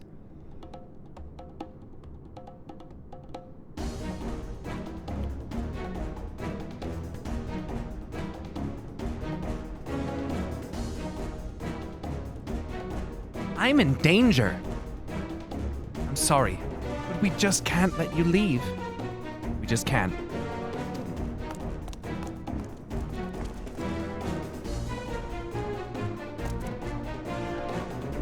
Do what you must, but try not to hurt them. I'll be back in a moment. Don't do anything rash while I'm gone.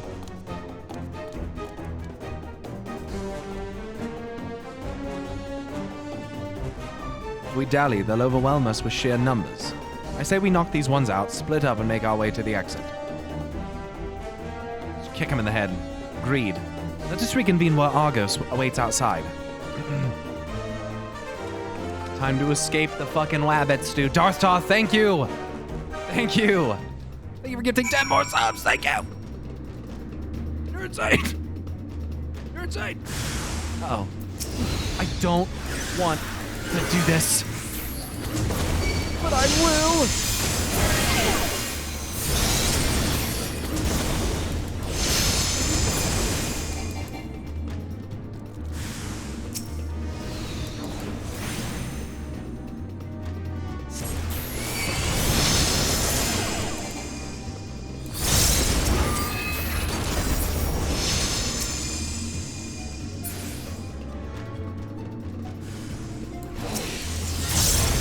Way, don't do this.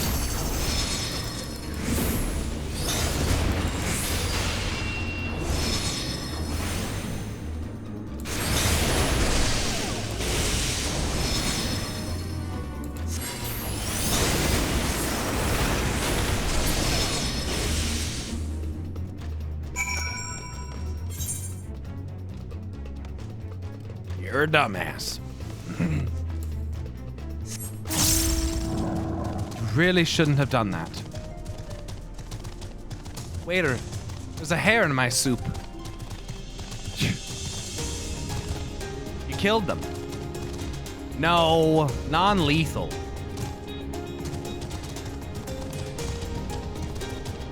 Non-lethal. Flopping way? Me? You're speaking to me? Oh, but of course. I'll answer any questions you may have. Who are you? I'm the manager and operator of the Central Control Sphere. It regulates every single facility here in Bestways Borough. If anything were to happen to it, the whole place would stop working in no time. It's very important. So is my job. Yeah, non-lethal explosions. Bestways Borough is where we Loperates live and work in honor of Heidelin.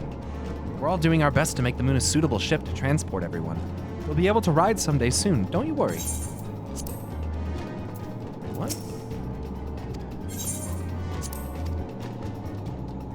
All right.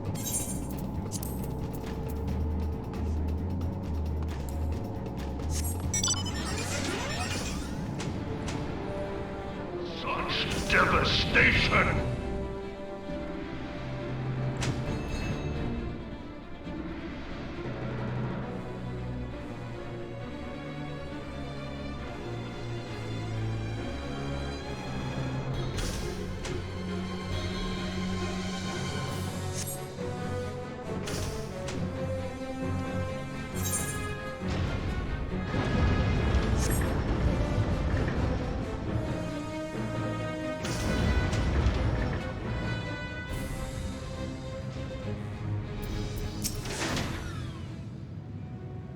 There you are. Didn't rough them up too badly, did you? Nope. What's up, Argus? Good. You're here. We must hurry to the Watcher's Palace and find Urianger. Let's go. Pyrocast Ultra Death. It's non-lethal.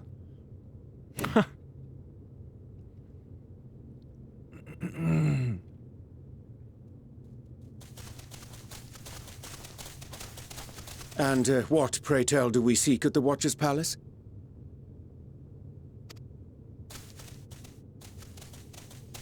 Oh, come off it, friend. You time has come for you to return to Aetheris and help your brethren prepare for their journey here and beyond. Forgive me, Living Way, but I cannot in good conscience proceed with this plan. Huh? But what about the final days? The death and the doom?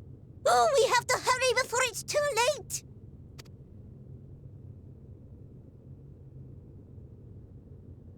Your unflagging commitment to your duty is endearing, to say the least.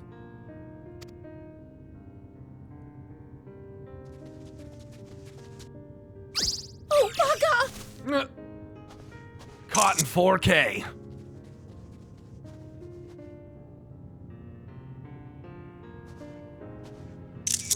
Be at ease. They bear you no grudge, nor do I. How could we, having come to understand your purpose? For millennia, you and yours worked tirelessly towards the singular purpose of this heavenly vessel's construction. An arduous feat by any measure. 'Tis clear you have spared no effort. Why, your very names are a testament to your dedication.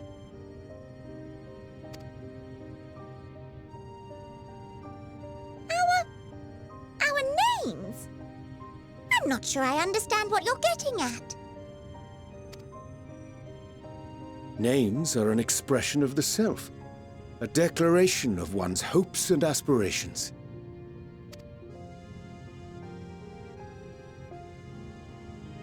Your use of contemporary, uncomplicated nomenclature doth ensure clarity of purpose.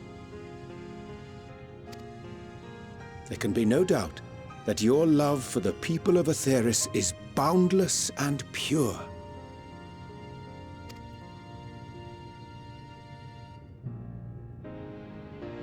Yes! Yes! A most mellifluous phrasing! We Loperids were born of Heideland's love for Aetheris.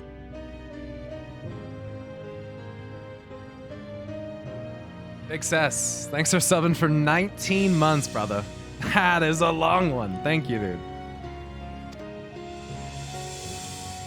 That shining, shimmering blue jewel, brightest star in the sky, brimming with life and possibilities. For as long as I can remember, I've toiled in anticipation of the day when this vessel might be needed. All I've ever wanted was to meet those she cherished so dearly, to serve and serve well. That goes for all of us, don't you see? So help us help them. Lead them here where we can keep them safe. If there's anything wrong with what we've built, we'll fix it. We'll make it right.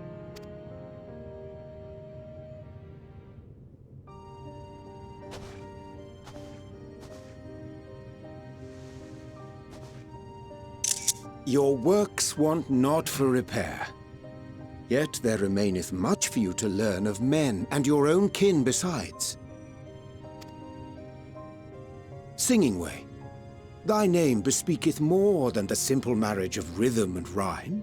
The songs of Aetheris are beyond counting, and span the length and breadth of emotion. Maps are monuments to man's pioneering spirit, and his devotion to charting the furthest reaches of our star. Many have devoted their lifetimes to exploratory pursuits, to venture unto the highest mountains and the deepest oceans in search of unknown frontiers. And thou, my friend, I do not think we've met. My name is Pudding Way. What?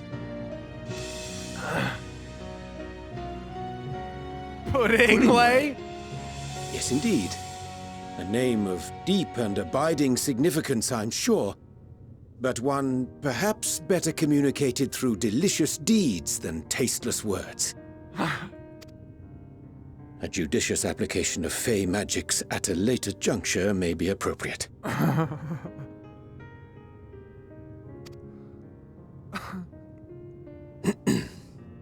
And living way.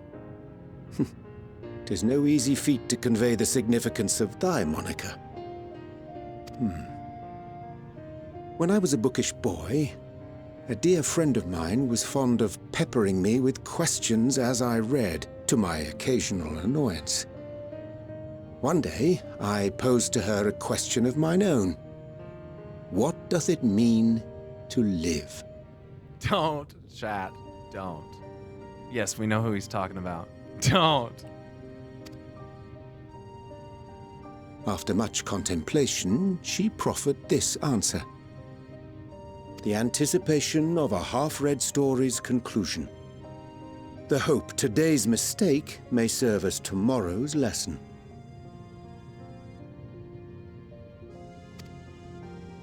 The wish that a new acquaintance may one day call thee friend. She believed it to be all these moments and more.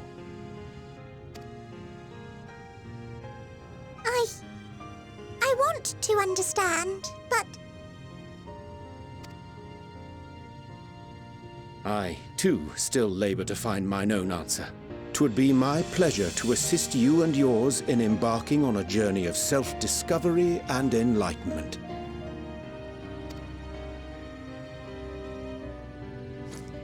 For thee.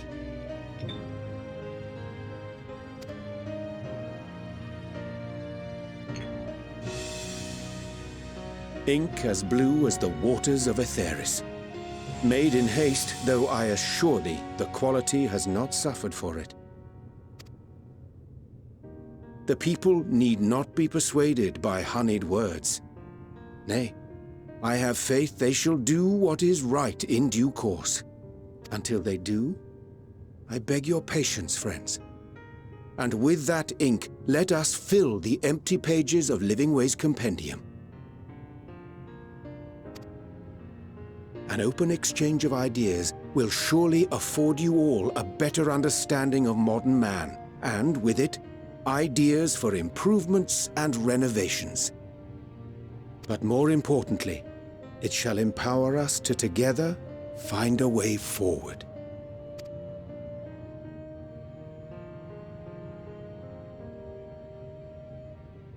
I hope you're right.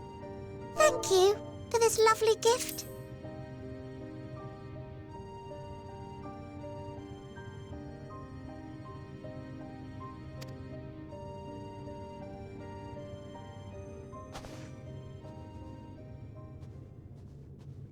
There you have it. I shall remain with the Loporrits to ensure that all is in order. Though we must needs prepare for every eventuality, the music. You would all agree that the evacuation of our star is a last resort.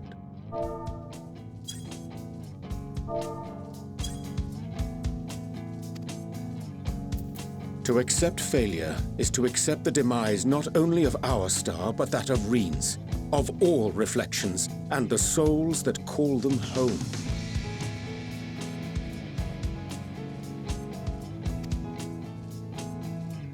Which is why I have every faith that you shall fight to the last, that such drastic measures may prove unnecessary. Should the worst come to the worst, and I pray deeply that it won't, I'll take comfort in knowing preparations were made under your watchful eye. Aye, thou mayest be assured that if calamity cometh, not a soul will be left behind, if being the operative term.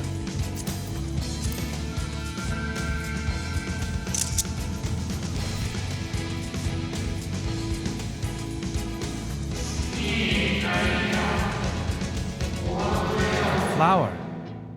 How came it into your possession?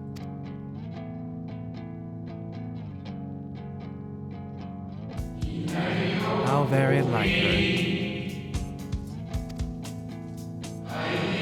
Guided by its light, you may come to know her true intentions. Intentions which remain a mystery even to us.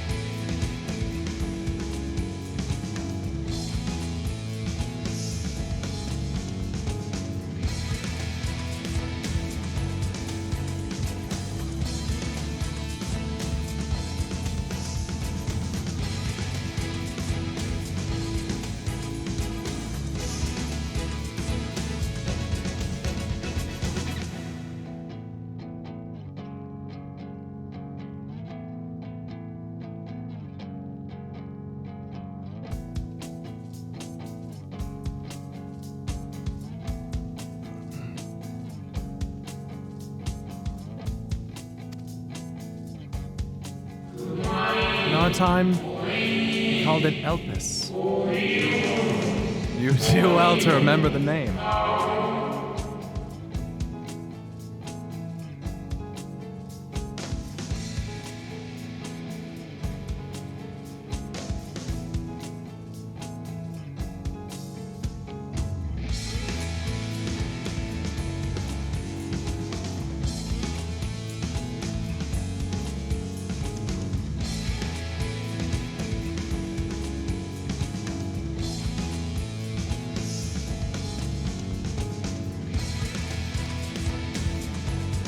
Huh? I hate to interrupt, but I feel like I need to make amends for all the secrecy. Think nothing of it. We haven't been the most gracious of guests. Do convey our apologies to Growingway and the others. Yeah, I kind of had to beat his ass up. Sorry about that. But of course! And when next we welcome more guests from Aetheris, we'll have learned to be much more hospitable hosts. Huh. Oh, and circling back to the matter of inappropriate secrecy, we ought to discuss our benefactors. Agreed. The Charlayan Forum, yes? Yup! What? How did you know? Sick! Oh, that's so cool. The more I heard, the more obvious it became. The Forum's aims align closely with those of your anonymous patrons. A telling coincidence would be an understatement. Yeah.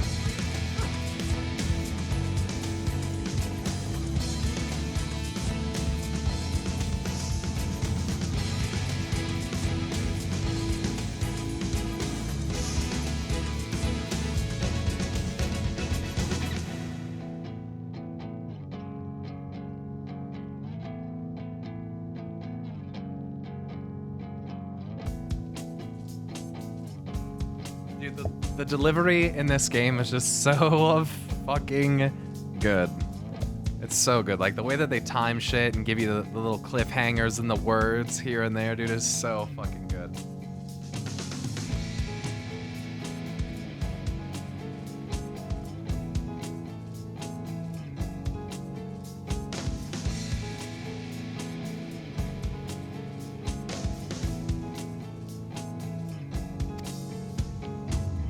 Though had we not taken it upon ourselves to peruse certain restricted tones in Labyrinthos, we might still be unaware of their plans.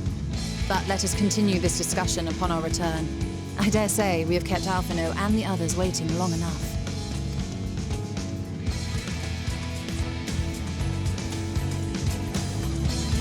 So it was Charlayan after all, dude. Cool. That's so cool. I mean, it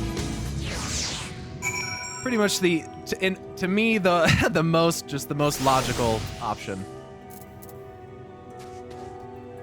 Stola you, all ass motherfucker. What you gotta say?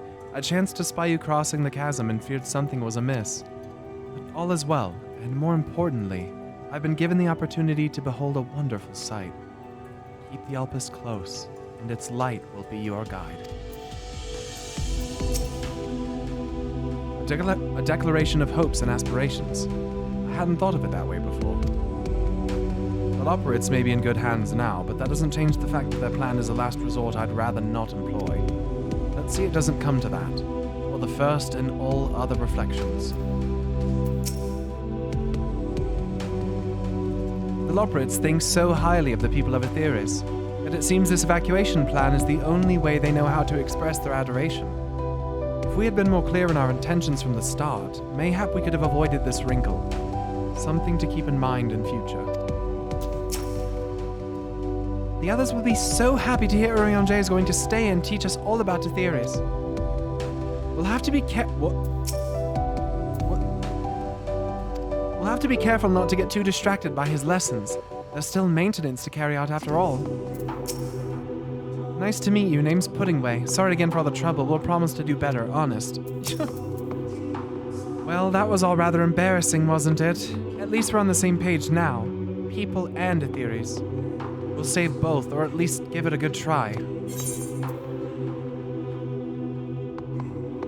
Make sure everyone listens to Orion, would you? Tell Growing Way I look forward to our next walk together. I will. I'm sure he'll be glad to hear it. There's little I can do to help stop the final days, but should you need to know of star traversal, look no further. Such knowledge I can offer in abundance, so do not hesitate if you find yourself wanting. Star travel? Mapping way. Maybe I need to come find you.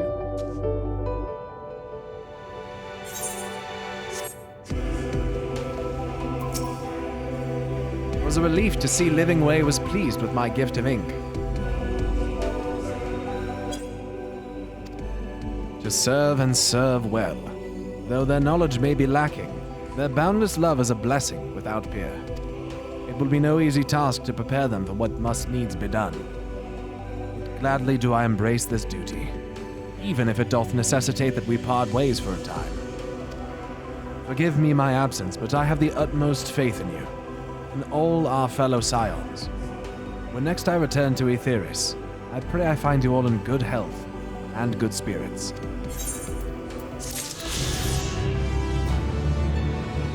Can I fly? No. I can't fly yet? Oh, right. Fuck. Ektreth. Ektreth. You wanna fly me over there? Do you mind? Thanks.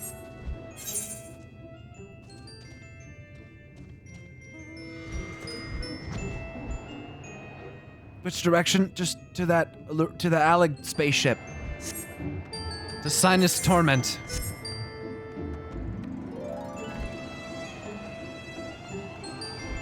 So, how's it going? Some wine here? I could drink some wine. What do you got there? There's a radio. Okay. Some medikit box. I only say that because it has red crosses on it. And, yeah, wow. Is that Elden Ring in the sky? Huh. How does the wine stay on the whale? I don't really know. Right. Also, wow, I'm on a delay. Yeah. Not using low latency mode kind of sucks.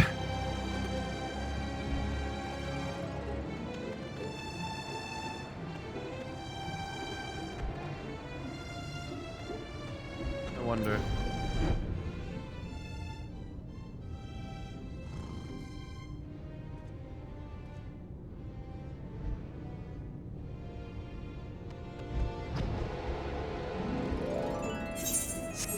Thank you. I do appreciate you.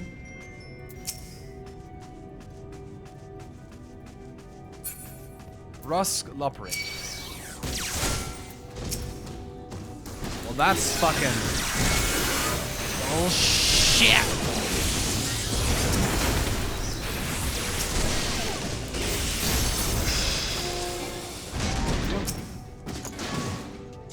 The crash site is just ahead.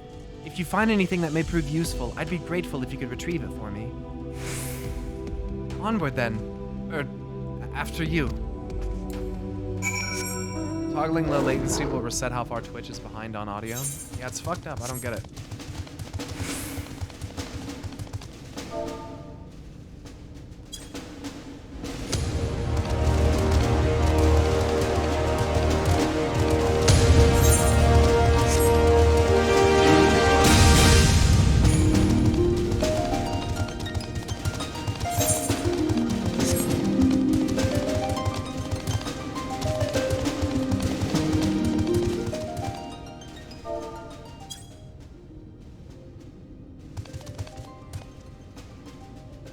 That's the music for that, yeah.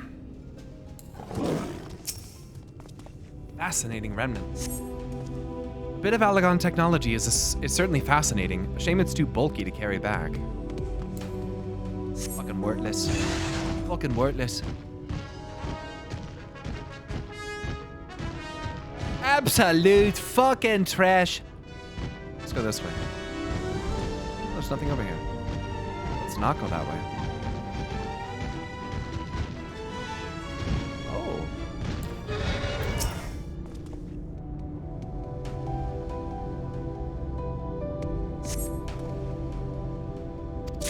Okay. Allegon junkyard with Terminators in it. Oh, right, I'm out of the zone. I gotta get in the zone, dude. Auto zone. I couldn't help myself. I couldn't help myself.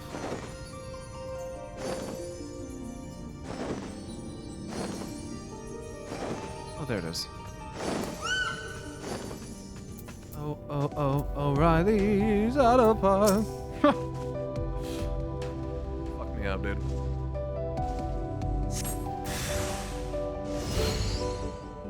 Whoa.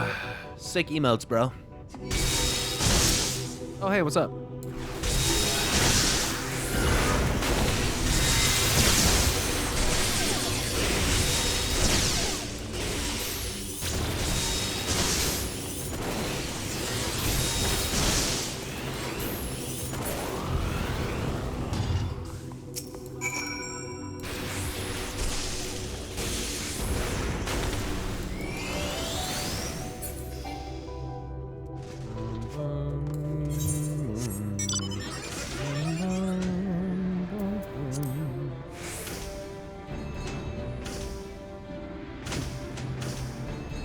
You can pause and unpause if it's buffering. You can reload the page. I'm not sure why, like... I don't know. Have you guys ever had issues with, like, weird audio stuff on low latency, like, before?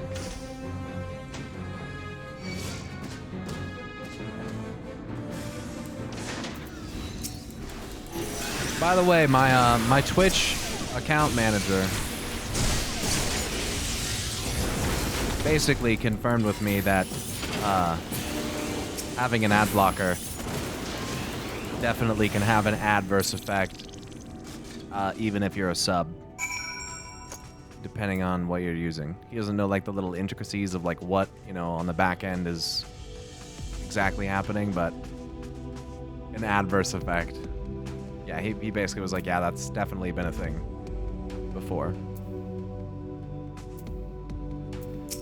So, just so you know.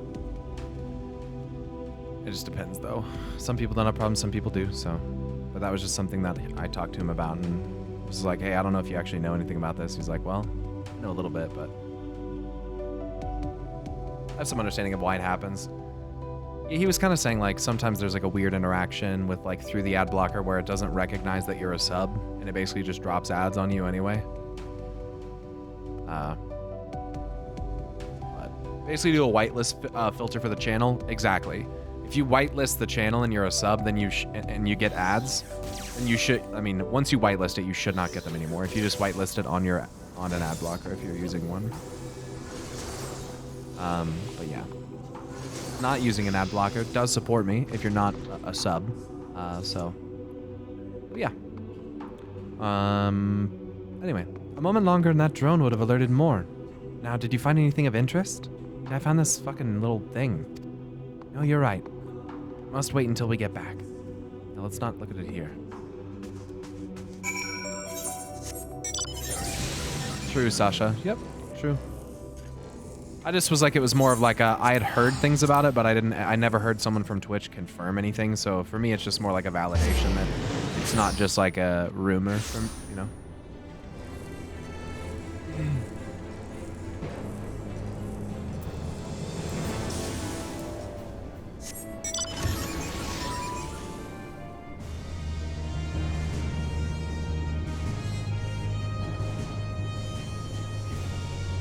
Alamos Thane, thanks so much for subbing with the tier 1. You getting ads even though I didn't have an ad block installed? That's fucked up, bro. I don't know what that's about.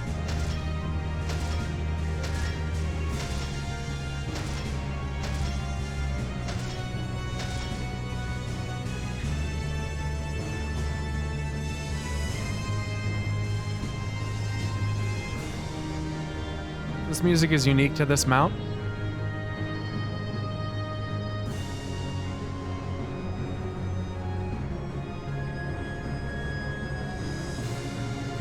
Thanks, Alamos.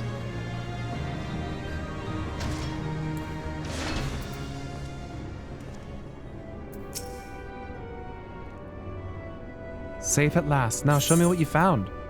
As the program installed on this all-purpose storage and operations device is not currently functional, it is difficult to tell what it does. This is an Allagon decryption unit. With it, we could read Allagon tomestones about history, science, poetry, if we had any, which we do not. Adventure for another day, I suppose. Nevertheless, I'm deeply excited by the prospect, as I'm sure you can tell. You have my heartfelt gratitude. Thanks. You're welcome. Can I fly? Nice.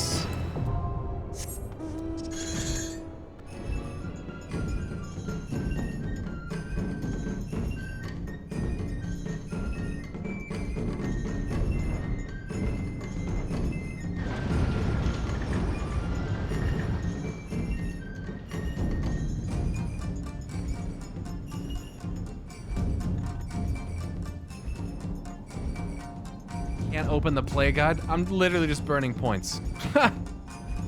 Yeah, maybe we need to come up with something a little more interesting for that.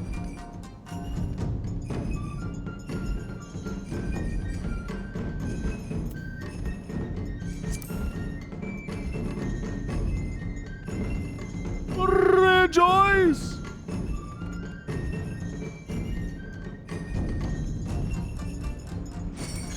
Fucking Valmira.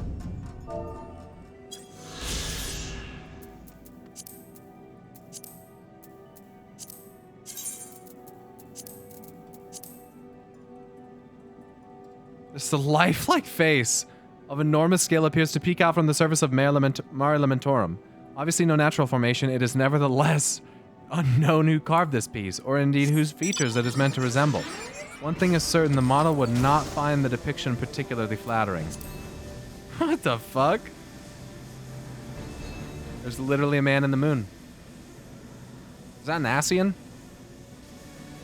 Almost looks like an Ascian. Little mask on his face. Fucking Allagons, man. Allagons!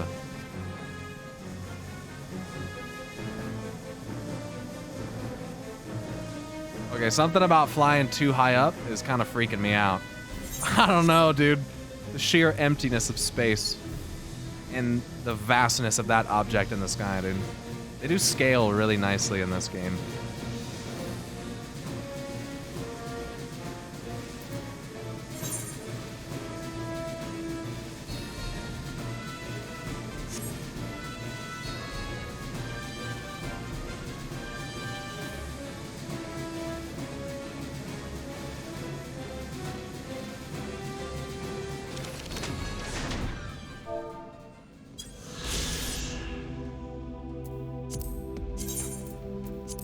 Structure of enduring design, this brooding tower stands resolute in its vigil of untold millennia. The ethereally conductive plate encircling its spires is reminiscent of a certain architectural style, one found only in the depths of the ocean on the first. Huh. The Watcher's Palace.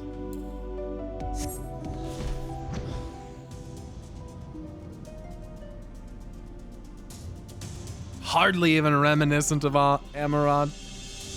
No way. Hardly.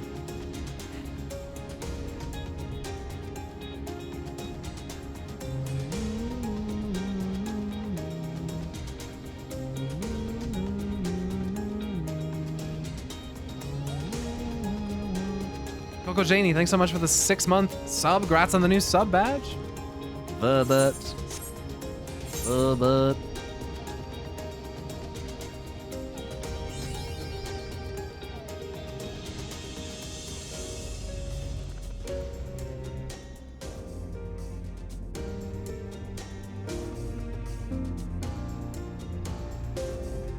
Fuck all up here? There's some regoliths. Oh, it's a good gathering spot. Is that Reggie Rock? Nice. We have charted the moon. Oh, look. Oh, you can... Perhaps you can see continents we've not been to. I think someone said that before.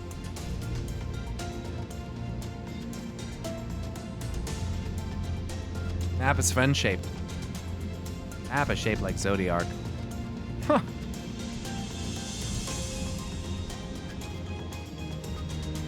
I can't believe they copied the Sunwell, dude. I can't believe they copied Deathwing, bro. I can't believe they copied Deathwing, bro. Huh.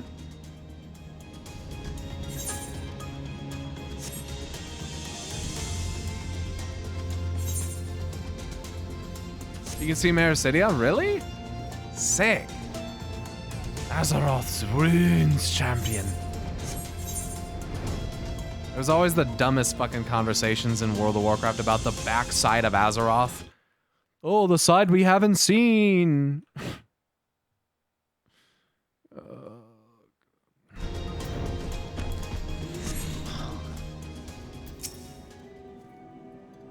There is little I can do to help stop the final days. But should you need to traverse the stars, look no further. Wait, we read all this. We read all this. Azeroth is flat. It's only got two sides. With the Loporats in Urianje's capable hands, we needn't worry about affairs here in our absence.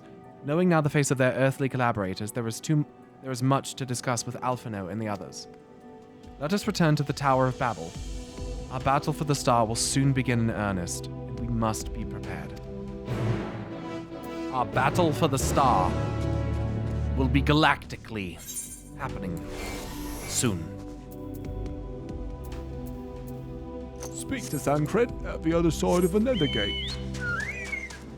Let's make this fat ass fly. Come on, cake!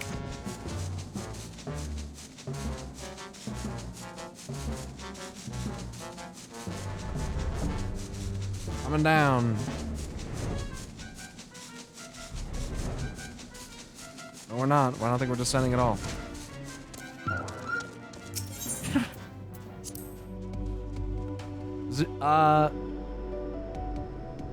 Jingwa, thanks so much for the Prime Gaming sub. Welcome. Congrats on the 2 months on the new sub badge. I'd forgotten how cold it was here in Garlemald. A testament to the Loporats' ingenuity that I felt no such discomfort on the moon.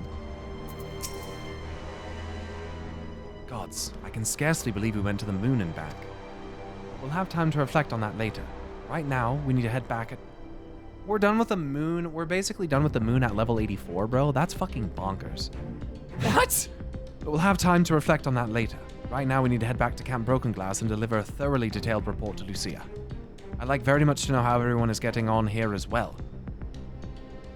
They'd only just begun to treat the tempered prisoners when we left. I share your curiosity, but warning our allies of the final days is of greater importance.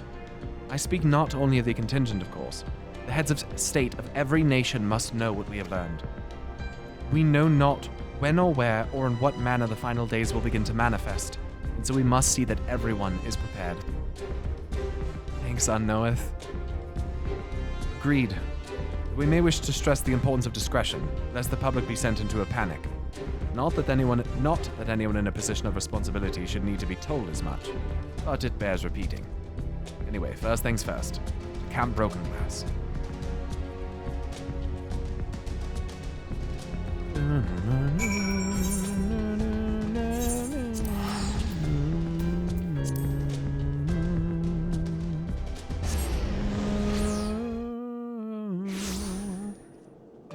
Oh, we're back in Garlemald. I feel depressed all of a sudden.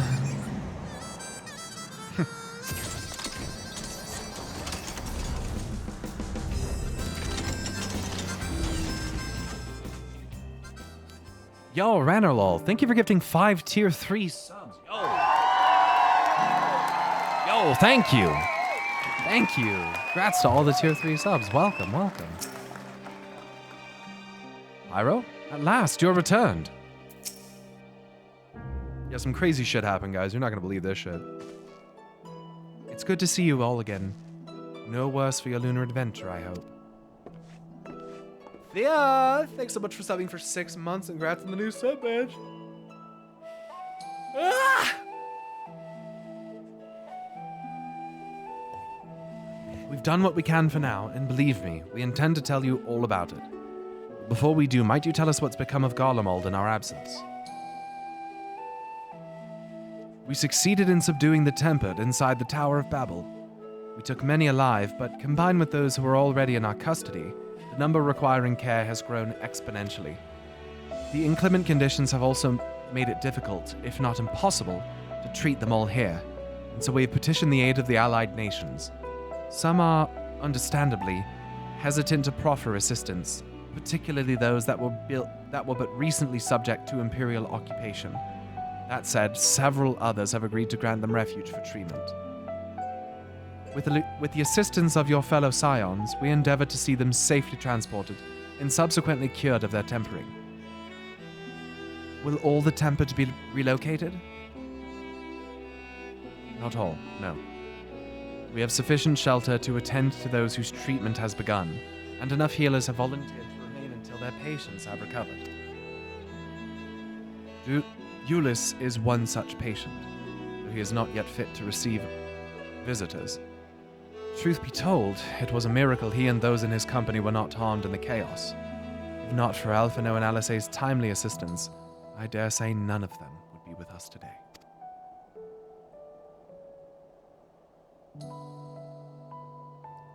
In light of recent developments, have the Garlean leaders come to any decisions regarding Garlemald? Given the tremendous ramifications of what has happened here, it will take time to determine what must be done. In the meantime, they intend to work with the Eastern Alliance to keep a close watch over the provinces. We have other news to share. Shortly after Anima was defeated, we received reports that each and every tower has vanished. For a mercy, the process was apparently not quite as violent as that you experienced in Thavnair. Those who were trapped within them have been rescued and are receiving treatment. To hasten this endeavor, the beast tribes have received instruction in the magics needed to cure tempering. Nice! Master Matoya is no doubt thrilled to the Mother Porxia affords her so many visitors. Yes, we are grateful for her ongoing efforts, as well of those of our comrades near and far. As for the contingent, several of our members have been granted leave to return to their homelands after the transfer of Tempered has been completed. Lucia and I will remain, along with a small force, to continue offering aid to those here in Garlemald. The Empire may be no more, but there are yet those who call these lands home. I believe that accounts for recent events here. So, what of the moon and the Telophoroi? We killed Zodiark. Can you believe that, Lucia? You're fucking at level 83, bro! At level 83! We killed Zodiark! At level 83! The final days.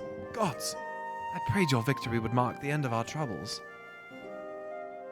There is still much we do not know, but the Ascian leaders must be... The Ascian leaders must be told. The Alliance leaders must be told. Would you be willing to contact them in our stead? The music here is wrong, bro. The music here is always wrong in this game. It's always wrong. Yes, of course. I will send word forthwith. We'll also release your fellow scions from their present duties, that they may return to Sharlayan. Your energies are better spent finding a means to avert the coming apocalypse. Speaking of your fellow scions, you will be happy to hear that Mistress Kryl, though still on the mend, has been moved to the Baldessian Annex and given into Tataru's care. Thank you. I look forward to seeing them both upon our return. Let us be on our way then. One last thing, if I may. After your confrontation with Zodiark, you said Xenos took his leave, and in all likelihood he has returned here, to Garlemald. I have a mind to dispatch scouts to try and ascertain his whereabouts. But first we wish to ask if you believe there is merit in doing so.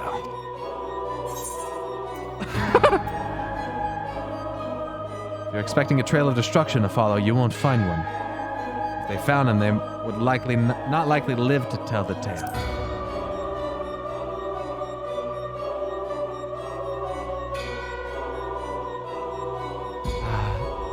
I suppose you're right. To dispatch good soldiers in pursuit of such a beast would be to send them to their deaths. Pray forget I entertained the notion. While on the subject of Xenos, the 10th Legion has made an official proclamation. They denounce the Crown Prince and condemn his role in the Empire's downfall. His very title has become a source of shame among his former subjects, and its continued use serves only to hinder relations with foreign nations. For this reason, he has been declared as Xenos Viator Galvis, outcast and enemy of Garlemald.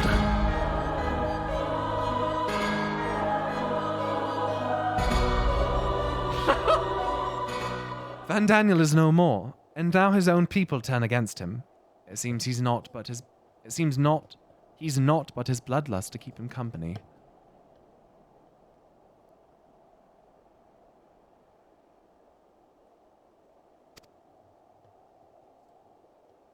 Yeah, I do have to get that other one. Better that than an army to see it sated. At any rate, I will not keep you longer. I pray you safe passage back to Charlene. Origin Zeta, thanks so much for subbing for 4 months.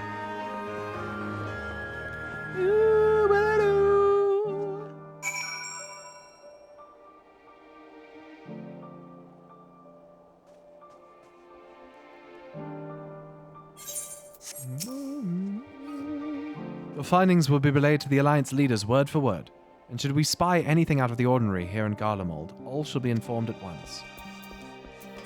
All right. Old Charlie.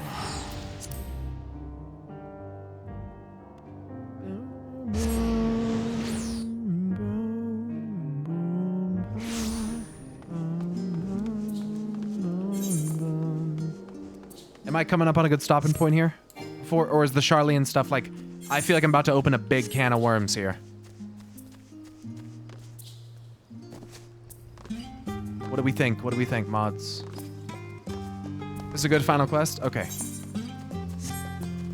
I feel like we're about to get really into some shit with the Charlians, so... Oh, it's good to see you! And free from chilblains, I take it. You'll be pleased to know everything's been kept in order since you've been away. I even brought a few useful knickknacks with me from back home. But no sooner had they arrived than I received word of Kryl in poor health, and you on the moon. If you meant to give me a fright, you succeeded. Welcome back, Pyro. We were so terribly worried about you. Though it is plain I've caused my own fair share of worry, and for that I apologize. Hydaelyn called to me that day when you entered the Tower of Babel. The pleas were faint but desperate, and I knew at once she required a vessel to carry out her will. What came after feels like a dream barely remembered. My body flowing through the life stream toward Garlemald. When I regained consciousness, I was all aches and frostbite, exhausted of ether. So exhausted, in fact, I could only laugh. For it was in that moment I understood Raha's weariness from the Tower of Zot. Would that I could laugh at a time like this. Though we prevented Zodiac from being unleashed upon the world, I'm curious to know what else took place there on the moon. It's fucking crazy, Kryl. Perhaps you should wait for the others to join before you give your account. Let us reconvene in the main hall once they've arrived.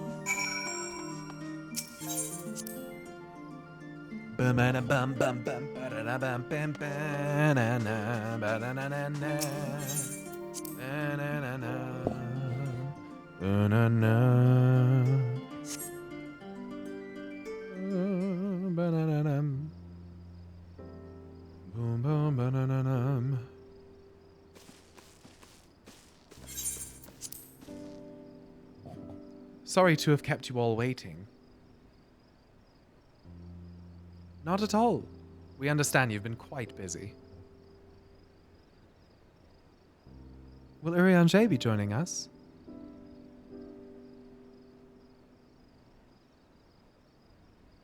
Duty keeps him away, I'm afraid, though Pyro can explain why better than I. Basically, the moon's piloted by a shitload of bunnies that don't really know a lot about us, and they're trying to perfect the ship for the occupants, and he's got to teach them all about us. So he's there to do that. The final days. As befell Amarot. Yeah, because final days. And we are to escape via the moon? What of the source and its reflections? I've no intention of standing by while the world falls to ruin. So, how do we stop this? Unfortunately, we have no answers at present. If the celestial currents have grown stagnant, as was the case in the time of Amarot, the solution would be to alter the flow of ether throughout the entirety of the star.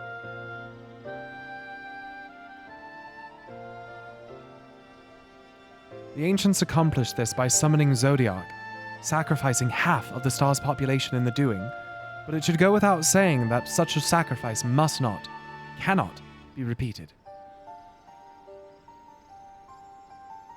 Which leaves us with the daunting task of identifying the underlying catalyst for the final days, a feat which even the Amaratines could not accomplish.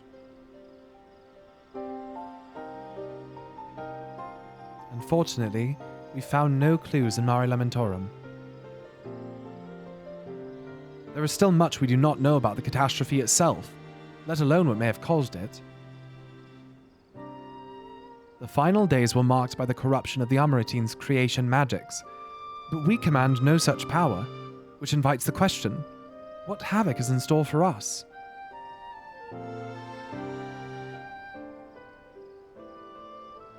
If we knew that much, perhaps we could draw some parallel with the events of the past, and thereby form some semblance of a plan. That's a good question. Perhaps we should start with a forum then. Having worked with the Loperites in secret all this time, there is surely more they can tell us.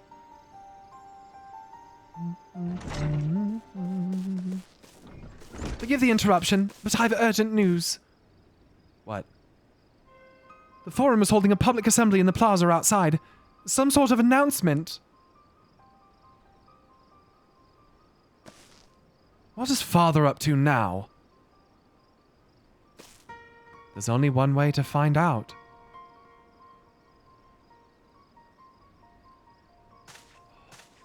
Oh, fuck.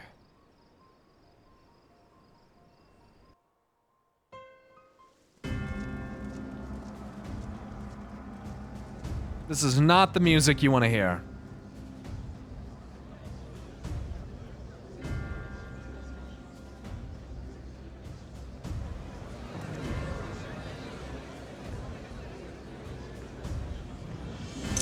Oh, I hope I got that.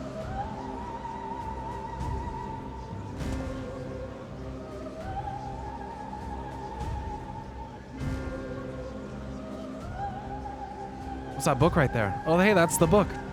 Looks just like the one that they had on the moon. Order! Order, I say!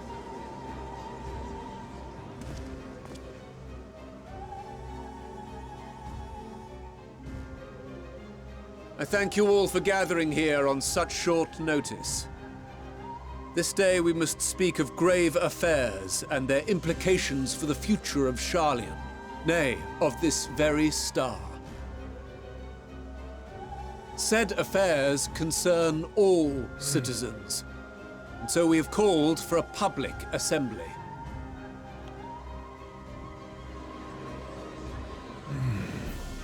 We're not running. You may have Just heard kidding. rumors of the Telophoroi and the havoc these madmen wreak abroad. Under normal circumstances, we would pay little heed to petty disturbances outside our borders. The final days, however, are another matter altogether. For we dare not ignore these prophetic words of Eld. The End-Bearers will come, ushering chaos and calamity. The final days descend and devour the very star.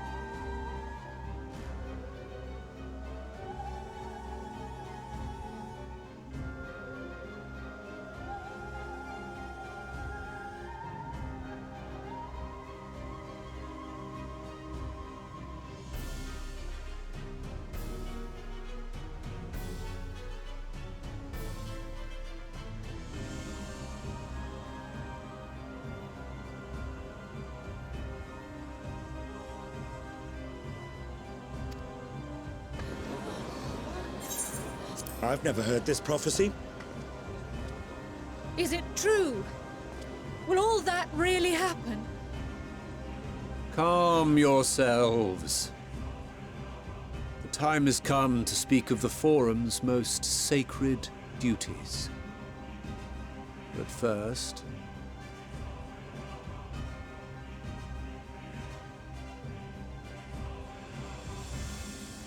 They're gonna get rid of the enchantment on everybody? Give voice to the voiceless. Let bindings be unbound. Oh shit. By unanimous decree, I declare the enchantment broken.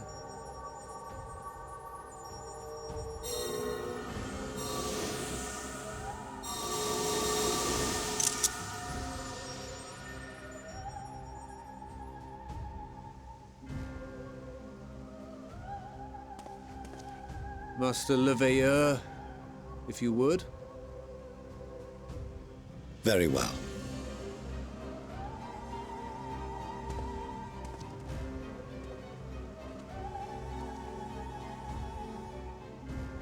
"270 years ago, our forebears began an expedition in the Dravanian hinterlands, in search of a route to access the ethereal sea. Right. This much is public knowledge. Their findings, however, would become the Forum's most closely guarded secret. What those researchers discovered in the hinterlands was not a passage unto the ethereal sea, but the very heart of our star, and Hydaelyn herself. She spoke to them of a calamity that would extinguish all life, and of a means by which we might be spared. The moon. 'Tis in truth a gargantuan vessel built to serve as sanctuary for her children and deliver them from this doom. Much like Nunkref's hope in ages past, it will bear the people of a world in the throes of death to a new home. Needless to say, this will be no small undertaking. To facilitate the great work, the Forum has maintained close contact with the servants of Hydaelyn, who presently reside on the moon. Convinced that the foretold end was all but inevitable, we began amassing a wealth of knowledge, not merely for the betterment of our nation, but in preparation for the journey to come. You reveal this to us now? By the gods, how long do we have?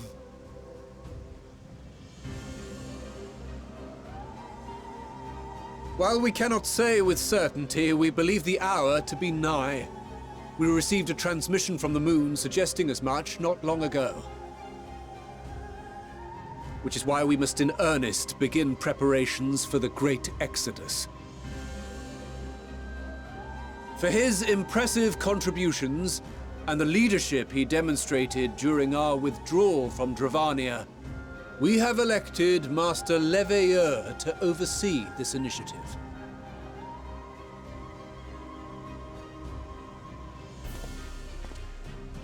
Wow. Fellow scribes and scholars, my countrymen, we face a threat of unprecedented scale.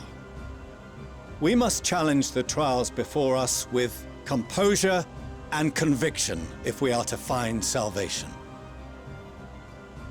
The wisdom of Sharlayan has ever been a shining beacon in the darkness, and so it shall continue to be. It is our solemn charge to see our heritage preserved for future generations. For those who will come after, we will brave a new frontier.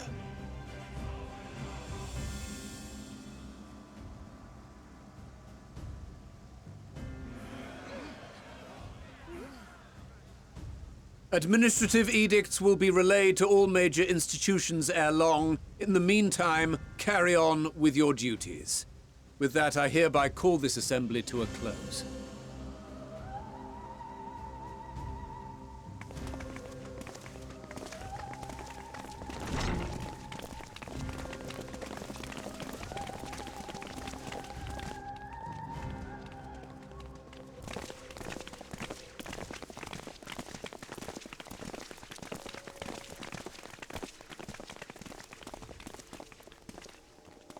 you remember what Mother told us when we visited home?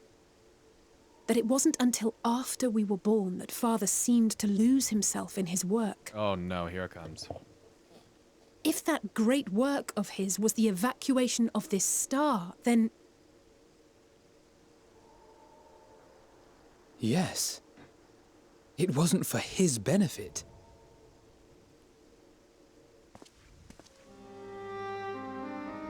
Would you mind waiting here a moment? I wish to speak with Father before we leave.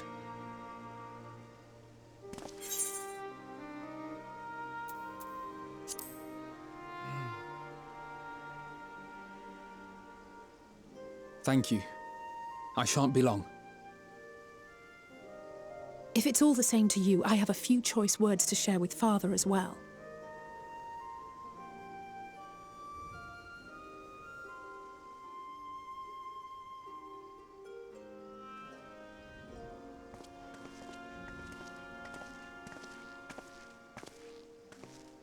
So, come to call us cowards and bid us join your fruitless battle against the inevitable. Nay, we do not object to the Forum's proposal.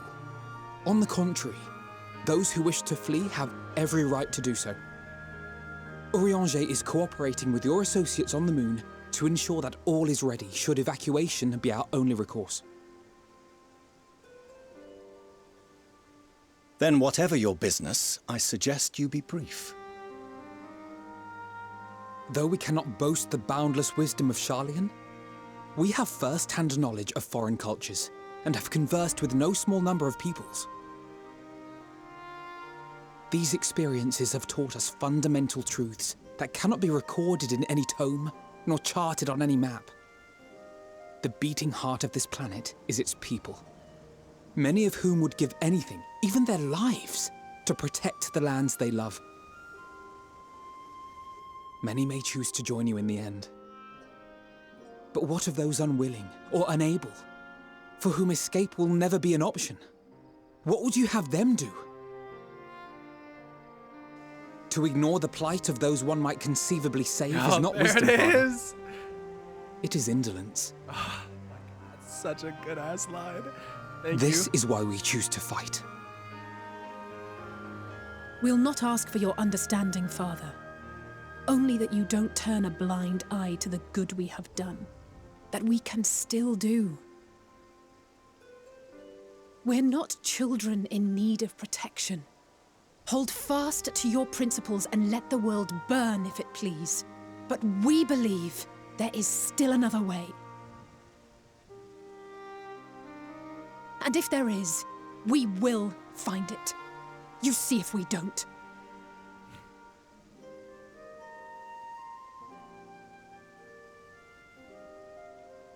Do as you will. Just stay out of our way.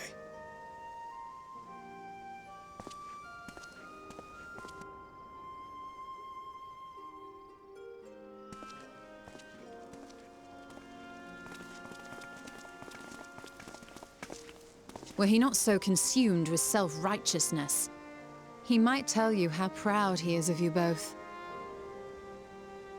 Bold words call for bold action. And there'll be no turning to your father should plans go awry. As if I ever would.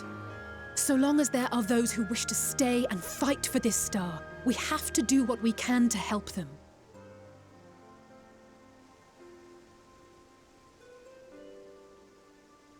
And if we're to do that, we'll need to be well rested. Yeah. Wouldn't you agree? Oh, Darth Todd, thank you for Having gifting 10 triumphed more over subs. What we once thought to be the Thank you. source of all evil, I can think Thanks of no one in again. greater need of at least a dozen winks. You're crazy. Stop it. I mean, don't stop, but you know what I mean. Shall we then? To the Annex, to prepare for tomorrow. I don't know. It's so weird to say that. It's like, you're crazy. Stop, but don't stop. But like, do?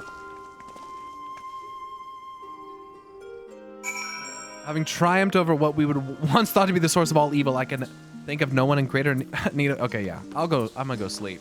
Yeah, we just did defeat Zodiark. Oh, look at that jumping puzzle. Wow. Oh, hey, I'm level 88. Enhanced sharp. Oh, that's fucking sexy.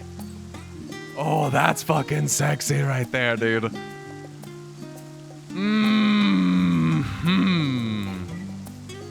2 casts of sharp cast. Let's fucking go. Oh, that's nasty.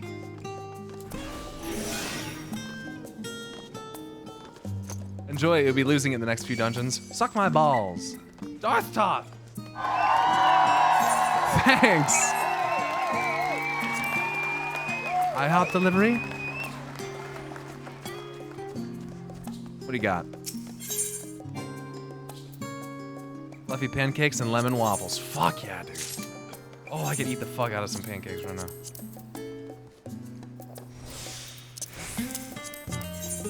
What?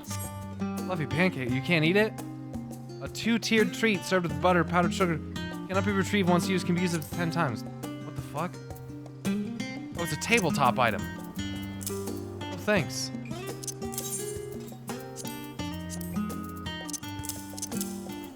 Look at all these coffers I have. All these coffins.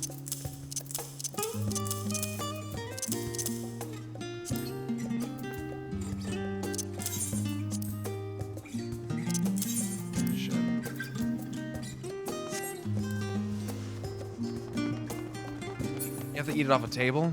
That's fucking, that's savagery. Kyle tells me the Forum made a rather momentous announcement. So there's to be a great exodus, is there? I'm reminded of my narrow escape from the Isle of Val. The realization, the running, the mixture of relief and regret after. Why me? I asked myself. Why me? Why us? Why now? Why wonder? There's no use fretting over cosmic morality or lack thereof. We're here, and we'll get through this together. And who knows, maybe my luck will rub off and grant everyone a narrow escape. There's no harm in praying for as much. But enough of my rambling. I'm sure you're exhausted. Your chamber awaits. Okay.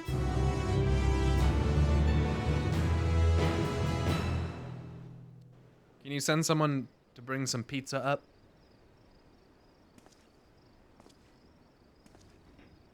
I would very much appreciate that. Oh, moon stuff. Whoa. That's cool looking.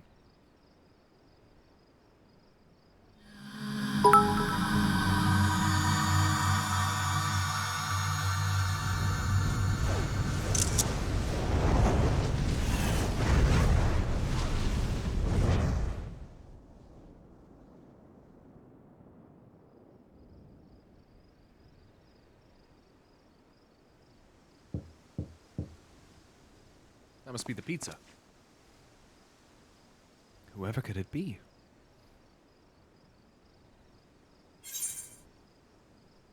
Alphano, Alisei, Thankert, Yashola, Grahatia, Estinian.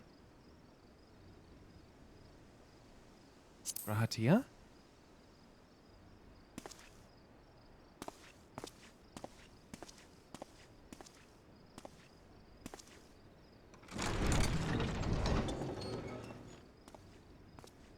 Hey, it is Grahatia. I didn't mean to. You just pick. Is it whatever you pick? Before bed. Thank you. I fear this may be the last quiet night we have to talk for quite some time.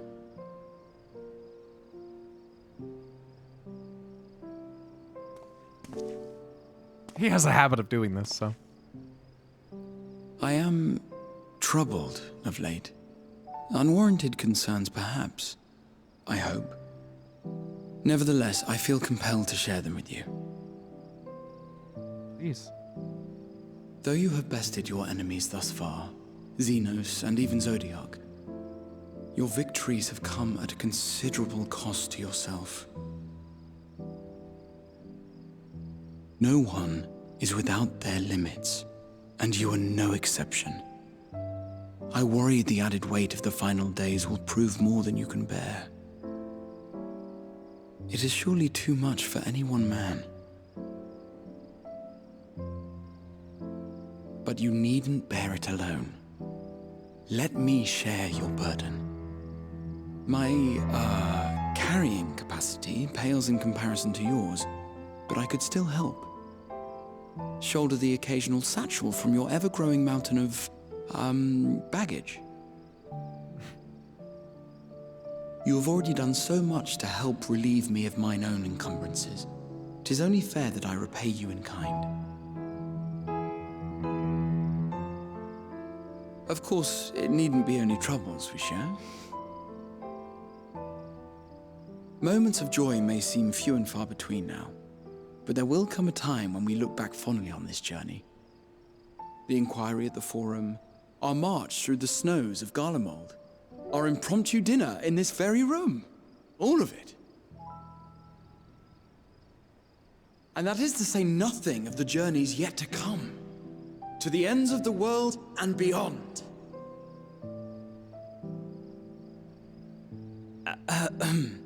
But tomorrow will be no less busy than today, and I've kept you from your rest long enough.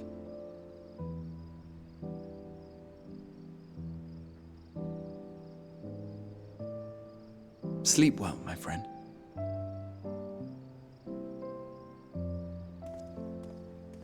Thanks, Gra.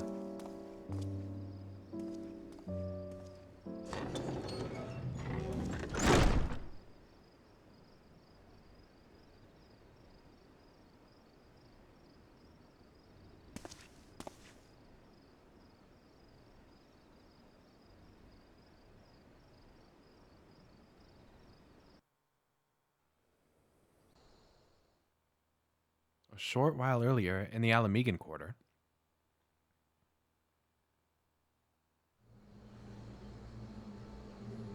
Uh-oh.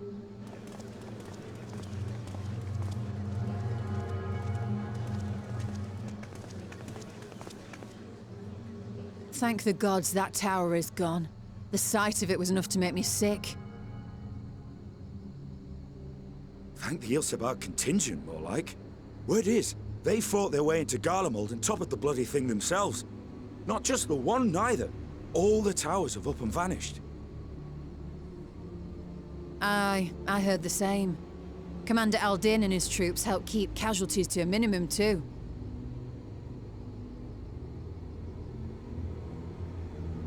But is it true they brought back tempered Garlean soldiers? Uh-oh.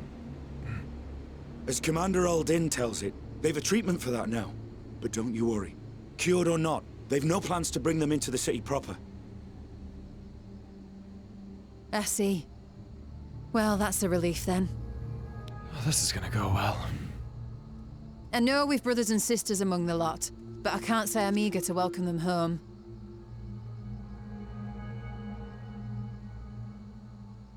Wanted to think about it for a while yet. They're to be looked after in Alagana for the time being.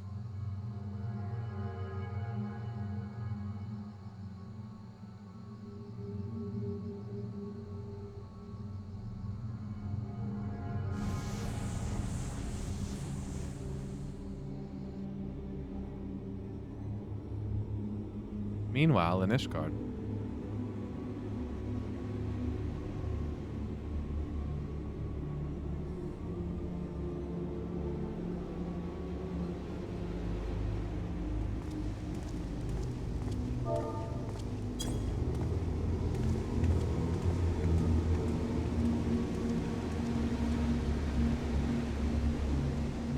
Oh, hey. Another day, another commission of paramount importance.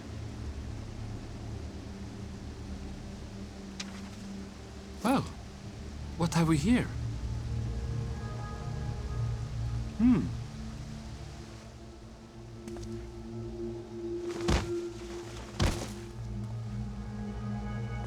Hey, are you all right?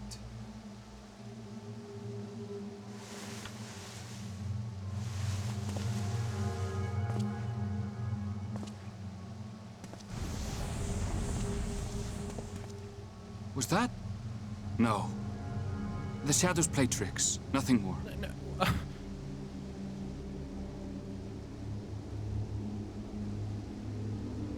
The towers are gone, and the Garlean threat is abated.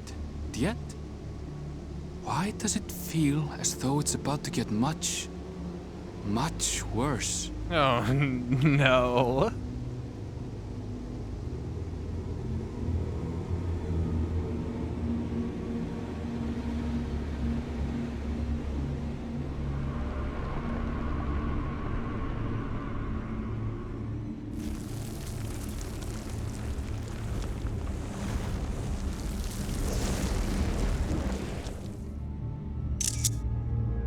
What?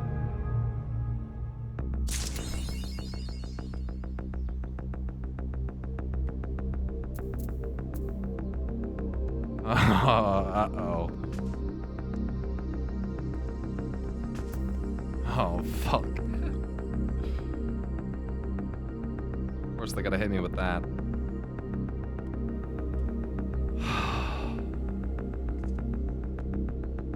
I hope you enjoyed the nice restful moon section.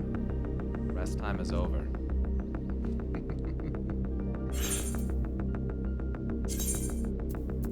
Well. This is exciting, dude. Charlene's out with it. The cat's out of the bag. And shit's about to get way worse. What a good stream, dude.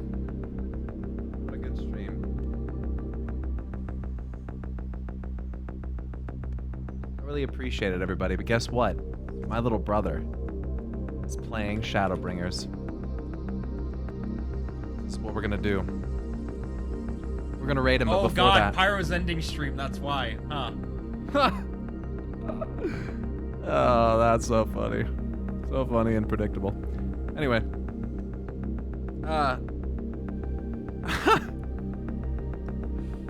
Guys, go and join the Discord. If you're a sub, you get a special rank in the Discord. Just link your Twitch account to your Discord account, and you can have a special rank that gives you access to secret channels, things like that. Guys, go and sub to the YouTube channel. There'll be a new video up tomorrow morning, I'm pretty sure. It might be tomorrow morning. It might be on Sunday. I'm not sure. All right. Thanks everybody for the follows today. Thank you everybody for the subs today. Speaking of which, look at all these.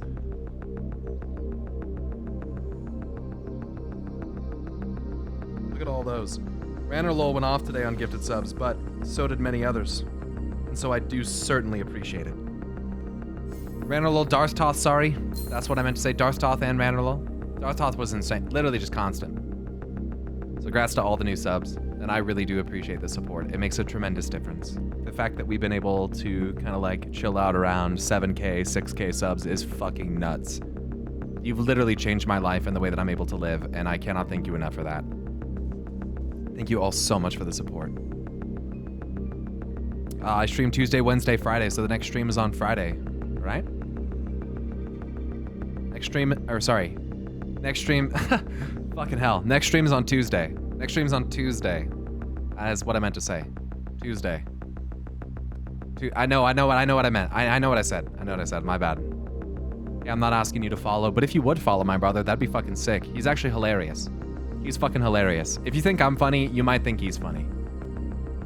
I say might because I'm not gonna guarantee anything. If you're new and you haven't already, please follow. It's free. It's a great way to support the channel, and we're nearing in on 100,000 followers, slowly but surely. I'd appreciate it. Next stream's gonna be nuts, everybody, so try not to miss it. It's gonna be at 12 p.m. Pacific time on Tuesday. If you could be there, because apparently shit's about to get real. So, I'll see you guys then. Thanks again for watching. Stay awesome, and until next time, I will see you guys later. Peace!